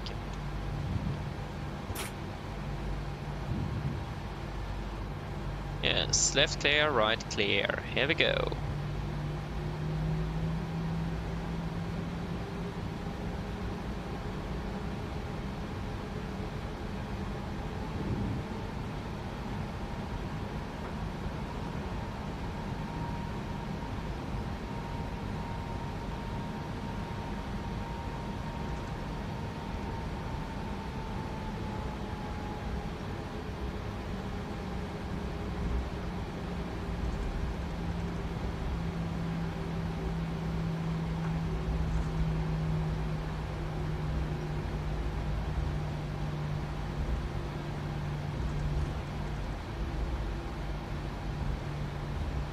Right is clear, left is clear.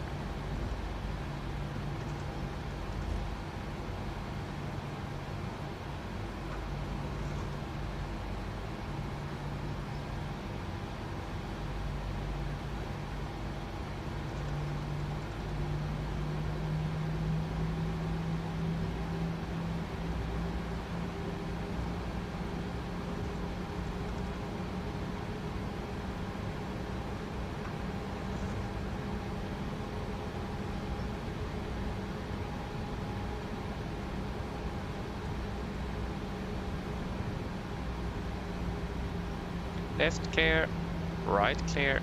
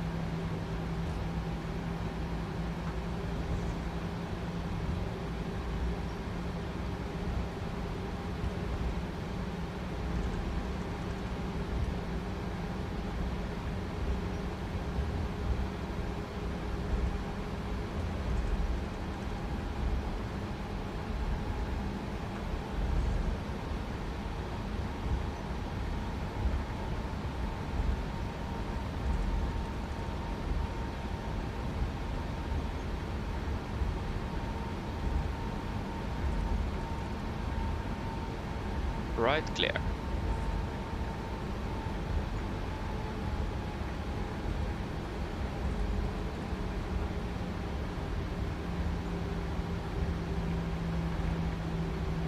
It's gonna be a left turn on Bravo. Right clear.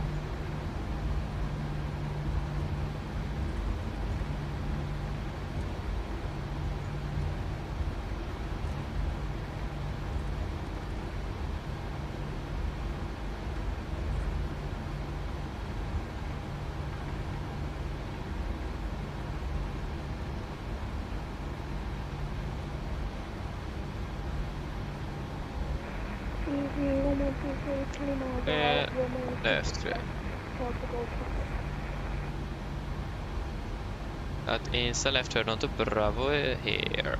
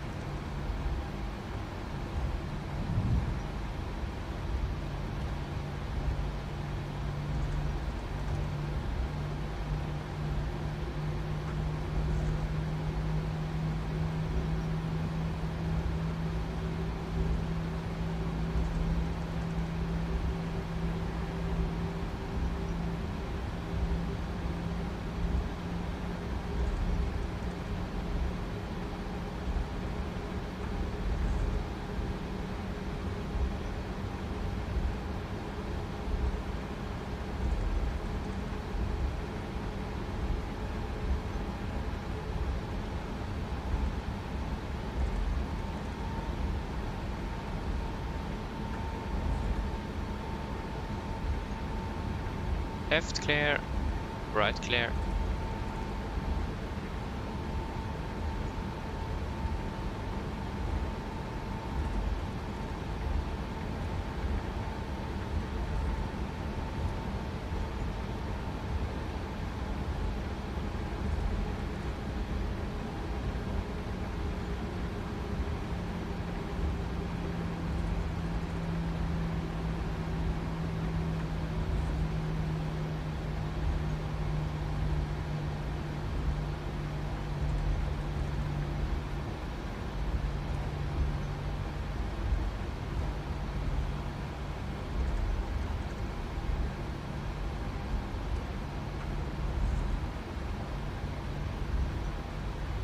Right clear.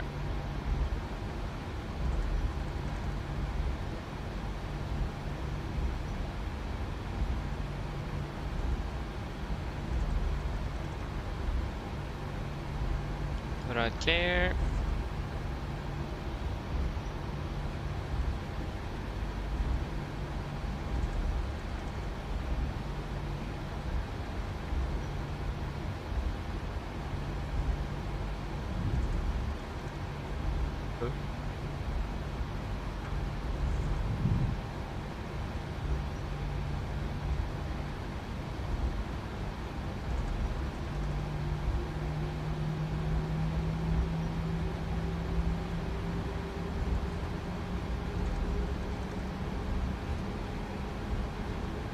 And then it's Quebec.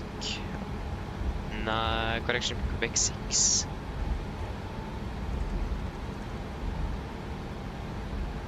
Should be the first to the right here. We didn't get all the baggage. Easy 1123, 10 miles out, runway 26 left. Yes. Charles de Gaulle traffic. Left clear. Not really much to the left, but at least right is clear.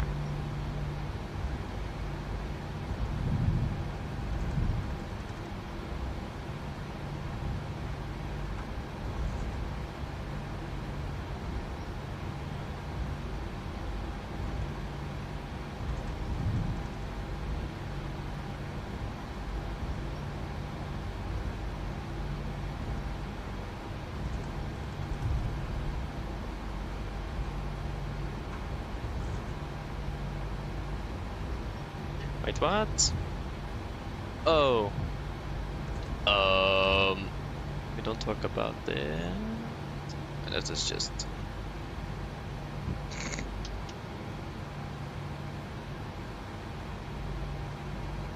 There we go. Thank you. Forgot to... Yeah, I forgot something. Thank you very much. Forgot to reconnect the WhatsApp. Ooh. Yes, so we're ready for departure. You just see the cabin. Potato checklist. Potato checklist, flaps, 5 land, 5 green, stabilizer frame, 4.8 units, cabin call. Given, potato checklist complete. The call traffic, Nordic 97 Bravo, landing departing runway 27 left, by Quebec 6. The call traffic.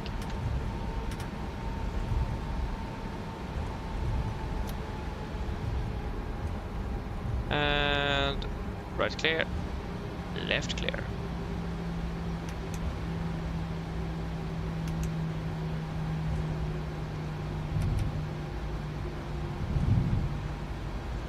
Yes, are we ready?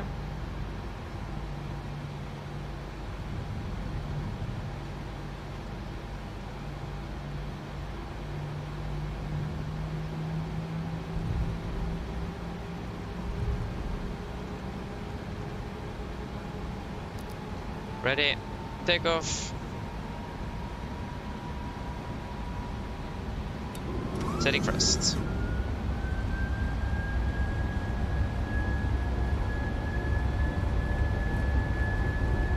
Press set. 80 knots. Checked.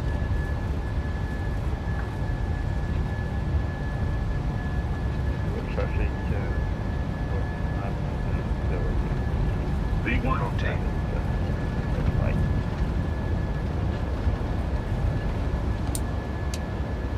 Positive rate of climb. Easy 1163. Short final, runway 26 left. Charles got traffic.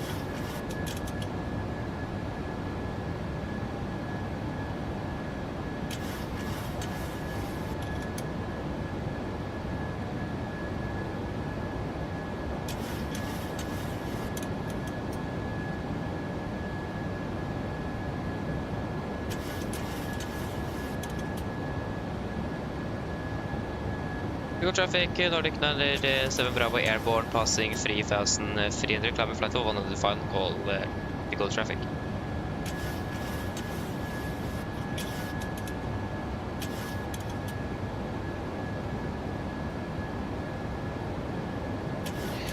Autopilot engage. Flaps 1 speed checked.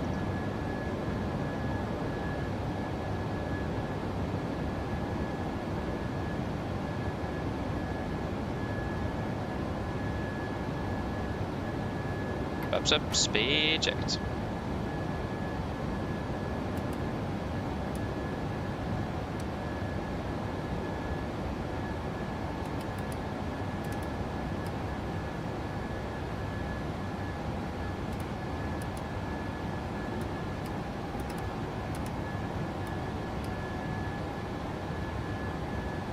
Flaps up the lights.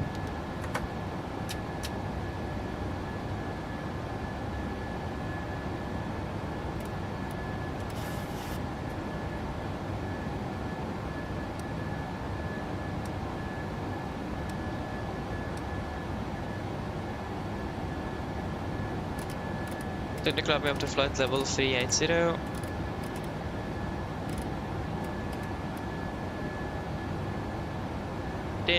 Set.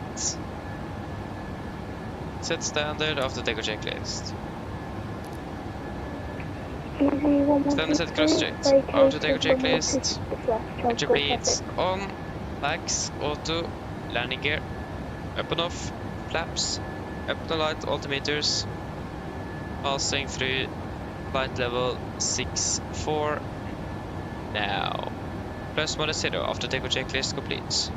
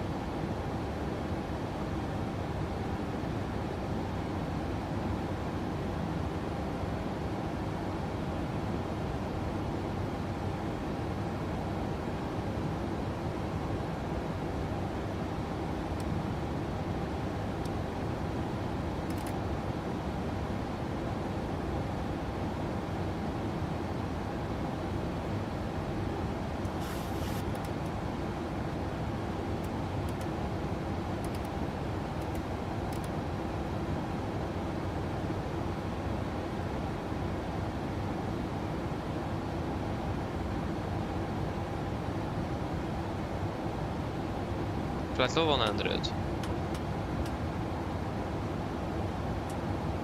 Yeah.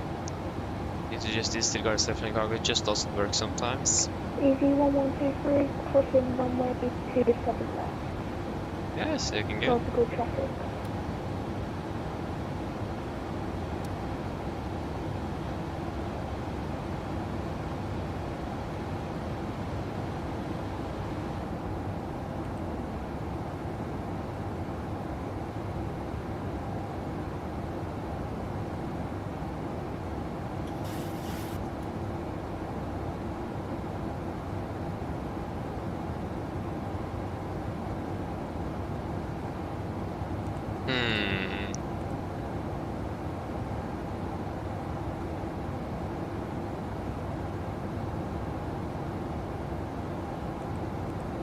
Can go cost next 40.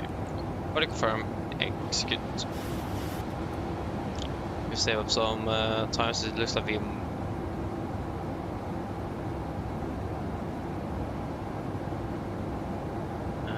There we go, save a little bit of time at least. We're allowing 9 minutes behind schedule, but I expect that we're changing nevertheless, but you never know. Nice we finished earlier, nevertheless, so. Don't really complain about that. Yeah, just the seatbelts. Wonderful, so then we're finally off to Oslo. And there we go.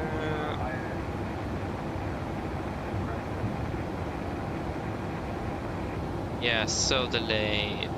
We got the airport at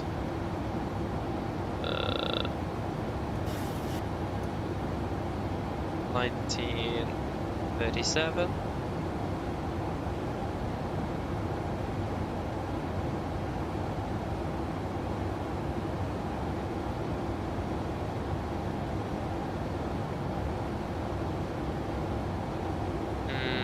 We got delayed by 30 minutes. General SIM issue. Why is there no like report that we got delayed because we were delayed from the first flight off? Like, why is that not even an option in here? But okay, works. There we go.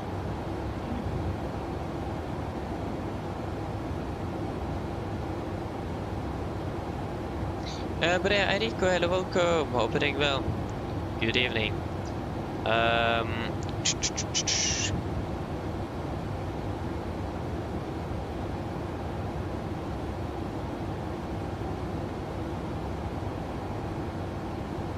Yeah, I know what you mean. I mean, PMDG and Cebu, they are better in their own ways. The pros and cons with both aircraft. I have flown a bit of X-Plane and I've flown with the Cebu, and I must say, yeah, handling of the aircraft feels amazing, I must say.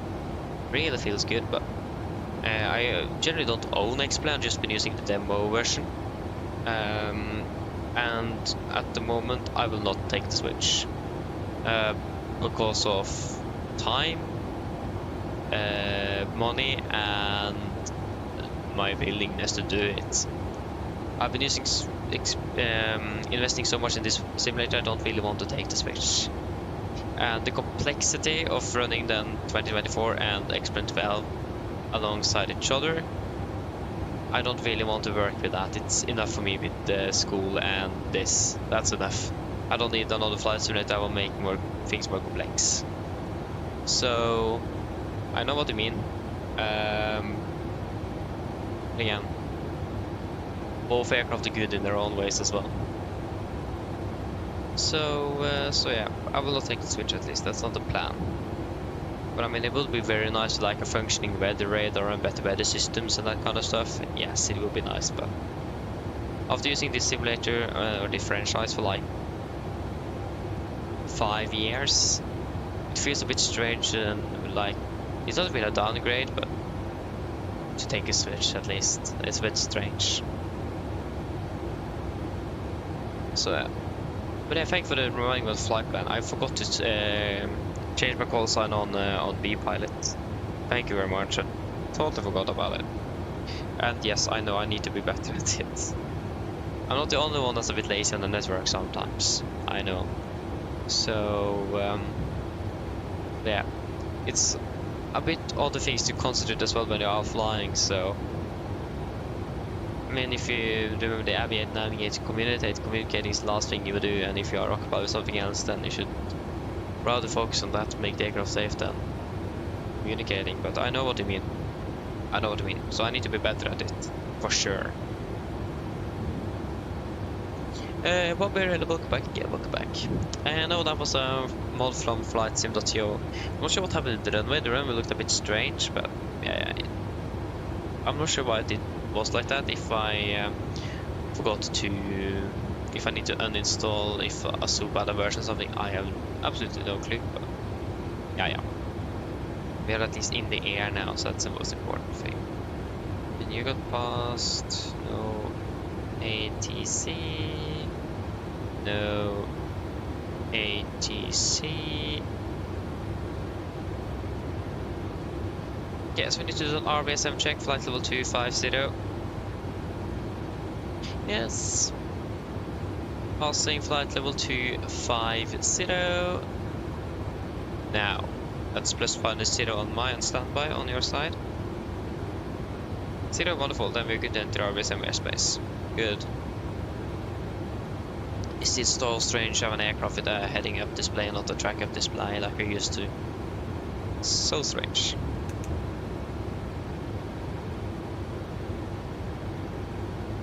I mean, look at the sunset.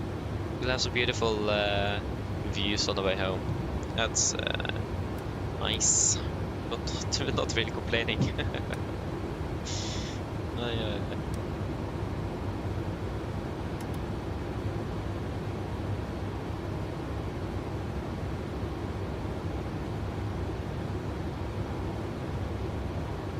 What's happening here?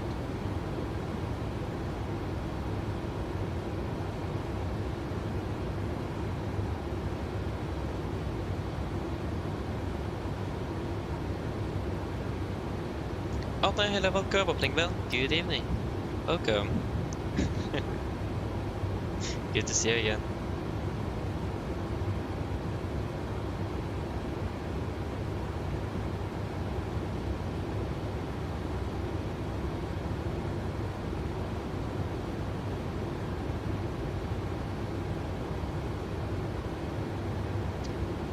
Okay, Bobber, that's a very, very good question. I think the answer to that, I think there's 3 answers on that. First of all, the livery. It's an absolutely amazing livery. It's something that you will recognize both in the air and on the ground. It's absolutely amazing. And it basically it stands quite well out in the industry, and I really, really like that.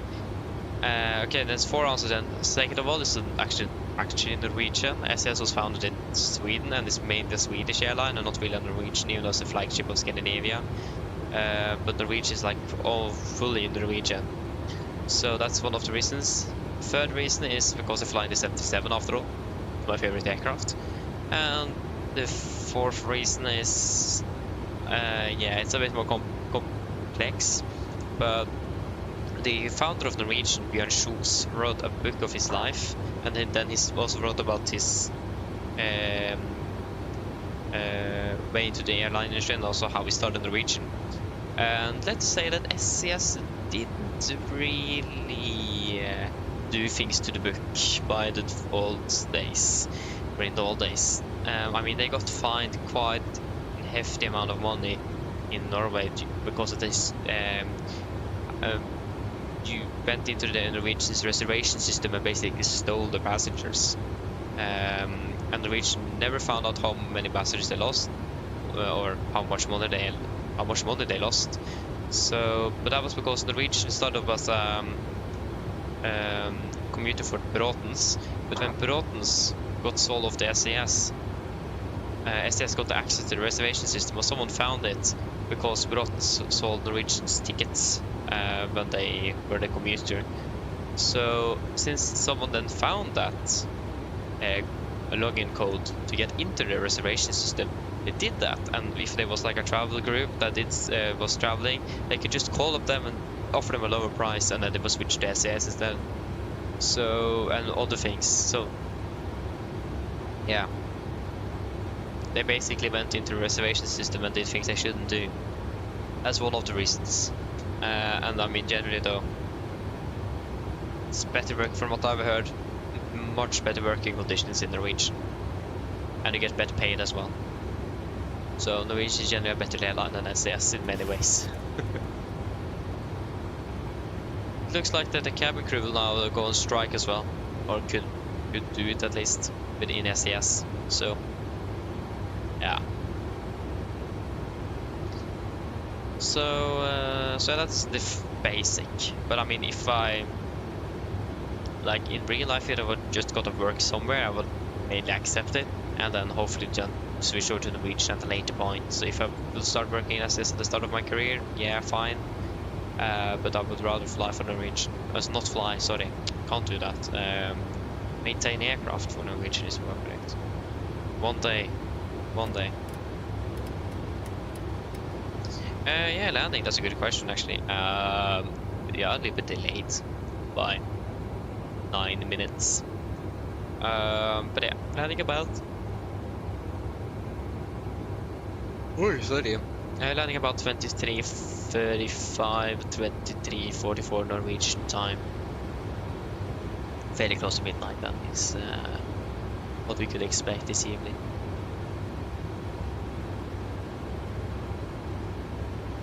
Yeah. Still with us and sunset to our left.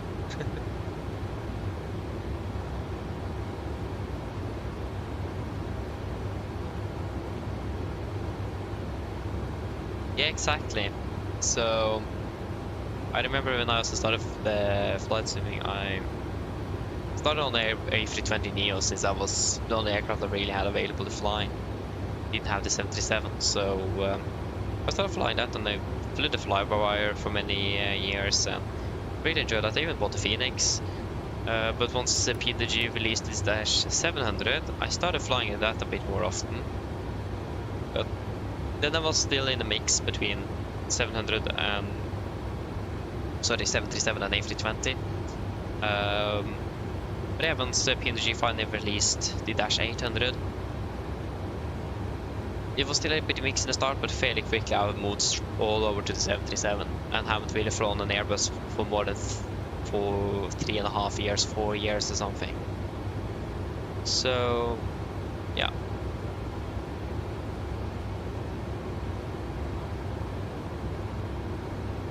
So I have some experience in A320 as well. But yeah, I can't even fly any other airline than Norwegian. Just doesn't feel right. If I will start doing that, I started flying with Southwest the period. Tried. I think I did one flight. I tried twice. One of them I managed to do 1 out of 4 flights, I think. The other one I managed to do half a flight. then I quit. Just didn't feel right to fly something else than Norwegian. And also when I was flying Southwest, I always did Scandinavian instead of Southwest. I always mixed call sign as well, so I feel bad for the controller there. at Washington. Dulles, I think it was. No, it wasn't Dulles. It was what's the airport called again?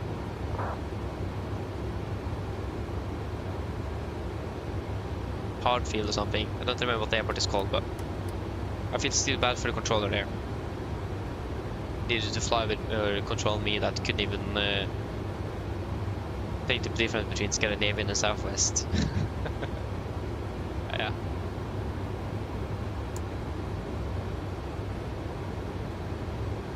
Adrian, eller welcome. God kväll. Hoppas det går well. I would love to, but I can't. My eyesight is not good enough, so I'm grounded. If you can call it that. So I hope that we'll be able to, but that will it will be able to. And now I need to think.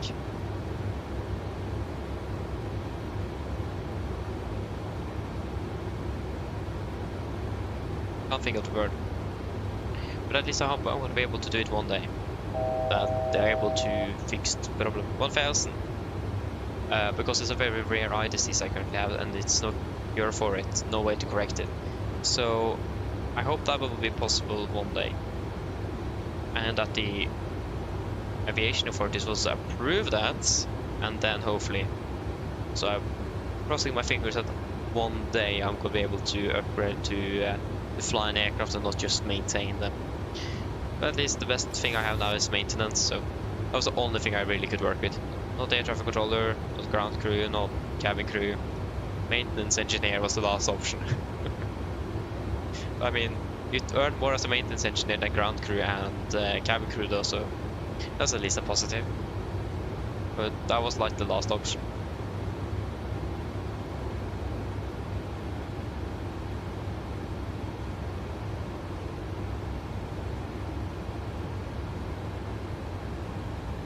Yeah, exactly, Bob Bear. It's a bit hard to change the aircraft to fly once they're flown with the one specific aircraft for a long time. I mean, in the real world, if we would change to another aircraft type, you need to do a type rating for over like 3 months. So, in the real world, you won't really change between airlines and aircraft every day. Except if you have multiple type ratings, though.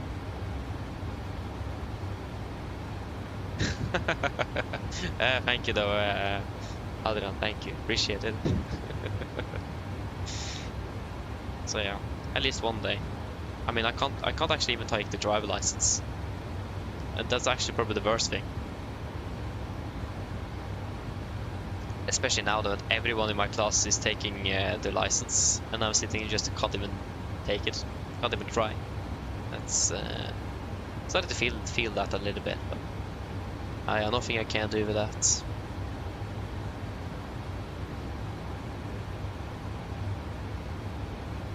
Yeah, I will probably apply for a pilot. We have the OSM Pilot Academy in Norway.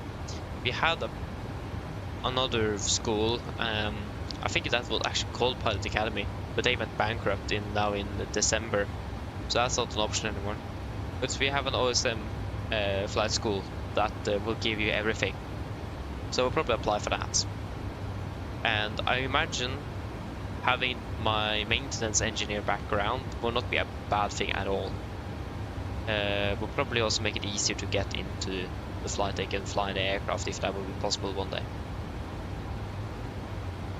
So yeah.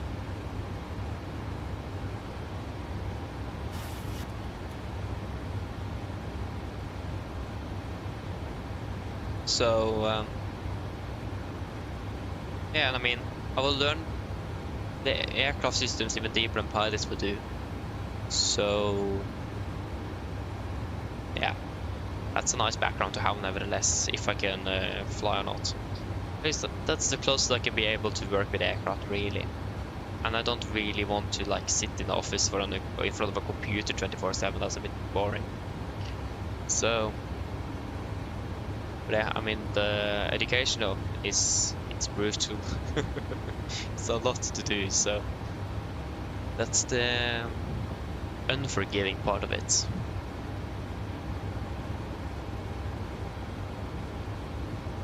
But at least I will probably go private. So I don't need any specific college degrees. Like I said, just me having my background as a maintenance engineer, I could like start working in the oil industry once I finished with my apprenticeship. Everyone around, especially in Norway, if you just have a background within aviation, and especially with avionics, like I will do it with electrical or generally as an aircraft mechanic, that's actually that's gold. You can pretty much work with anything in the industry or anything like that. That background is very nice to have. So when the aviation industry goes down and maintenance engineers get fired, they move into the oil industry instead. So working in the North Sea. So I mean, that's not a bad thing at all.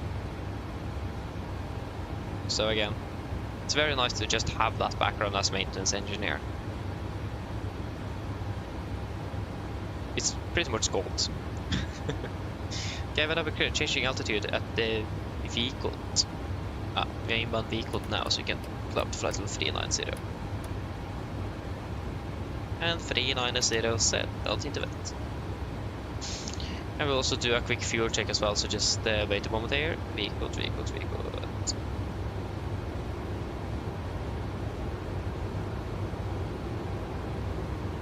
1000.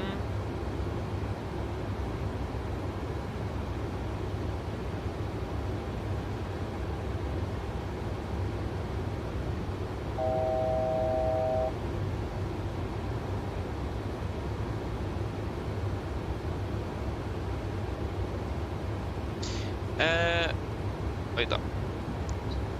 I need a better system for my cables here. It's just plunging up all the time here.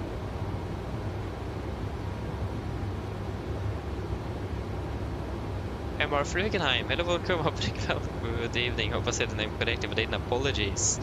Please correct me. But yeah, so yeah, OSM and IFLY came in PFA, went bankrupt unfortunately. Yeah, that was what the opportunity plan to apply for. Yeah, that is not an option anymore then, unfortunately.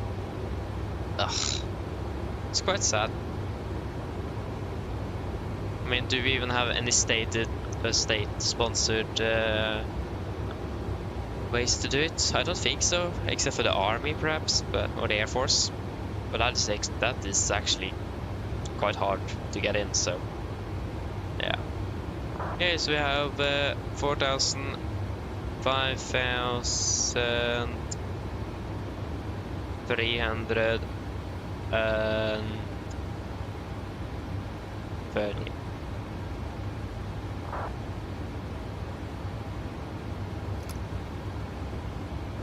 And then 2,080.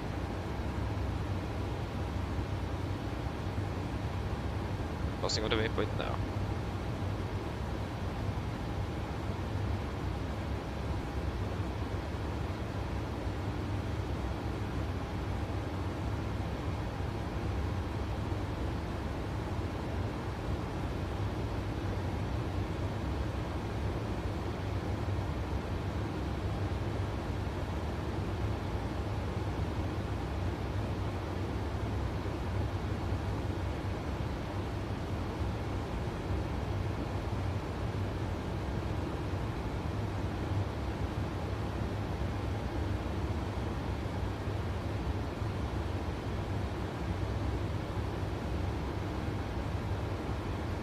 Yeah, fair enough. And also, OSM actually do have a lot of partnerships with the Norse and Norwegian and Videre and SS and all of those. They have some very good connections.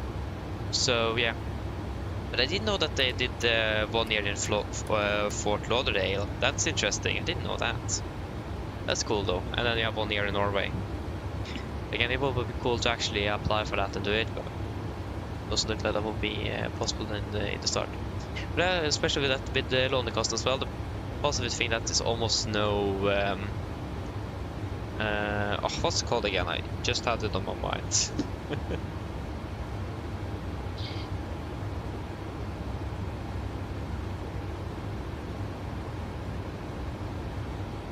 I don't remember what the rente. What's that in English again? I can't even remember what it is.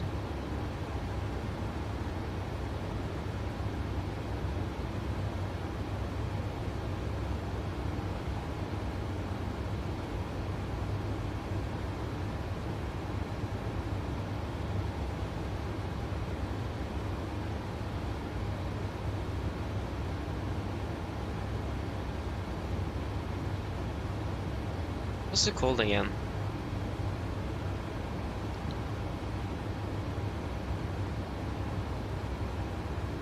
It would like be an... Yeah. Oh,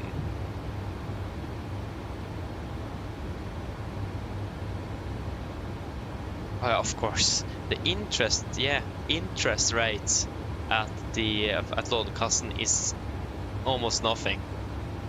So you pay almost nothing extra for what you have lent from Lånekassen, and that's a positive thing. So that covers everything in education in Norway, pretty much. So when I'm applying for high school, I also get a little bit that I don't need to pay for at all, even to cover expenses around school stuff like computer and all of that kind of stuff.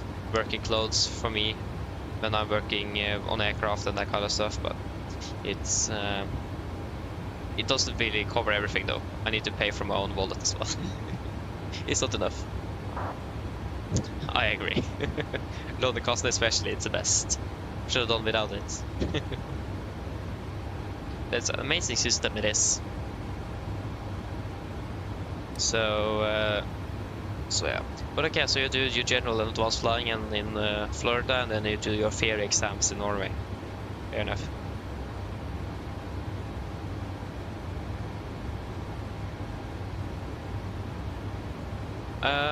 We are flying to Edinburgh indeed, that's correct. What time are we arriving? That's a good question. We will be arriving in Edinburgh. I mean, I should probably write up the departure times there as well, but that will be too much to write up. That will take me a day to write everything up at once. Yeah, we are arriving in Edinburgh at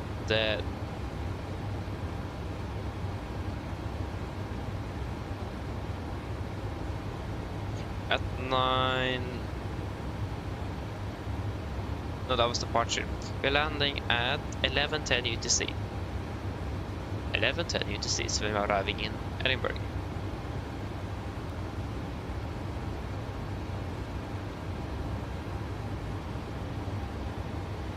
Exactly.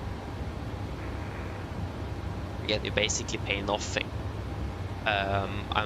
If anything at all, extra, except for what you have lent from the state. Again, it's a very good system it is. That makes it possible for everyone to actually have a basic education and even advanced education if they want to. Gives everyone the chance to do it. It doesn't matter their economy from the start off, and that's pretty much the American dream in Norway, if you think about it. Isn't that the American dream? Even though you come from low income family, you can still be anything you want. But there, in the States, money is a big problem. That's not here, so American dream lives happily further in Norway. You can say that.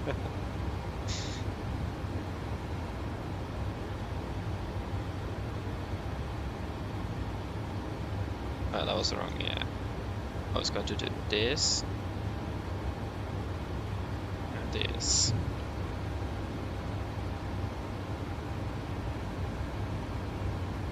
Oh, nice.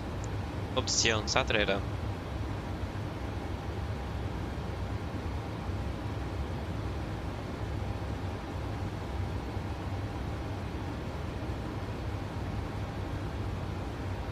Wait and see then. It's we're going to be doing an aircraft change in Gardermoen or in Oslo, but I don't remember how much time we had for the Edinburgh departure.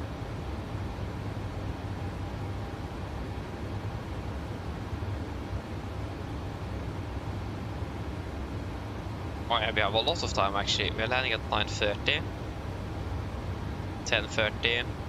We are almost 2 hours before departure to Edinburgh. So we have a lot of time actually, so I will probably take 2 separate streams then, so I can take a little break in between perhaps. Make myself ready, because I don't make myself ready for the Edinburgh flight in advance. But that's actually a lot of time. Oh, not bad though. Because we're landing at 9:30 and then the departure at 11:20, so what I would imagine we will do is that we will be landing in Bodø, landing in Oslo for Bodø at 9:30, And then our briefing will probably be at about 10:20, an hour before departure as normal. So we'll then meet up again and brief on the ground in Oslo, not in Bodø, for the Edinburgh flight. So we can just focus on the Bodø flight home, and then take the Edinburgh flight, you know, on itself. I'll imagine something like that. Skipper traffic kilometers, Foxtrot is service on the localized runway 18 right.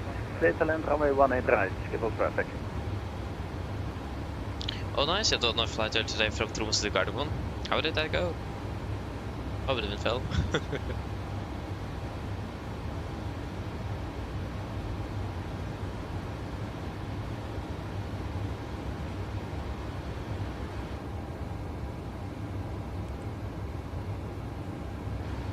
Yeah, now I'm not really landing behind schedule.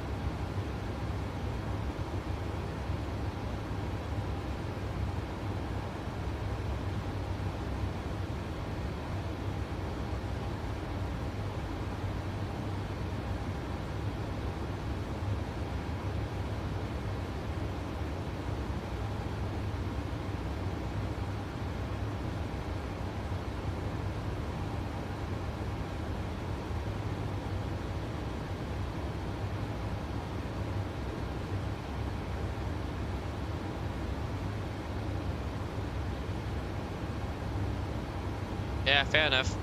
Nice though, good to hear. Thanks the same, thanks the same. It was quite good actually. It was started to rain a little bit, but it was pretty much good weather. So yeah, went quite well here.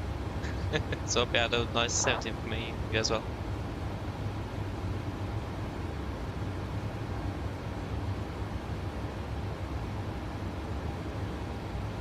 That's a very good question, Melvin. I actually don't remember what I used myself. But that's a very, very good question. I actually don't know. I mean, you save quite a lot in the long run of using the annual, but yeah, again, if you suddenly don't fly for many months, then the monthly subscription is of course best, but in the long term you will save more on the annual. Yeah, that's a good question. I actually don't. Yeah, I don't really have a good answer on that actually. No.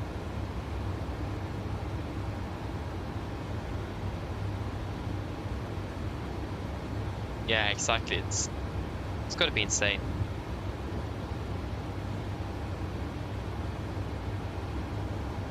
Not gonna lie.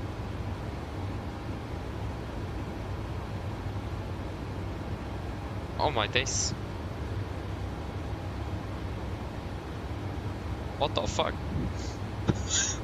What was that? Did you guys hear that? What? Oh my days. I can't have been the only one that heard that. What was that? It can't be. It was so loud as well.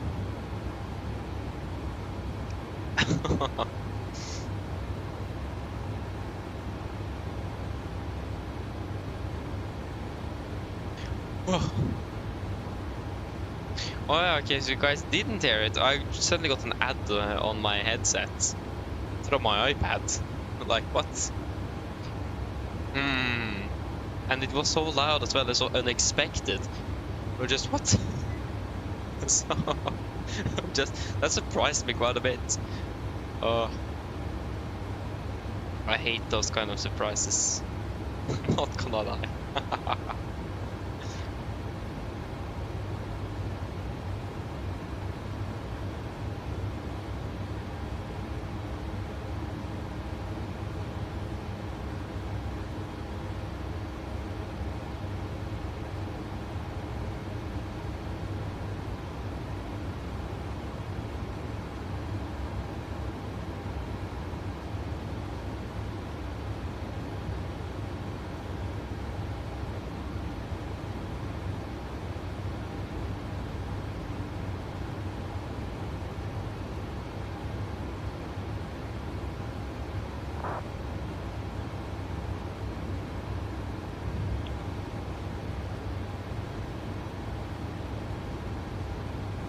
Yeah, sounds good, Melvin. That's a good thing. Yeah, that's a good compromise.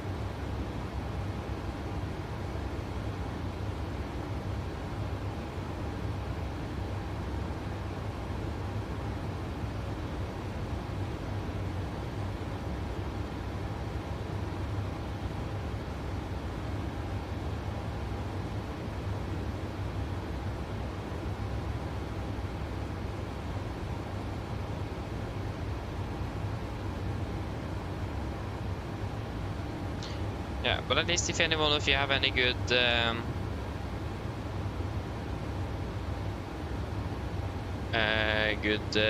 Lido chart providers available out there, then hit me up, please. I really want that.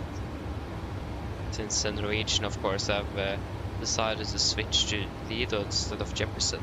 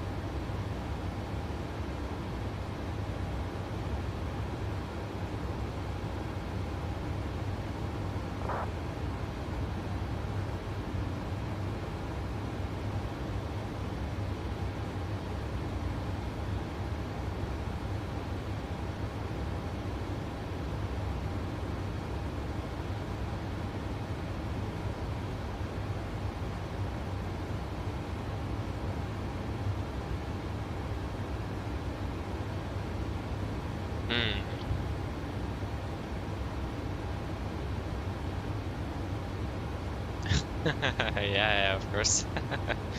It's important with promotion, you know. It's a good income.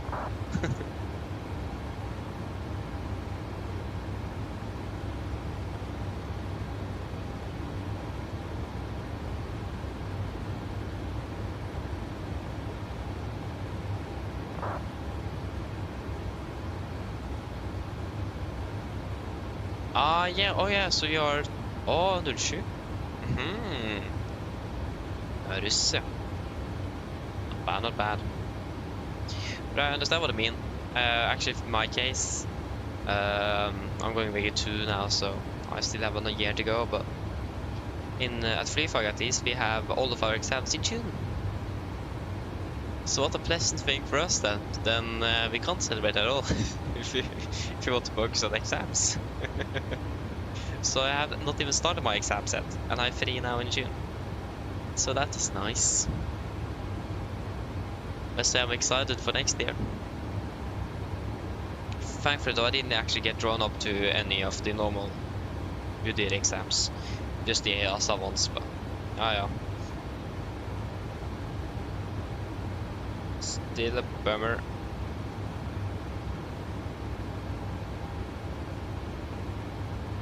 Let's say.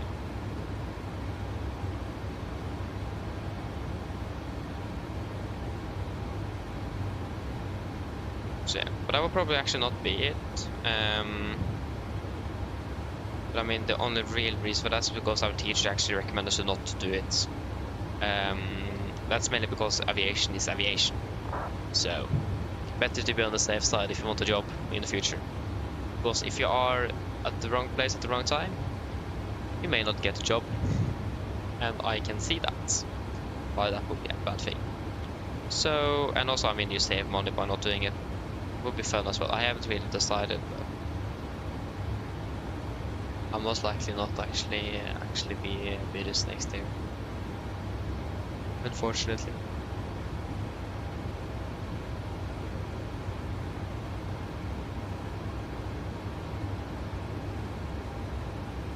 Yeah, but this thing doesn't work.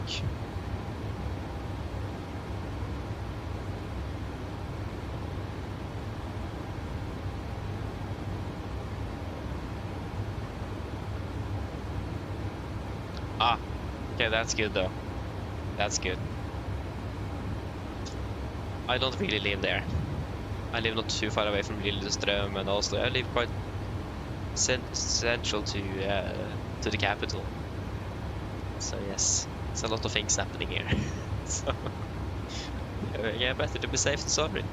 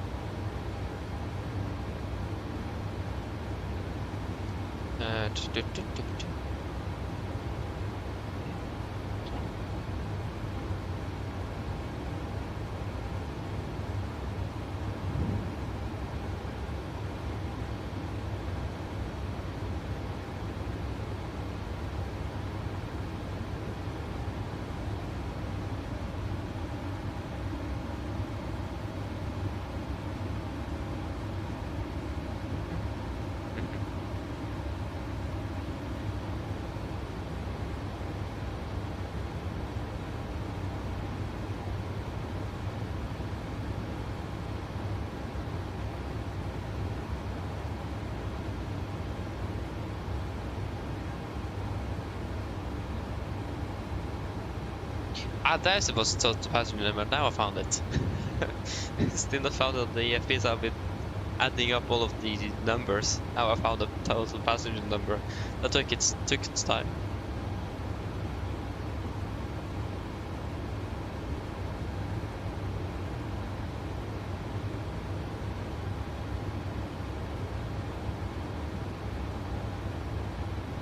Wait. Oh, I still live in Florida. Ah. But wait, is it actually that? Not bad, I didn't even know that. Yeah, that's actually quite cool though. But yeah, that's the only cool thing about it. Yeah, I mean, it's better than nothing.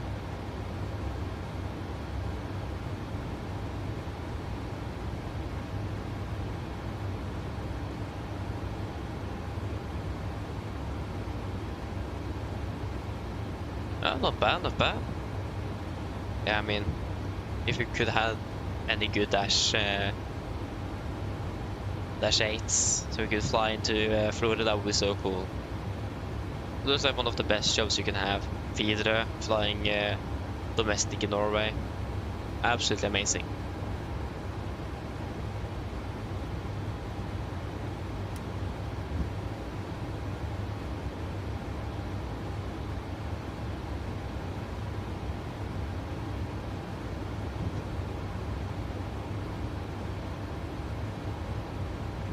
It's definitely something completely different from flying domestic and international, the 7-3. Why is it always switching my name in here? That's a little bit not great.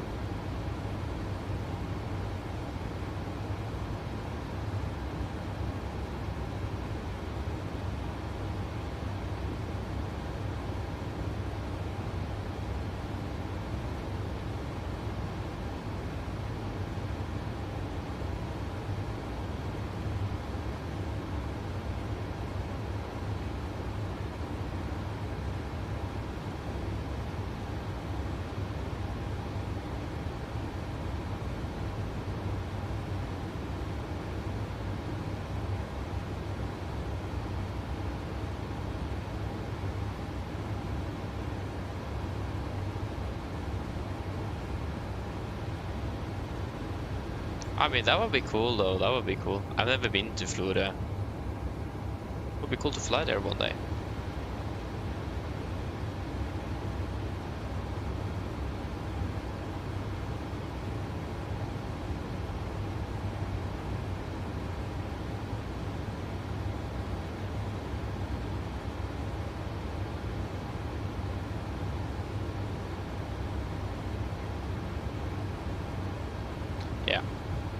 Even in our flight plan doesn't think that we'll be landing on time. What? No, we're landing at 42. That's exactly what our computer says as well. It says 42. It's bang on.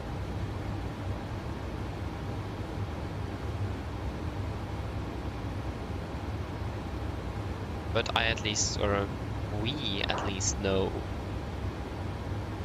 that that won't happen.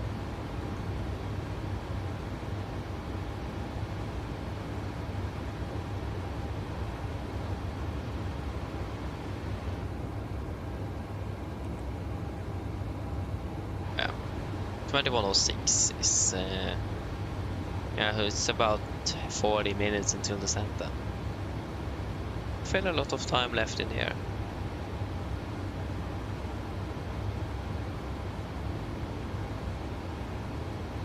Again, it's 106 UTC.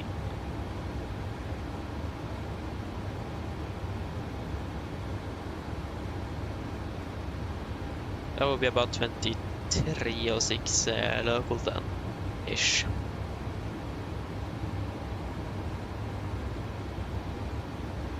Just look how bright it is outside. It's something I love flying in the summer. I love the brightness of the sky, even late and dark, late in the evening. Sorry. And something I love is the winter. It's a lot more to do and it's just fun. It's more non-standard, the ice and yeah, a bit more tricky and a little bit challenging. Summer is very nice. You have long days with daylight outside. Makes it much easier to fly in the evening. Especially doing a red ice as well. But yeah.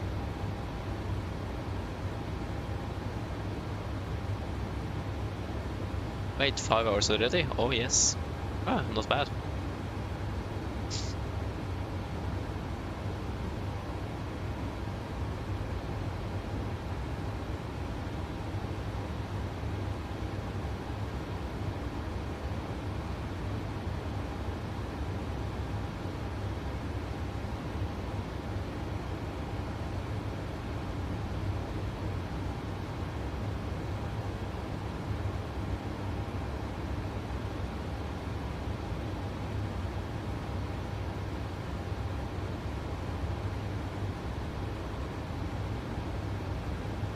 Ah, so long as you've done 14 hours on the flight factor as well, not bad.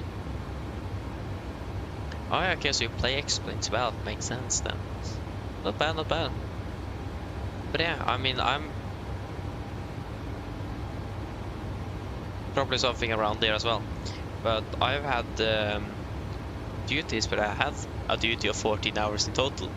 Round trip Las Palmas is a pain, I say. I hate those.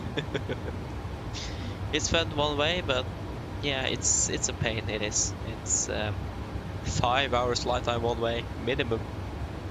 So if you're lucky, maybe 4 hours something on the way one way, but then it's even longer the other way.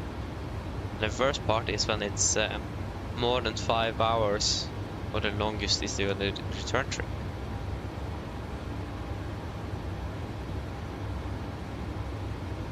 Those duties are even so long that YouTube won't even let me take everything on one go. To divide it into 2 parts.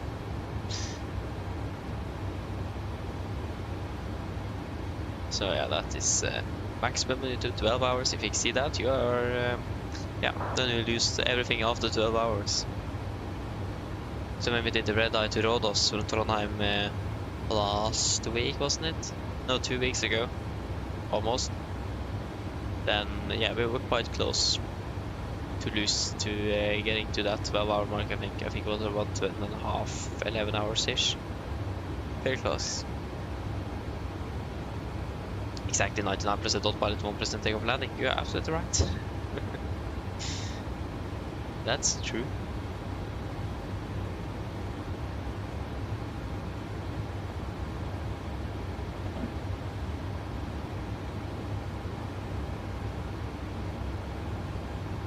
But yeah, I mean, it's nice. It is.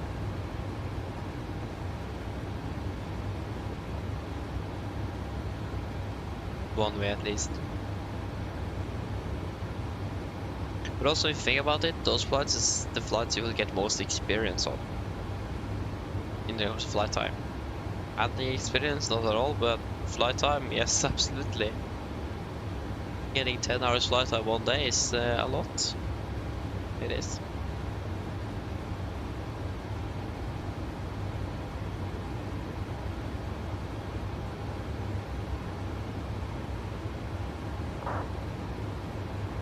I still don't understand how Norwegian can even do the Las Palmas round trip legally. It's like pretty much on the maximum allowed flight duty period that you can ever do.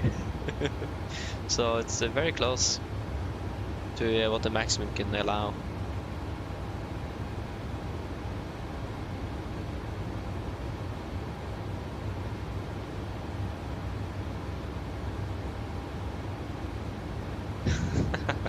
Yeah, exactly. That's a bummer for you, though.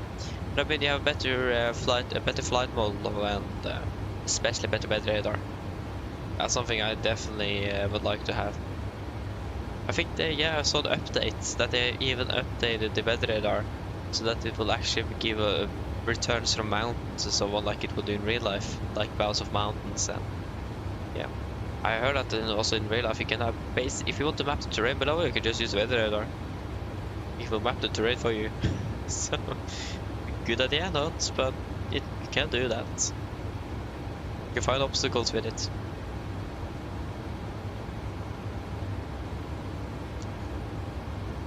So, I don't remember what mode it was, but it's possible.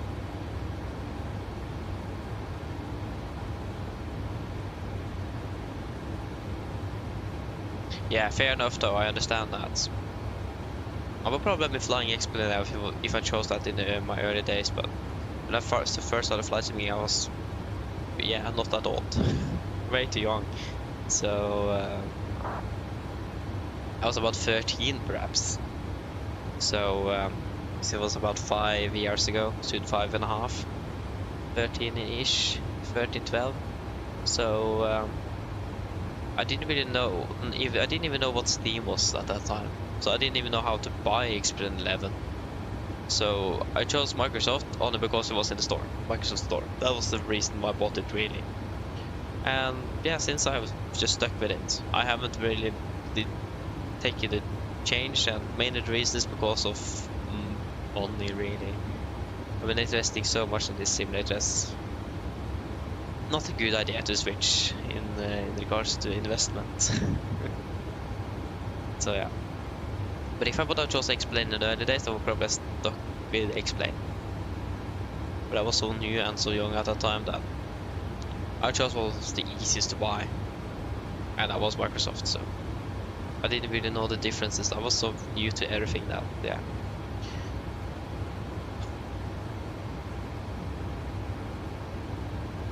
So yeah, wait and see.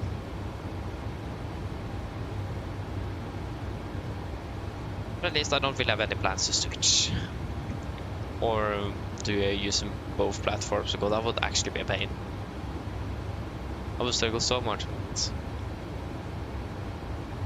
FSX. That's peak nostalgia. Nice though. I've actually never used FSX, so yeah, that's cool though. I mean, it would be cool to try it one day, but it will not be what I'm using now though, that's the thing. It would actually be very different. So yeah.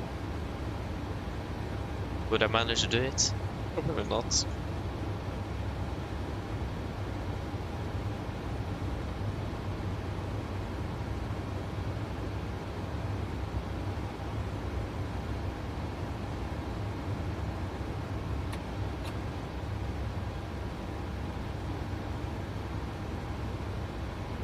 But also, I've always wanted to do. I've actually tried flying on X-Plane Afternoon on the demo version, both X-Plane 11 and 12, and I actually do have a copy of X-Plane 11 that I got from a friend of mine many years ago. He bought it twice because he forgot or he lost the product key for his, so he bought a new one, and then he found it, and then they offered it to me. So, yeah.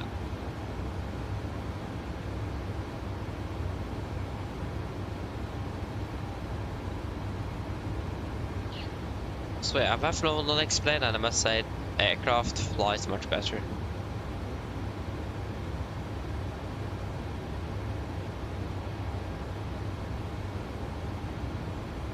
So yeah. But I also imagine that hand flying an aircraft in real life, that will be generally more easy than in a flight simulator. Because you have that more active response from the aircraft itself. You will actually also feel what the aircraft is doing to your control inputs. And just everything with seating position, the layout in the cockpit and that kind of stuff as well will definitely help. So yeah, I would imagine, I hope also, I will be better at hand flying if I will be flying in real life. But yeah. So that's computer when you were 10. They were talking about nostalgia indeed. Not bad.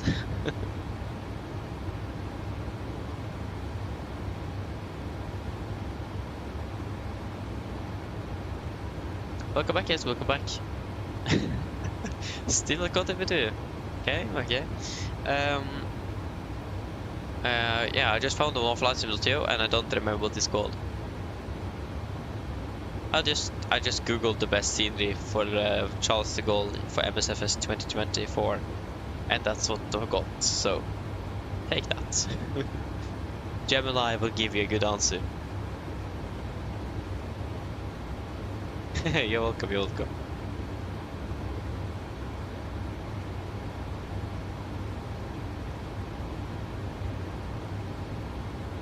We're flying runway 0 left and right, heading you. Not bad, not bad.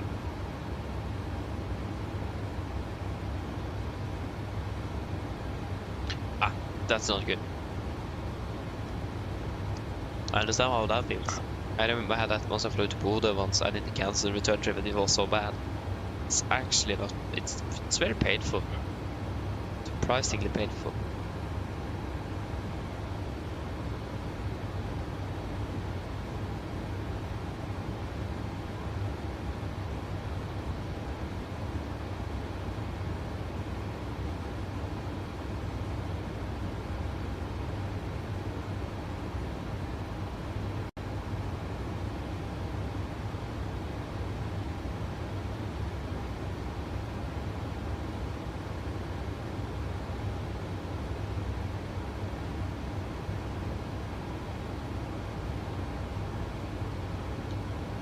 I see.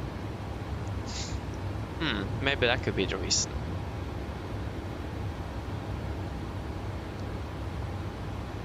I don't know. I'm not a stomach doctor, so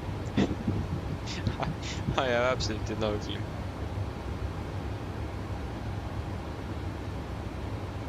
This aircraft from the Kristiansand tomorrow. Lazy landing 1 on the right, parking at stand 7-3. Should we do a quick stop?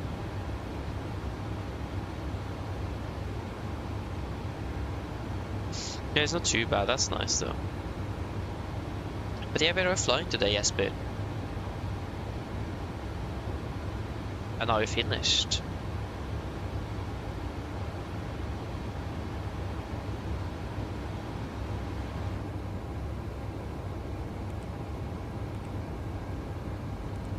Yeah, we already have that plan in, yeah. Oh yeah, from the Longyearbyen. Ah, that's cool though. You're done already? Oh, but that was very quick though.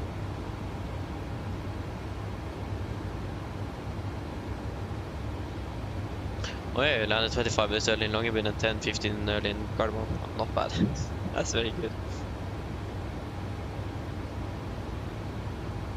I got finished early today. Nice though. I mean, I want to complain, but I can't really complain because I have 1.5 weeks off in June. So I can't really complain too much about it, even though I really, really want to.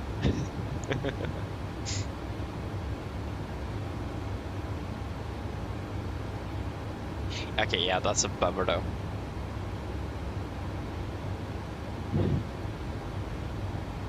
Yeah, exactly, because you can fly there. So about when you're passing Trondheim-ish ocean. Fair enough. I can understand that's a bit boring. Distance 7-3.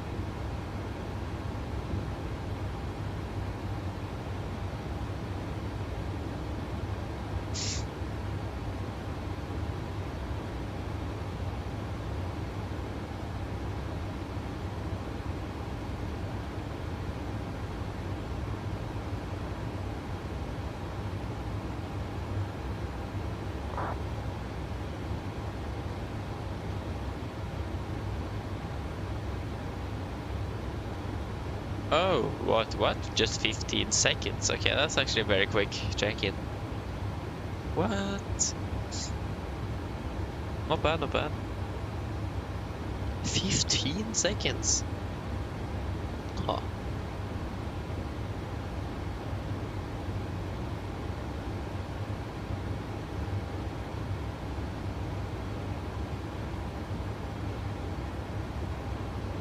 Oh, you did? Not bad.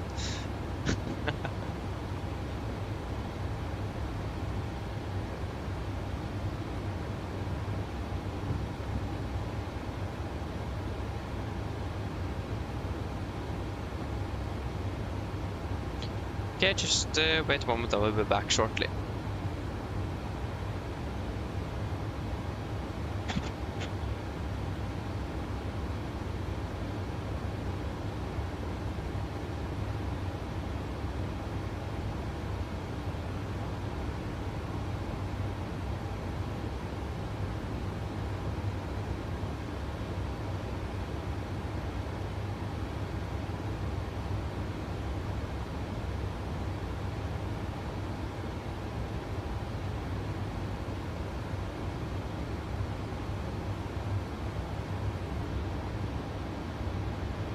Yes, back again.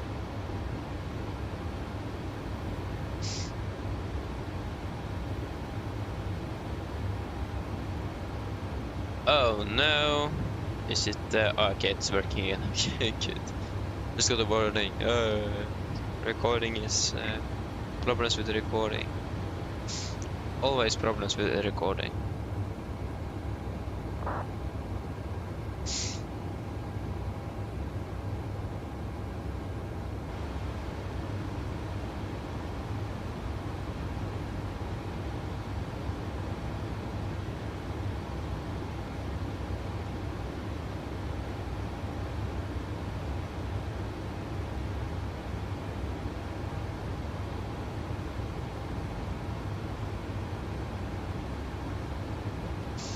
Are we able to even make that very quick stop if we can make it Alpha 6? I mean, that's just second into the reverses and smash the brakes. Oh, that would be so nice. It would be a quick deceleration, but finished early. Significantly short taxis since we need to taxi to stat 73 on the other side of the airport. Or not that far on the other side, but yeah, it's on the other side nevertheless. It's on the east and not the west, so. Yeah, so the only note I have on Volanta right was that it was downgraded to Cat 1.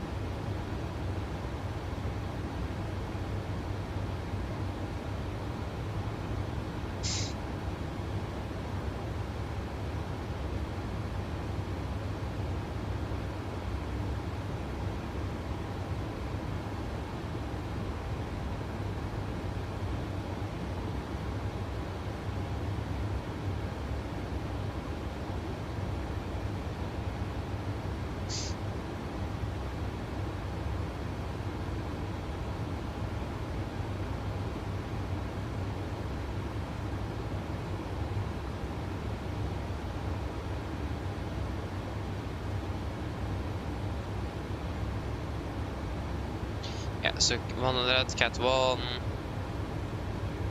direct approach. This is for the ILS X-ray, localized X-ray. ILS X-ray, localized X-ray.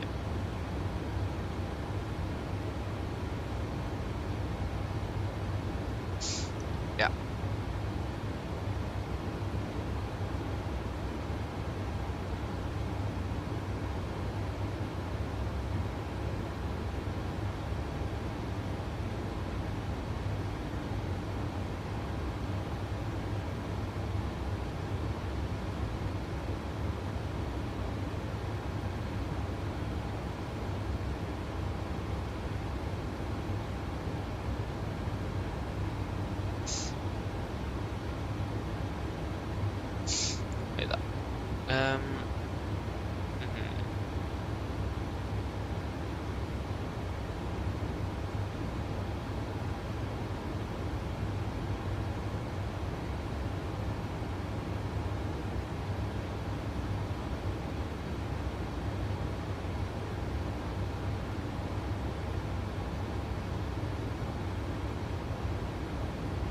What?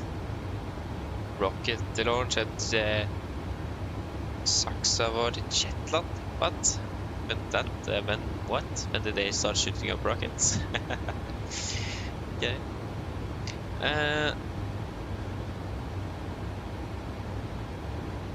Actually, no, I don't. I only have the MCP, or MCP and the Max AFS, voted on Finn. But he didn't have the NGFS, he lost it or something, I don't know. But I was originally going to go for the FMC first, but I got the MCP and the AFS for 4,000 used on Finn, so I took that. It's a bit cheaper than buying it directly from their store over on the other side of the world, so I took that. But I will get it one day, and I'm really looking forward for it. Only problem is that they don't have the 77 fans to be FMS though, or the CDU. That's a bit of a bummer.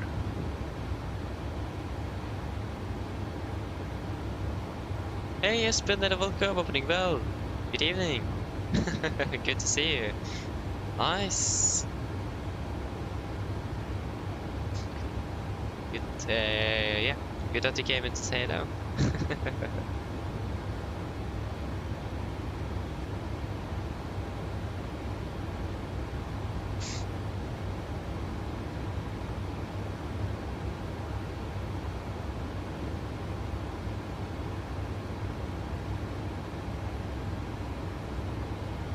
There we go.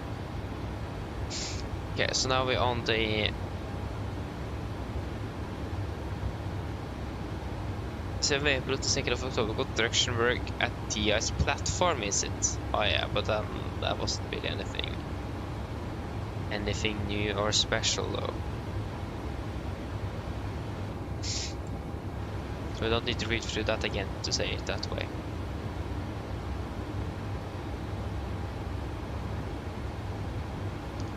But yeah, we can start setting up.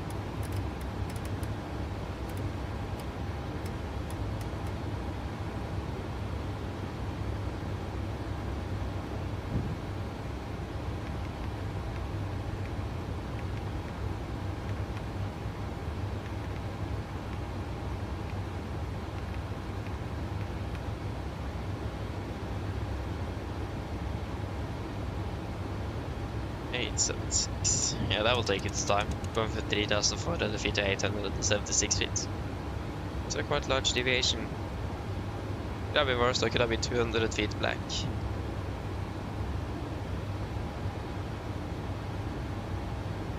Hey, that's good to hear, that's good to hear. Nice, Espen. Thank you very much, though, appreciate it. I'm happy that you learn something new all the time. That's the most important, isn't it? That's very good. And I know I accomplished my goals. That's good to hear. Thank you.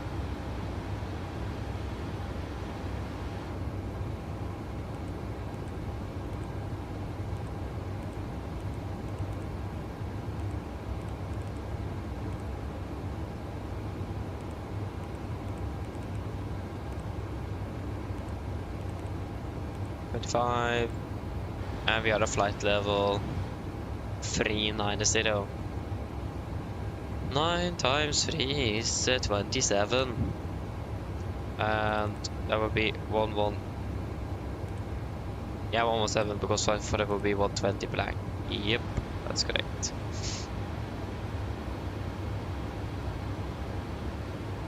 Okay, nice Jesper. Enjoy that. Sounds good. Yes, landing runway 19 right. It will be 3.1 on the climb. We missed approach gradient, I mean.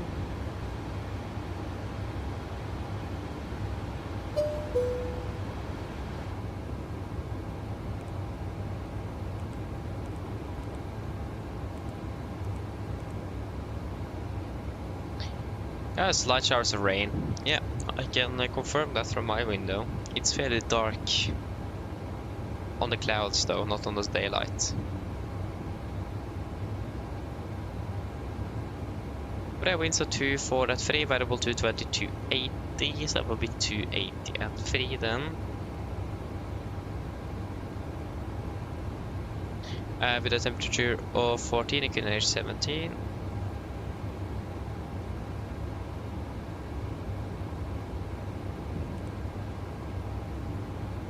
That's 1 ton. We take 800 then instead, so yeah, 55.1.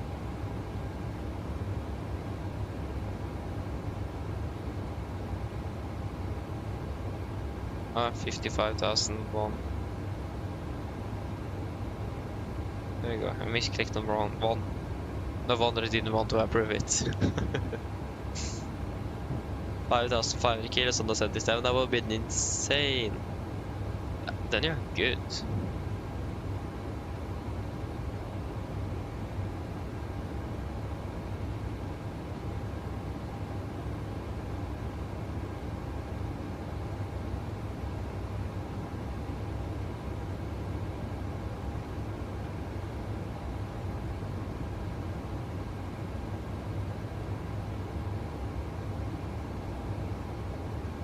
Maybe we should go with flaps 40 on this one actually.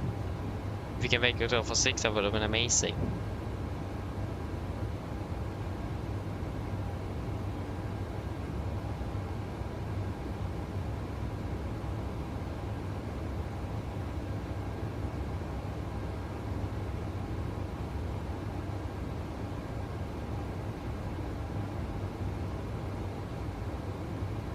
Yeah, still a dry runway as well, it's not even wet. At least our side will then move 6.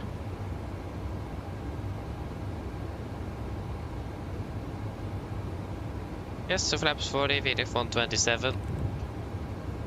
Yep.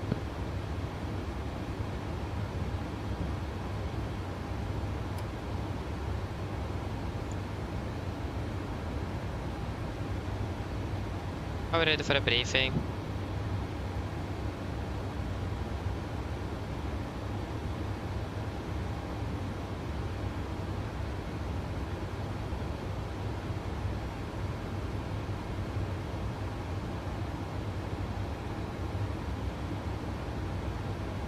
Yes, so approach briefing then. Okay.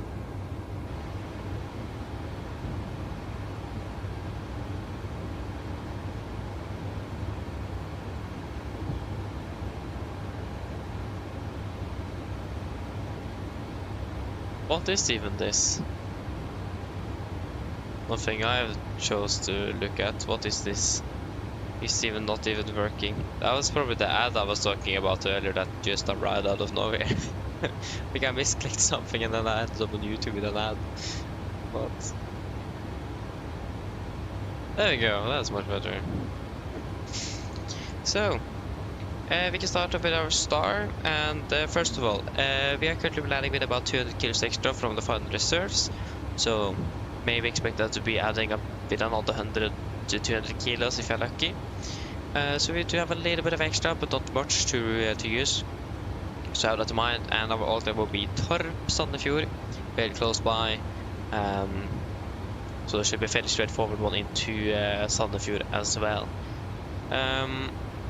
Weather condition there is good, so shouldn't really expect any problems into Sandefjord, and the weather condition is also good in Gardermoen, so we shouldn't expect any problems in here.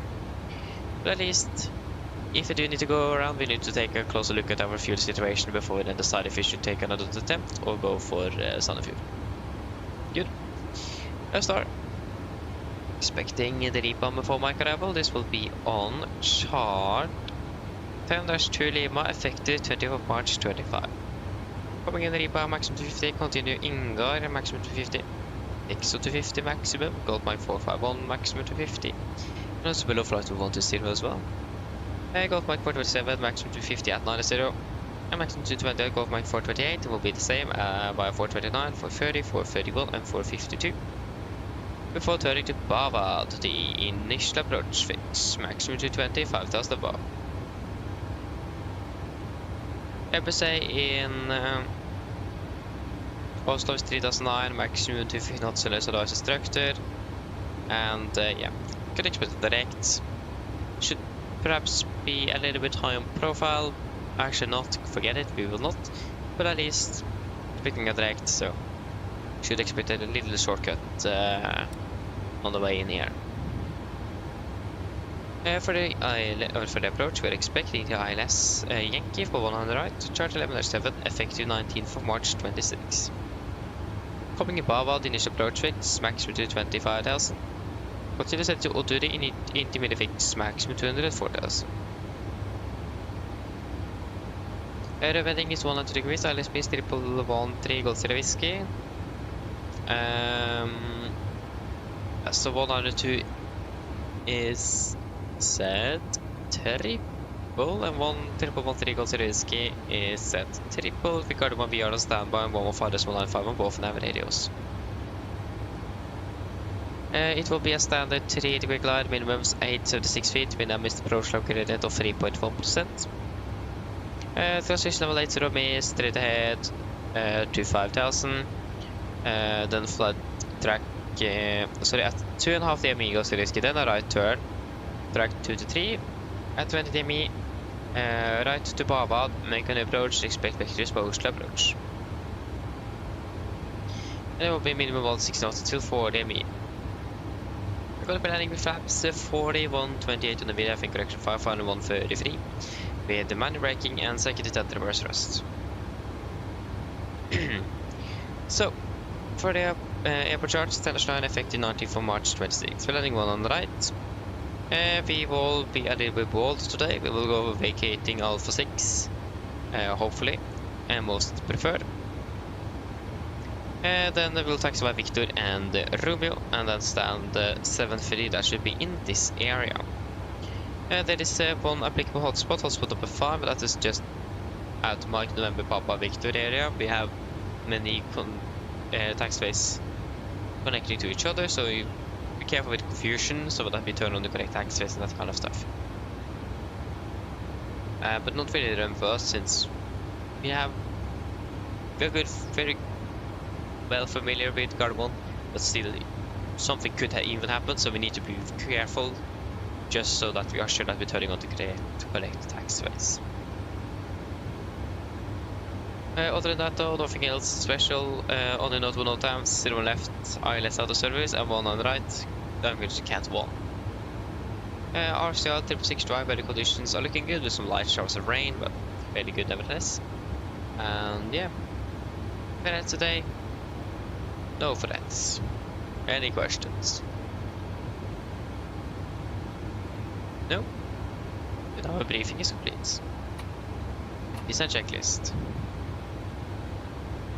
This is a checklist specification, landing altitude 700 feet, rig goal checked, auto brake off, land gate of VRF 128, minimum 876, approach briefing completed, descent checklist.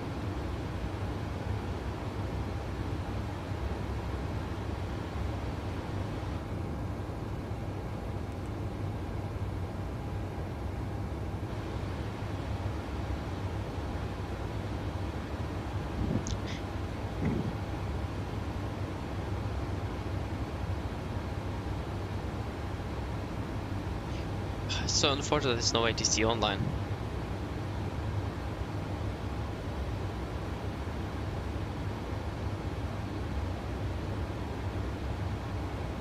We do have an SES, of course, from Billund in front, so let's see what he does that.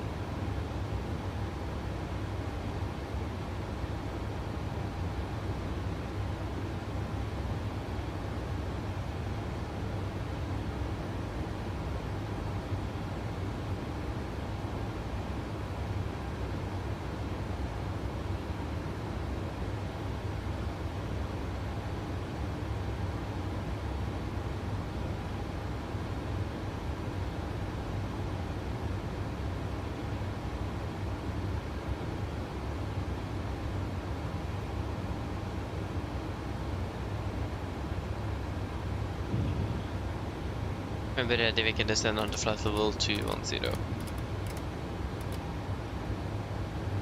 210 set.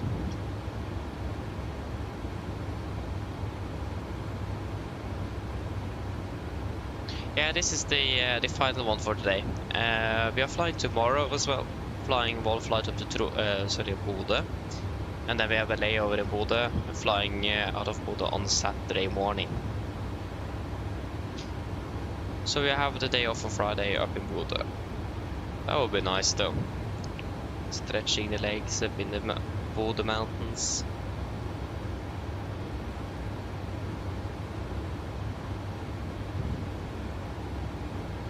So this is thankfully the last one.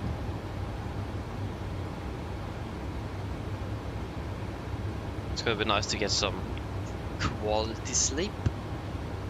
Never saying no to that.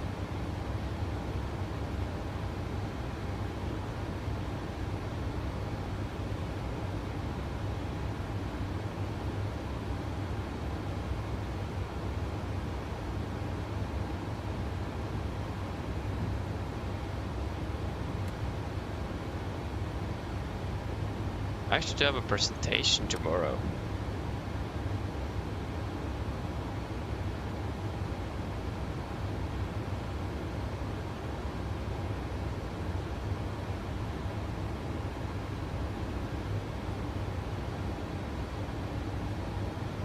Yeah.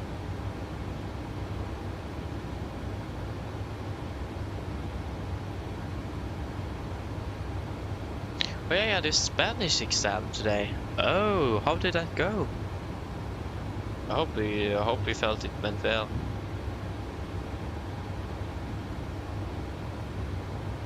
At least, cross my fingers for that. But yeah, I understand that. I feel that as well. It would be nice to be on the ground in Oslo.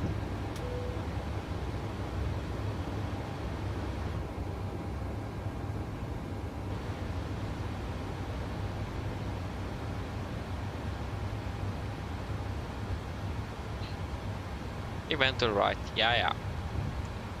I mean, exams is just such a strange concept that you should learn, like, you should show everything I've learned over so many years in 5 hours. It's quite the challenge to actually accomplish well. It's not impossible, but it's not easy neither. So, yeah, just a little, like, could have done it well without the exams, really.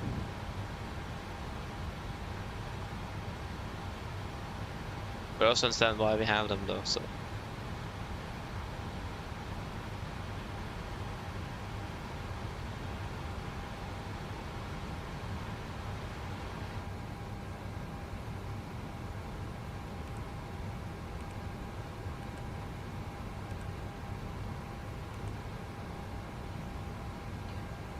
Yeah, 40 minutes of light showers of rain and some light winds from the south, west. And 15? Can't be 15, 14. Miljøværdet, dette er kaptein snakker, en liten noting frem fra cockpit. Som dere kanskje har lagt merke til, så begynte nedstyres ned mot Oslo lufthavn Gardermoen, og vi får øyeblikket ventet til rundt ca. 25 minutter. Værforholdene i Oslo for øyeblikket ser rimelig greit ut, med noe lett vind kommende fra sør-vest, rundt 14 grader Og så er det noe lett regnbygge for øyeblikket i området. Ellers, vi forventer for øyeblikket å parkere på gaten cirka på tide, kanskje noen få minutter bak skjema, men forventer ikke noe videre eller noe særlig forsinkelser innover mot Oslo for øyeblikket. Ellers, vi håper at det er veldig fin flytur med Norwegian dag, og vi er opptatt av å fly med oss. Vi håper vi ser dere igjen for neste flytur, og så ønsker vi en fin kveld videre. Takk. Ladies and gentlemen, this is your captain speaking. It's a quick update from the flight deck. As we noticed, we now start descent down towards Oslo Airport Gardermoen, and we can expect to be landing in approximately 25 minutes. But the conditions down in Oslo at the moment looking very good, with just some light winds from the south-west. Approximately 14 degrees centigrade at the moment, with some light showers of rain in the vicinity of the airport. We are at the moment expecting parking approximately on time, maybe a few minutes behind schedule. But at least we do not expect any significant any delays at all coming into Oslo at the moment. Otherwise, we'll enjoy this flight to Norwegian, and we do thank you for choosing us. We'll see you again on the next flight, and we wish you a pleasant evening. Thank you.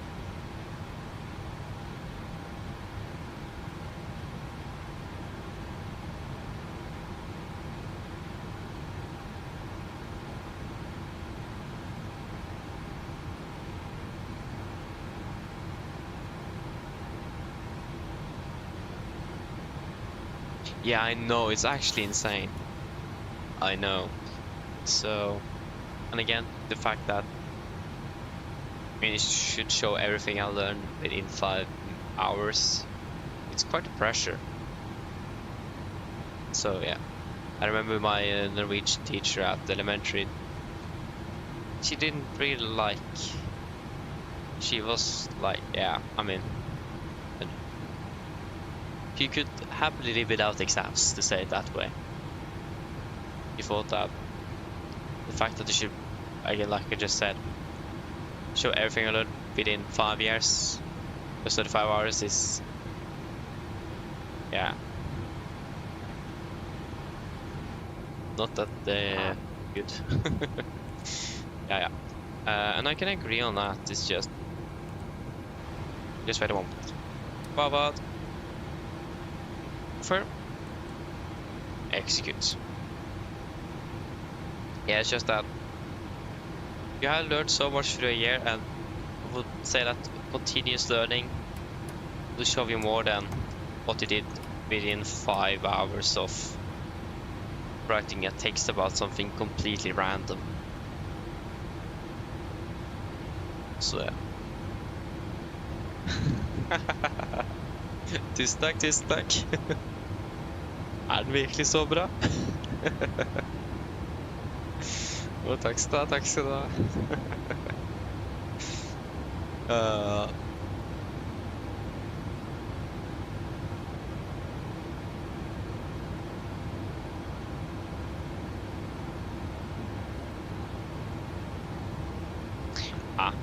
Sounds good, Jesper, sounds good.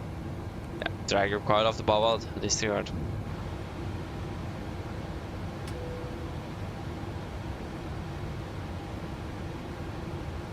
Yeah, we can't prepare the cabin, so we will just go full on with that. Cabin is secure right now. That's something I just don't understand with FSLTL cargo. Sometimes it has more baggage than GSX loads, and then it gets stuck. So then they think we're still on the ground at our departure airport. That's actually so annoying.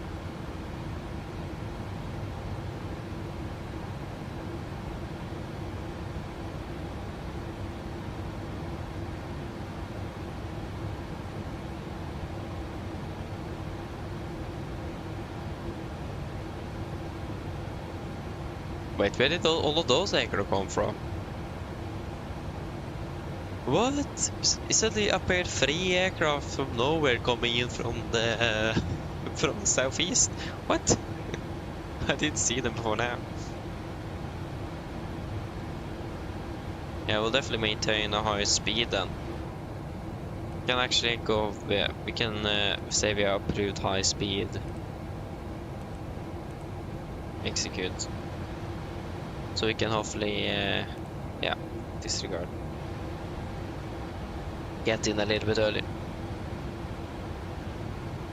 Oh, not bad. But yes, but not bad.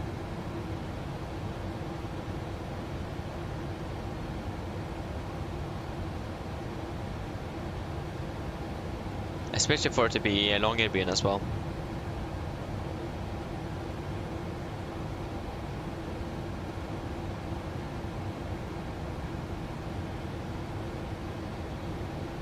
Up a phone I haven't died, I have like 5% left.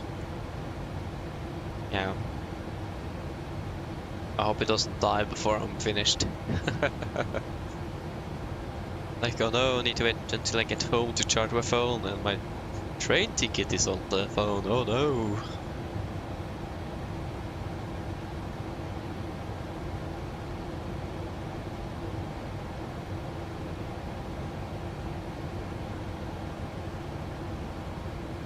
Ah, nice though, Jesper. Sounds good, sounds good.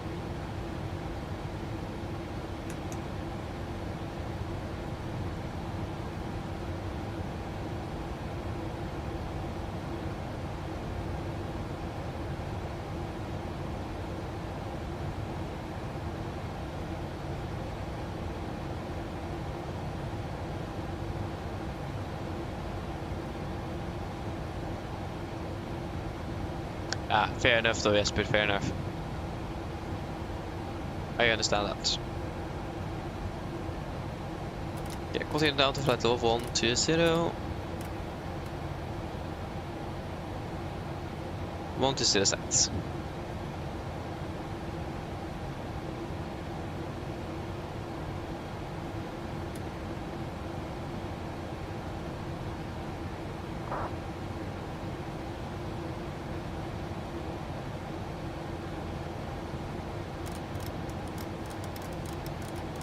Ha ha ha ha.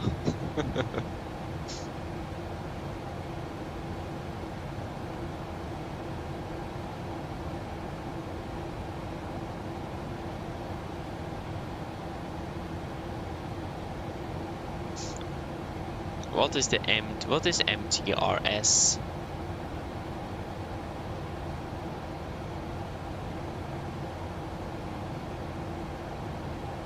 Never heard of it. MTRS. Or do you mean the RTA progress? Oh yeah, the meters. Ah, I don't know. I just don't use it. I thought you meant the RTA progress. Yeah, I just don't really use it.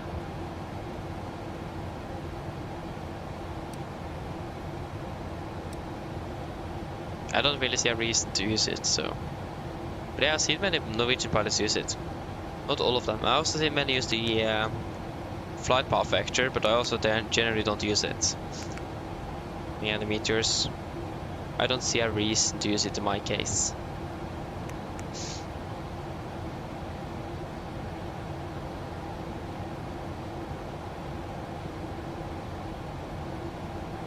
Okay, there's this MTRS.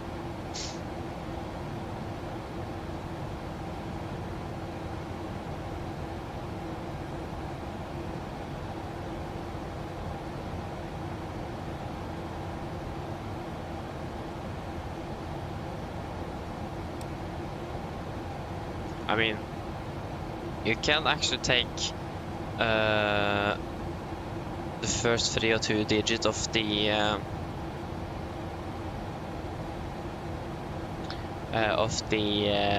meters though, and get the approximate time you need to descend, or the miles you need for the descent. But you also can do it in your head. It's like, yeah. I just don't really see a reason to use it. And then I also don't need to fill up my PFD with all kinds of information I don't need, so. But I mean, it's probably just personal preference, really. So you use it all the time. I mean, again, personal preference. I haven't said anything in the SOPs about a requirement of using meters, so.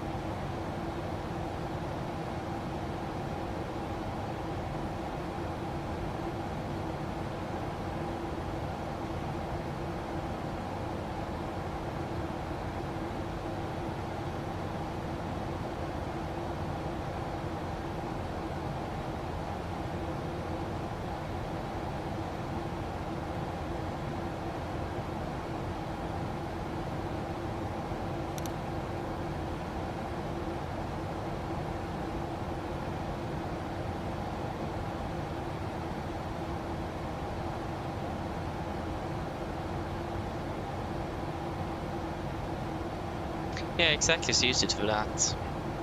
I mean, also again, especially descent, I can understand, but I can generally do it in my head fairly quickly if I'm not overthinking. So, so yeah. I mean, maybe next time if I see someone use it, maybe I should ask them when I'm out flying why they use it. I will probably get a lot of different answers, but probably a lot of familiar or similar ones as well. Because you can imagine it's personal preference. Oh yeah, right, you're going out on Friday, yes. Right, yeah, you can definitely ask them. Started on traffic, Nordic 51, Juliet turning right, 004 please, got it on traffic.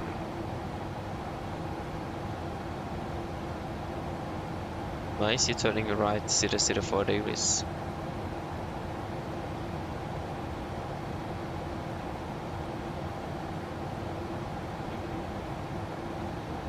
Putting down to flight low 100. Set. Yeah, the max cockpit. You will love it. Absolutely amazing aircraft.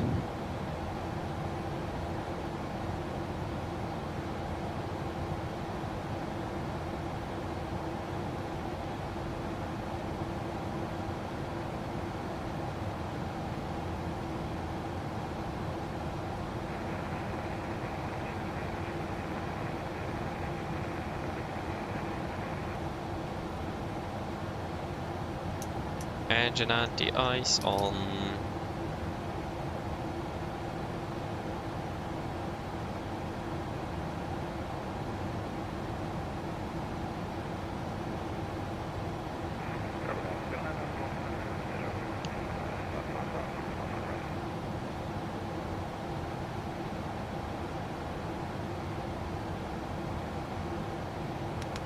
I can start slowing down, so speed into 250 knots. Set. We have a few aircraft that can go in front here. We have a departing aircraft as well, or the aircraft is even that. And not departing. 1000. Continue descending down to 5000 feet, QNH 1017. 5000 set QNH 1017, approach checklist.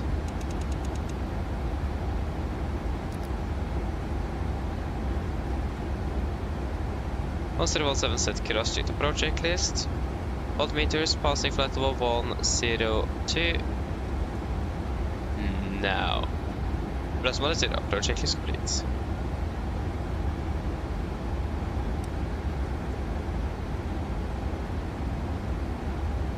Flight level 100. Thank you to the engine address.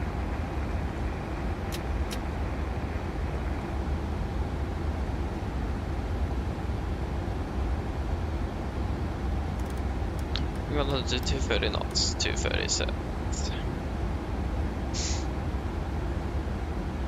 That's some oscillations.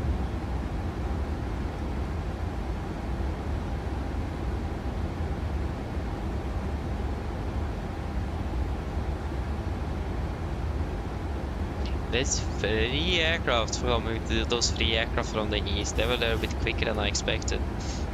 And all of them are there now. Nordic 51, Juliet turning left 325 for tip calculation, runway 19 right. Got it on traffic. Yeah, that's the one. I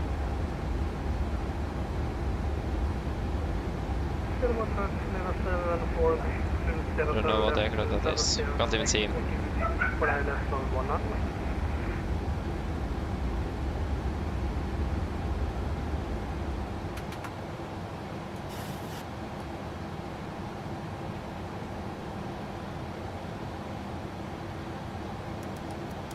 We go to 20 knots, 220 set.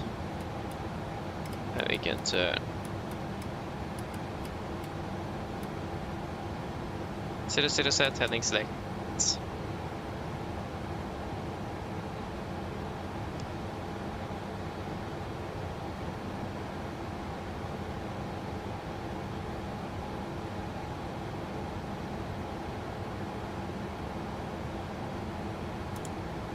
Vertical speed select.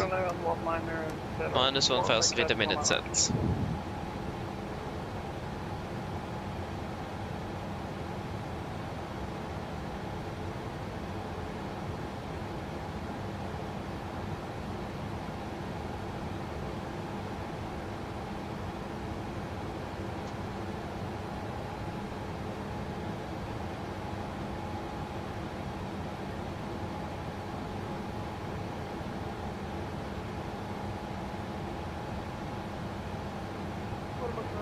Volanta transport Canada 7420 as would you return and final for the ILS runway 1 runway.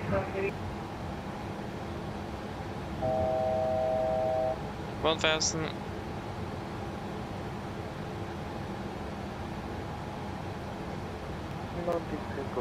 Alpha starting back, starting up, okay.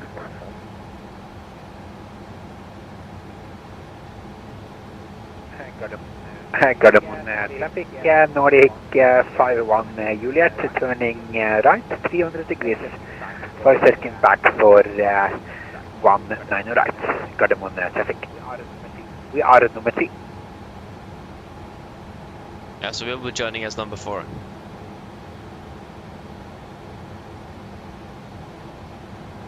Road traffic, Nordic 97, Bravo, current heading 360, and we will join as 4th in queue for 1 on the right, Gardermoen.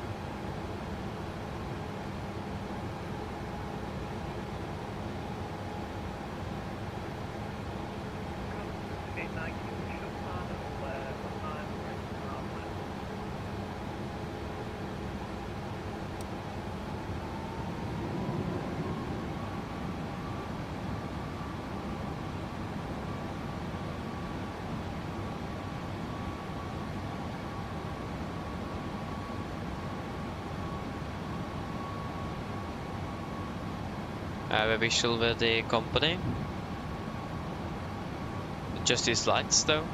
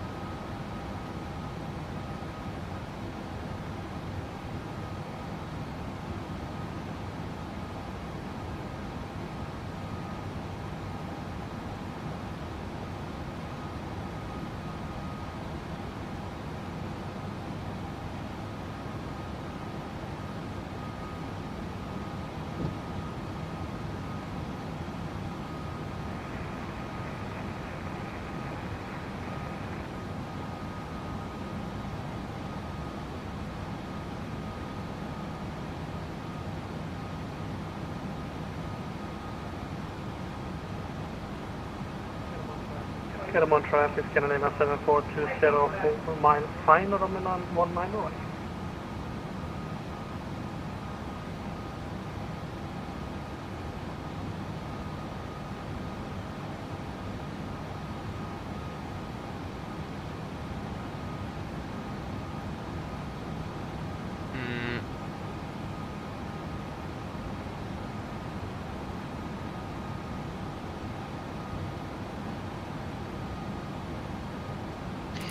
Turn right heading.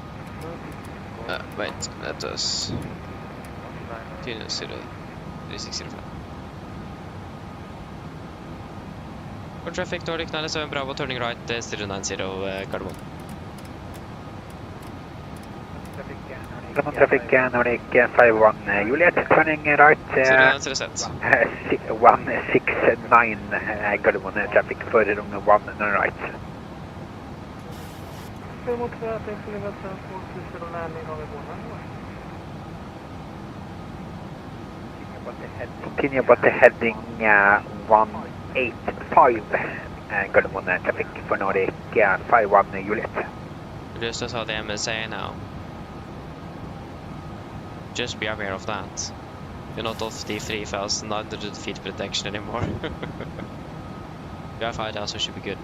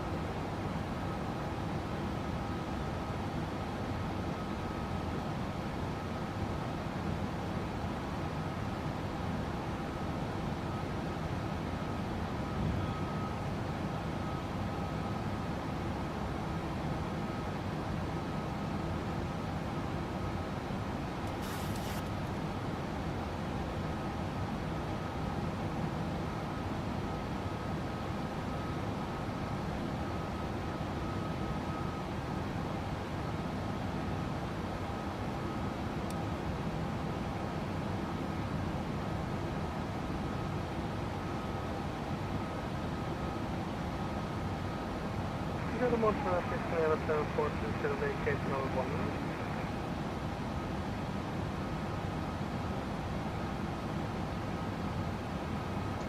What heading could take one?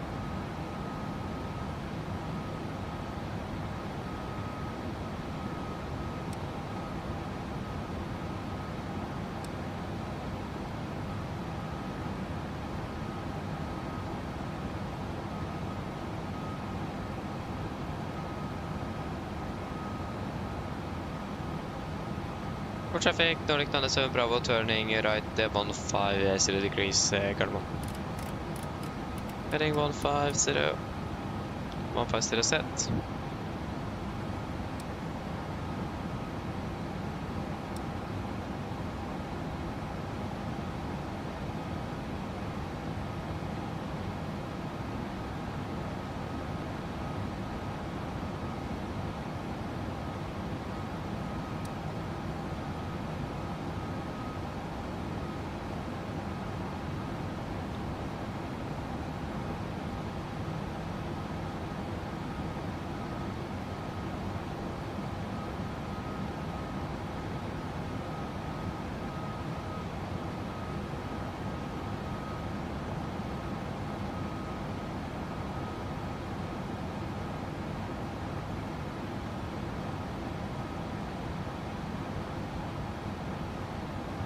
For traffic, Nordic 97 Bravo, turning right 180 degrees, Gardermoen. 180 set.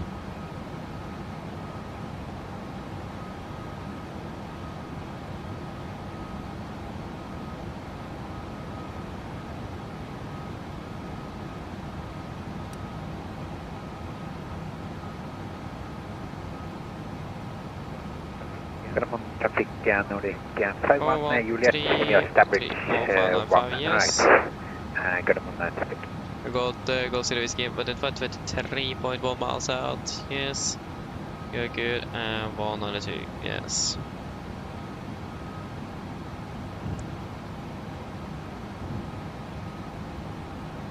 Road traffic, Nordic 96, correction 97 Bravo, turning right 210 to establish on the localizer, correction the ILS for runway 19 right, Gardermoen. 210 set.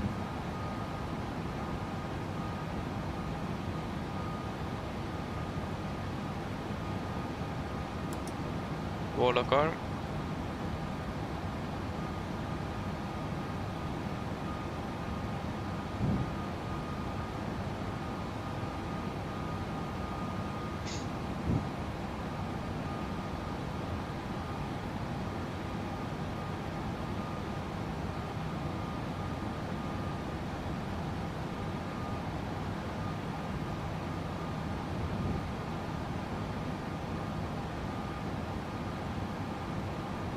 But let's zoom that far in.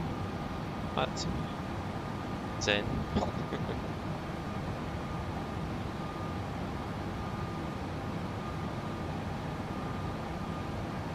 Warlock capture. Gardermoen traffic, Selena 7420, taxi stand 46 via Mike. Pro share.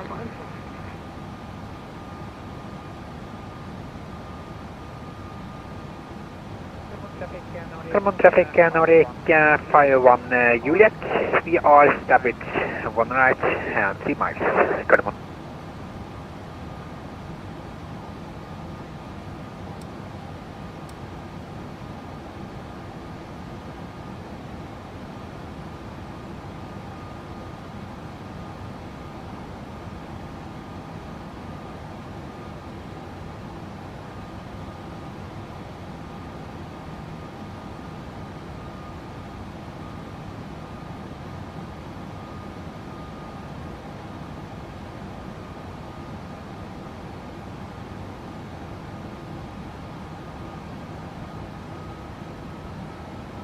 Close to capture, missed approach altitude 5000 set. Laps 5, speed checked. Speed 180. 180 set. Cargo traffic, Nordic 97 Bravo, establish LS 1 right, 13 miles south, Card 1.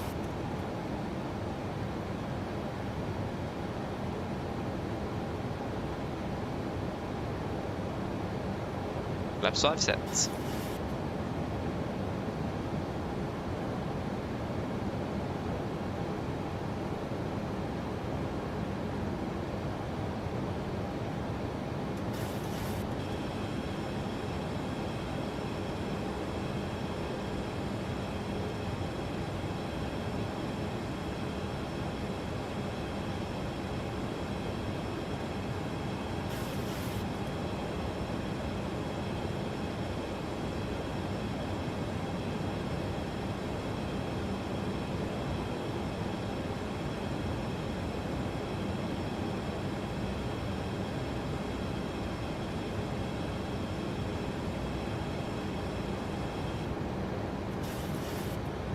Area live QNH 1017, check.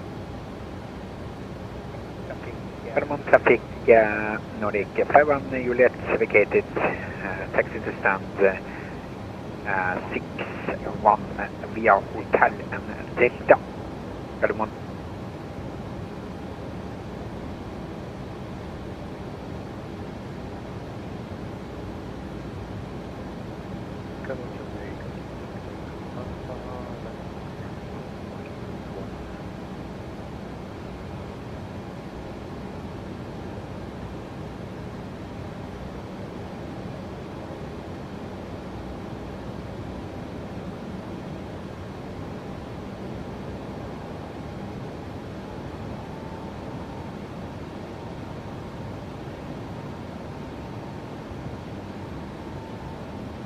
Get down, flaps 15, speed checked. Speed 160.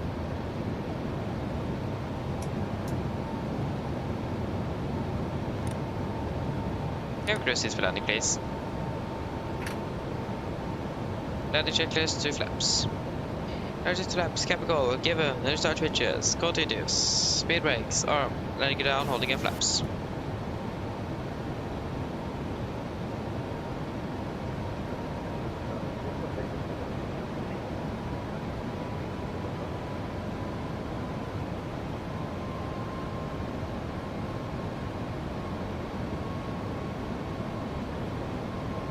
Flaps 25, speed checked.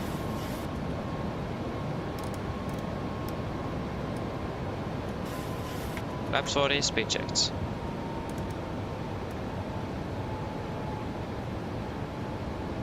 Complete and checklist. Complete and checklist, flaps. 40 planned, 40 green, landing checklist complete. Airport 2000 feel stable, clear to land, or runway clear, perhaps. Cargo traffic, Nordic 97 Bravo, short file on runway 19 right, Card 1.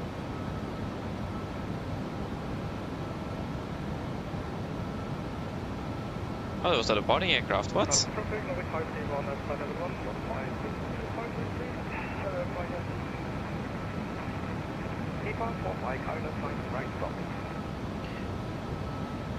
Is he getting out from the autopilot?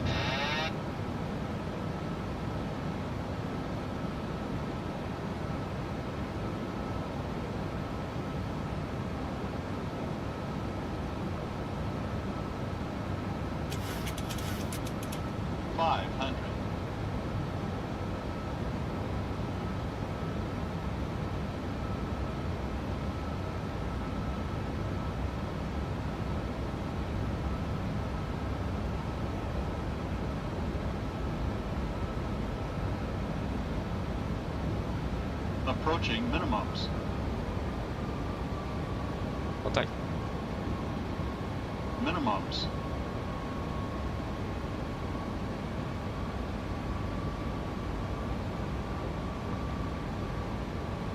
$50, $40, $30, $20, $10.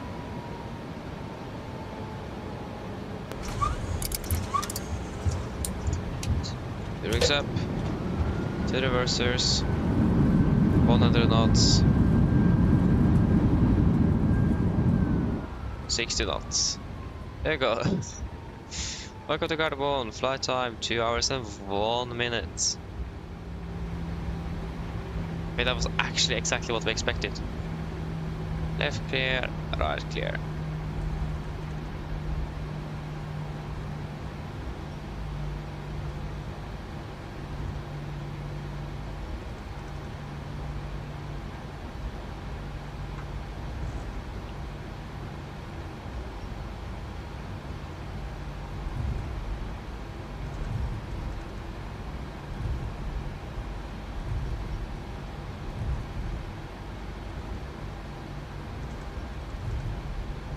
Right clear, left clear.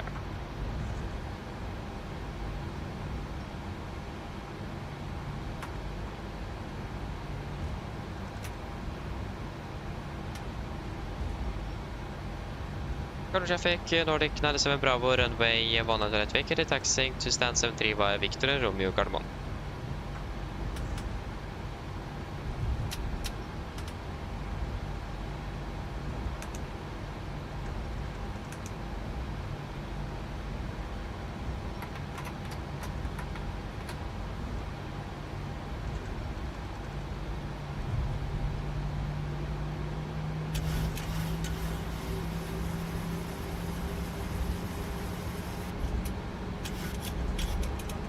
Gardermoen traffic, Nordic 531, continue to flight level 80 to 5,000 feet, Gardermoen.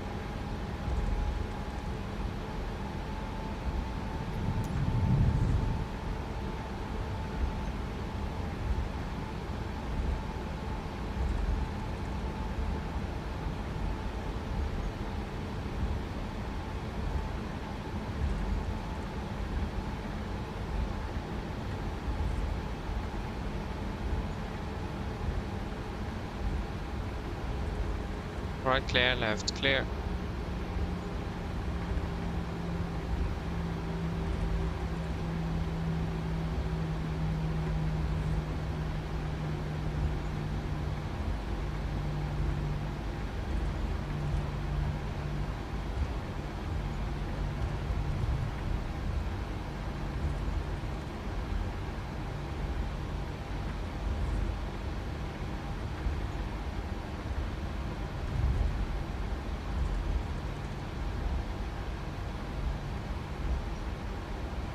Right clear.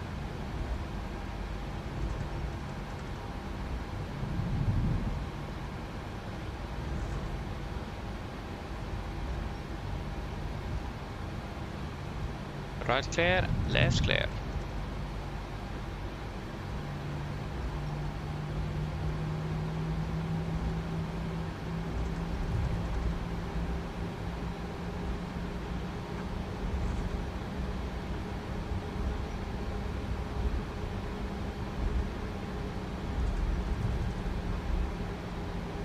Shut on number 2.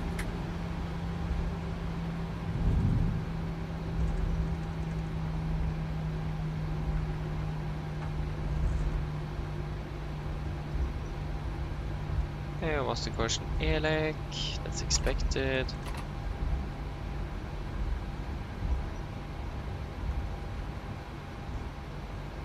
Left clear, stand 7-3.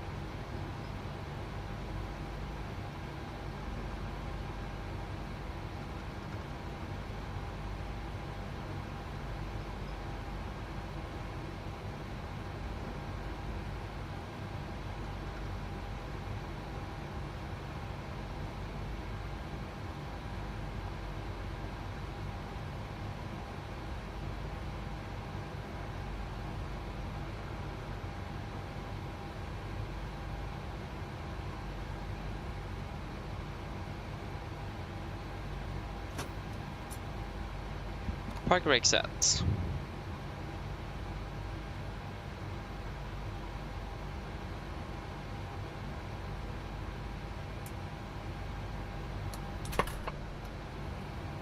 Shuttle number 1.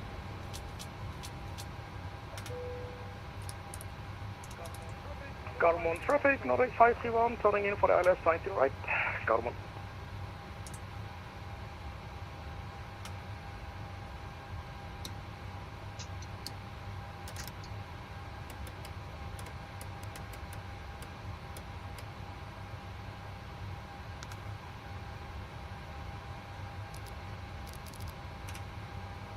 I was pretty much at that, but yeah.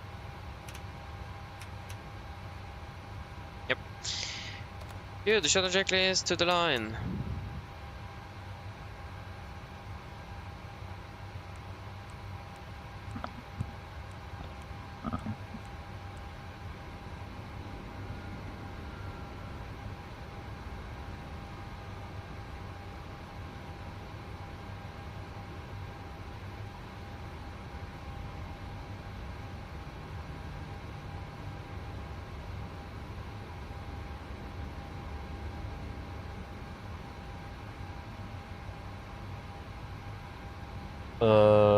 There's a checklist. Shuttle checklist to the line. Fuel pumps off, probe heat off, powder paddle set, flaps up, no light, parking brake set, engine start levers cut off, VED radar off. Shuttle checklist to the line complete.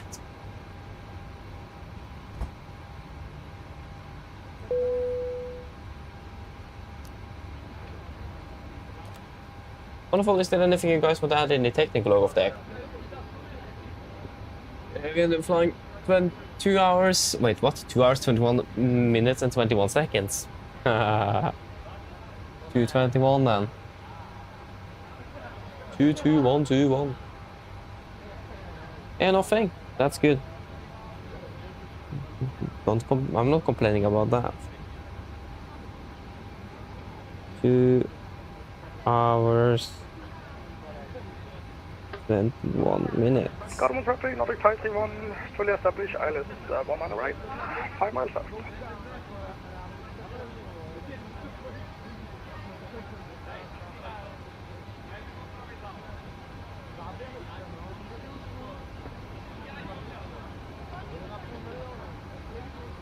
Yes.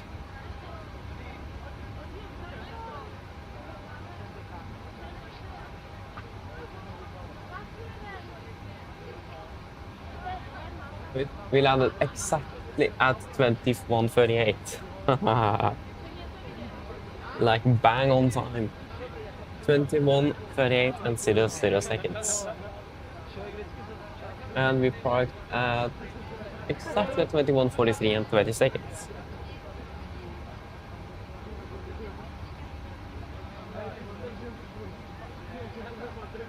Yeah, so we have 2,420. 2,420, and we have burned 4,800, 4,970.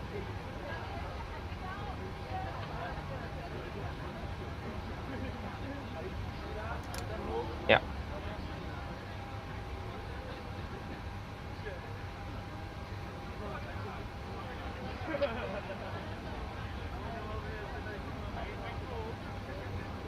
'87 and '89.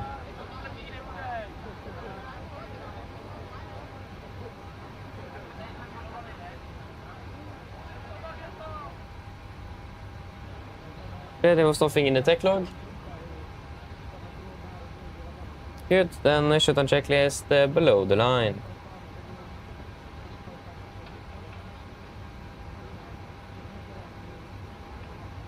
Shuttle checklist below the line.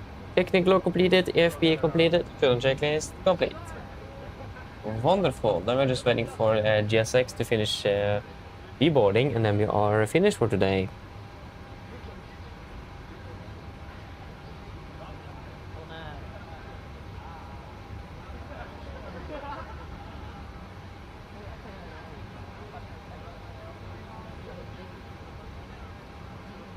Yeah, thank you, Jesper. Thank you for tuning in.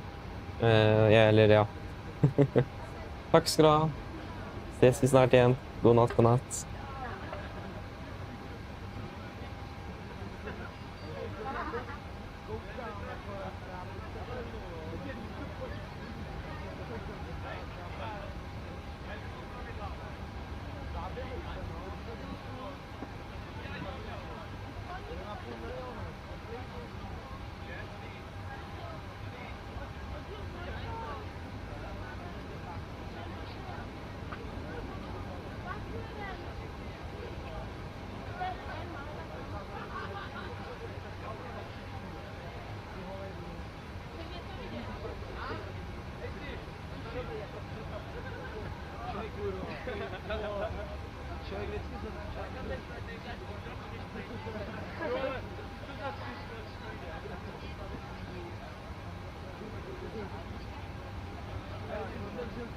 Yeah. Thank you, thank you.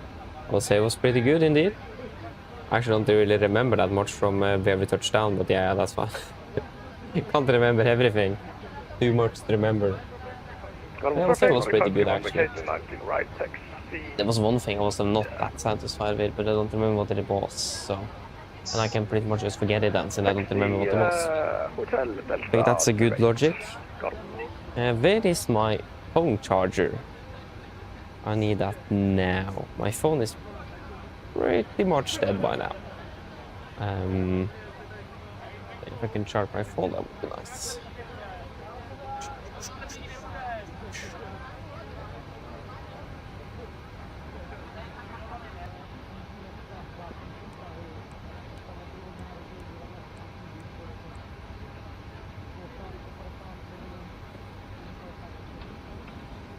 Of course, you know, forgot to charge before we started. Because I suddenly realized it was less than 30 minutes before we started, and I just... What? I thought I had more time available than I had. It's so difficult, isn't it? But at least we are finished with the boarding. Stefan Cargo doesn't know that, so we will just exit it, and we are good.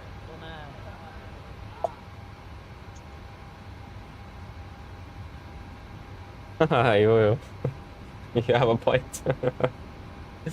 Yeah. Let us then shut down the aircraft. I don't have anything else to do here. If you guys don't have any other things to be aware of, or that we should have remembered.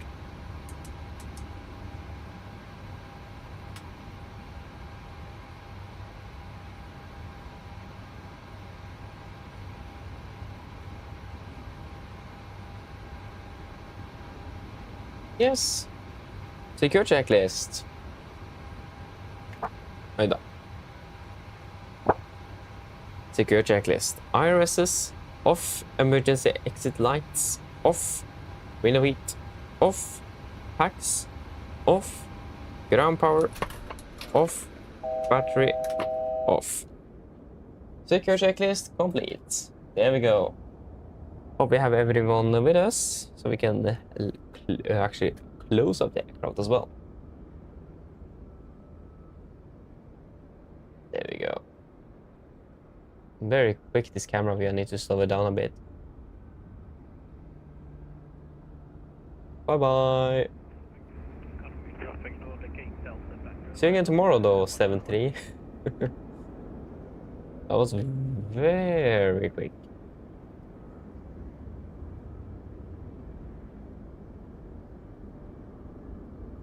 And of course, yeah, that's the standard pushback truck in Oslo, where that orange flag, of course, that goes through the jet bridge, or the walkway. This is not a jet bridge, but this is like a connecting point, can we call it that?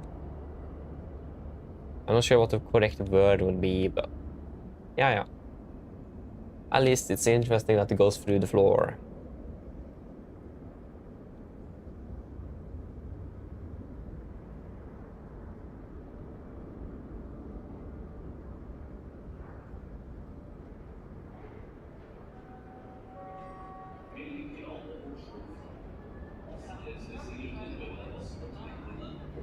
There we go.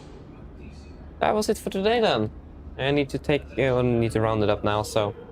Again, we're flying to Bodø tomorrow. Starting fairly late. I think it's like 18:20 something UTC, 2020 local. So yeah, it's a bit later, but finished as well a bit earlier, so... Yeah. But at least that is it for today. Hope that you guys have enjoyed.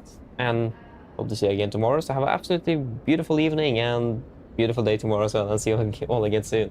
Good night. Traffic for the gate, Delta Tank 34.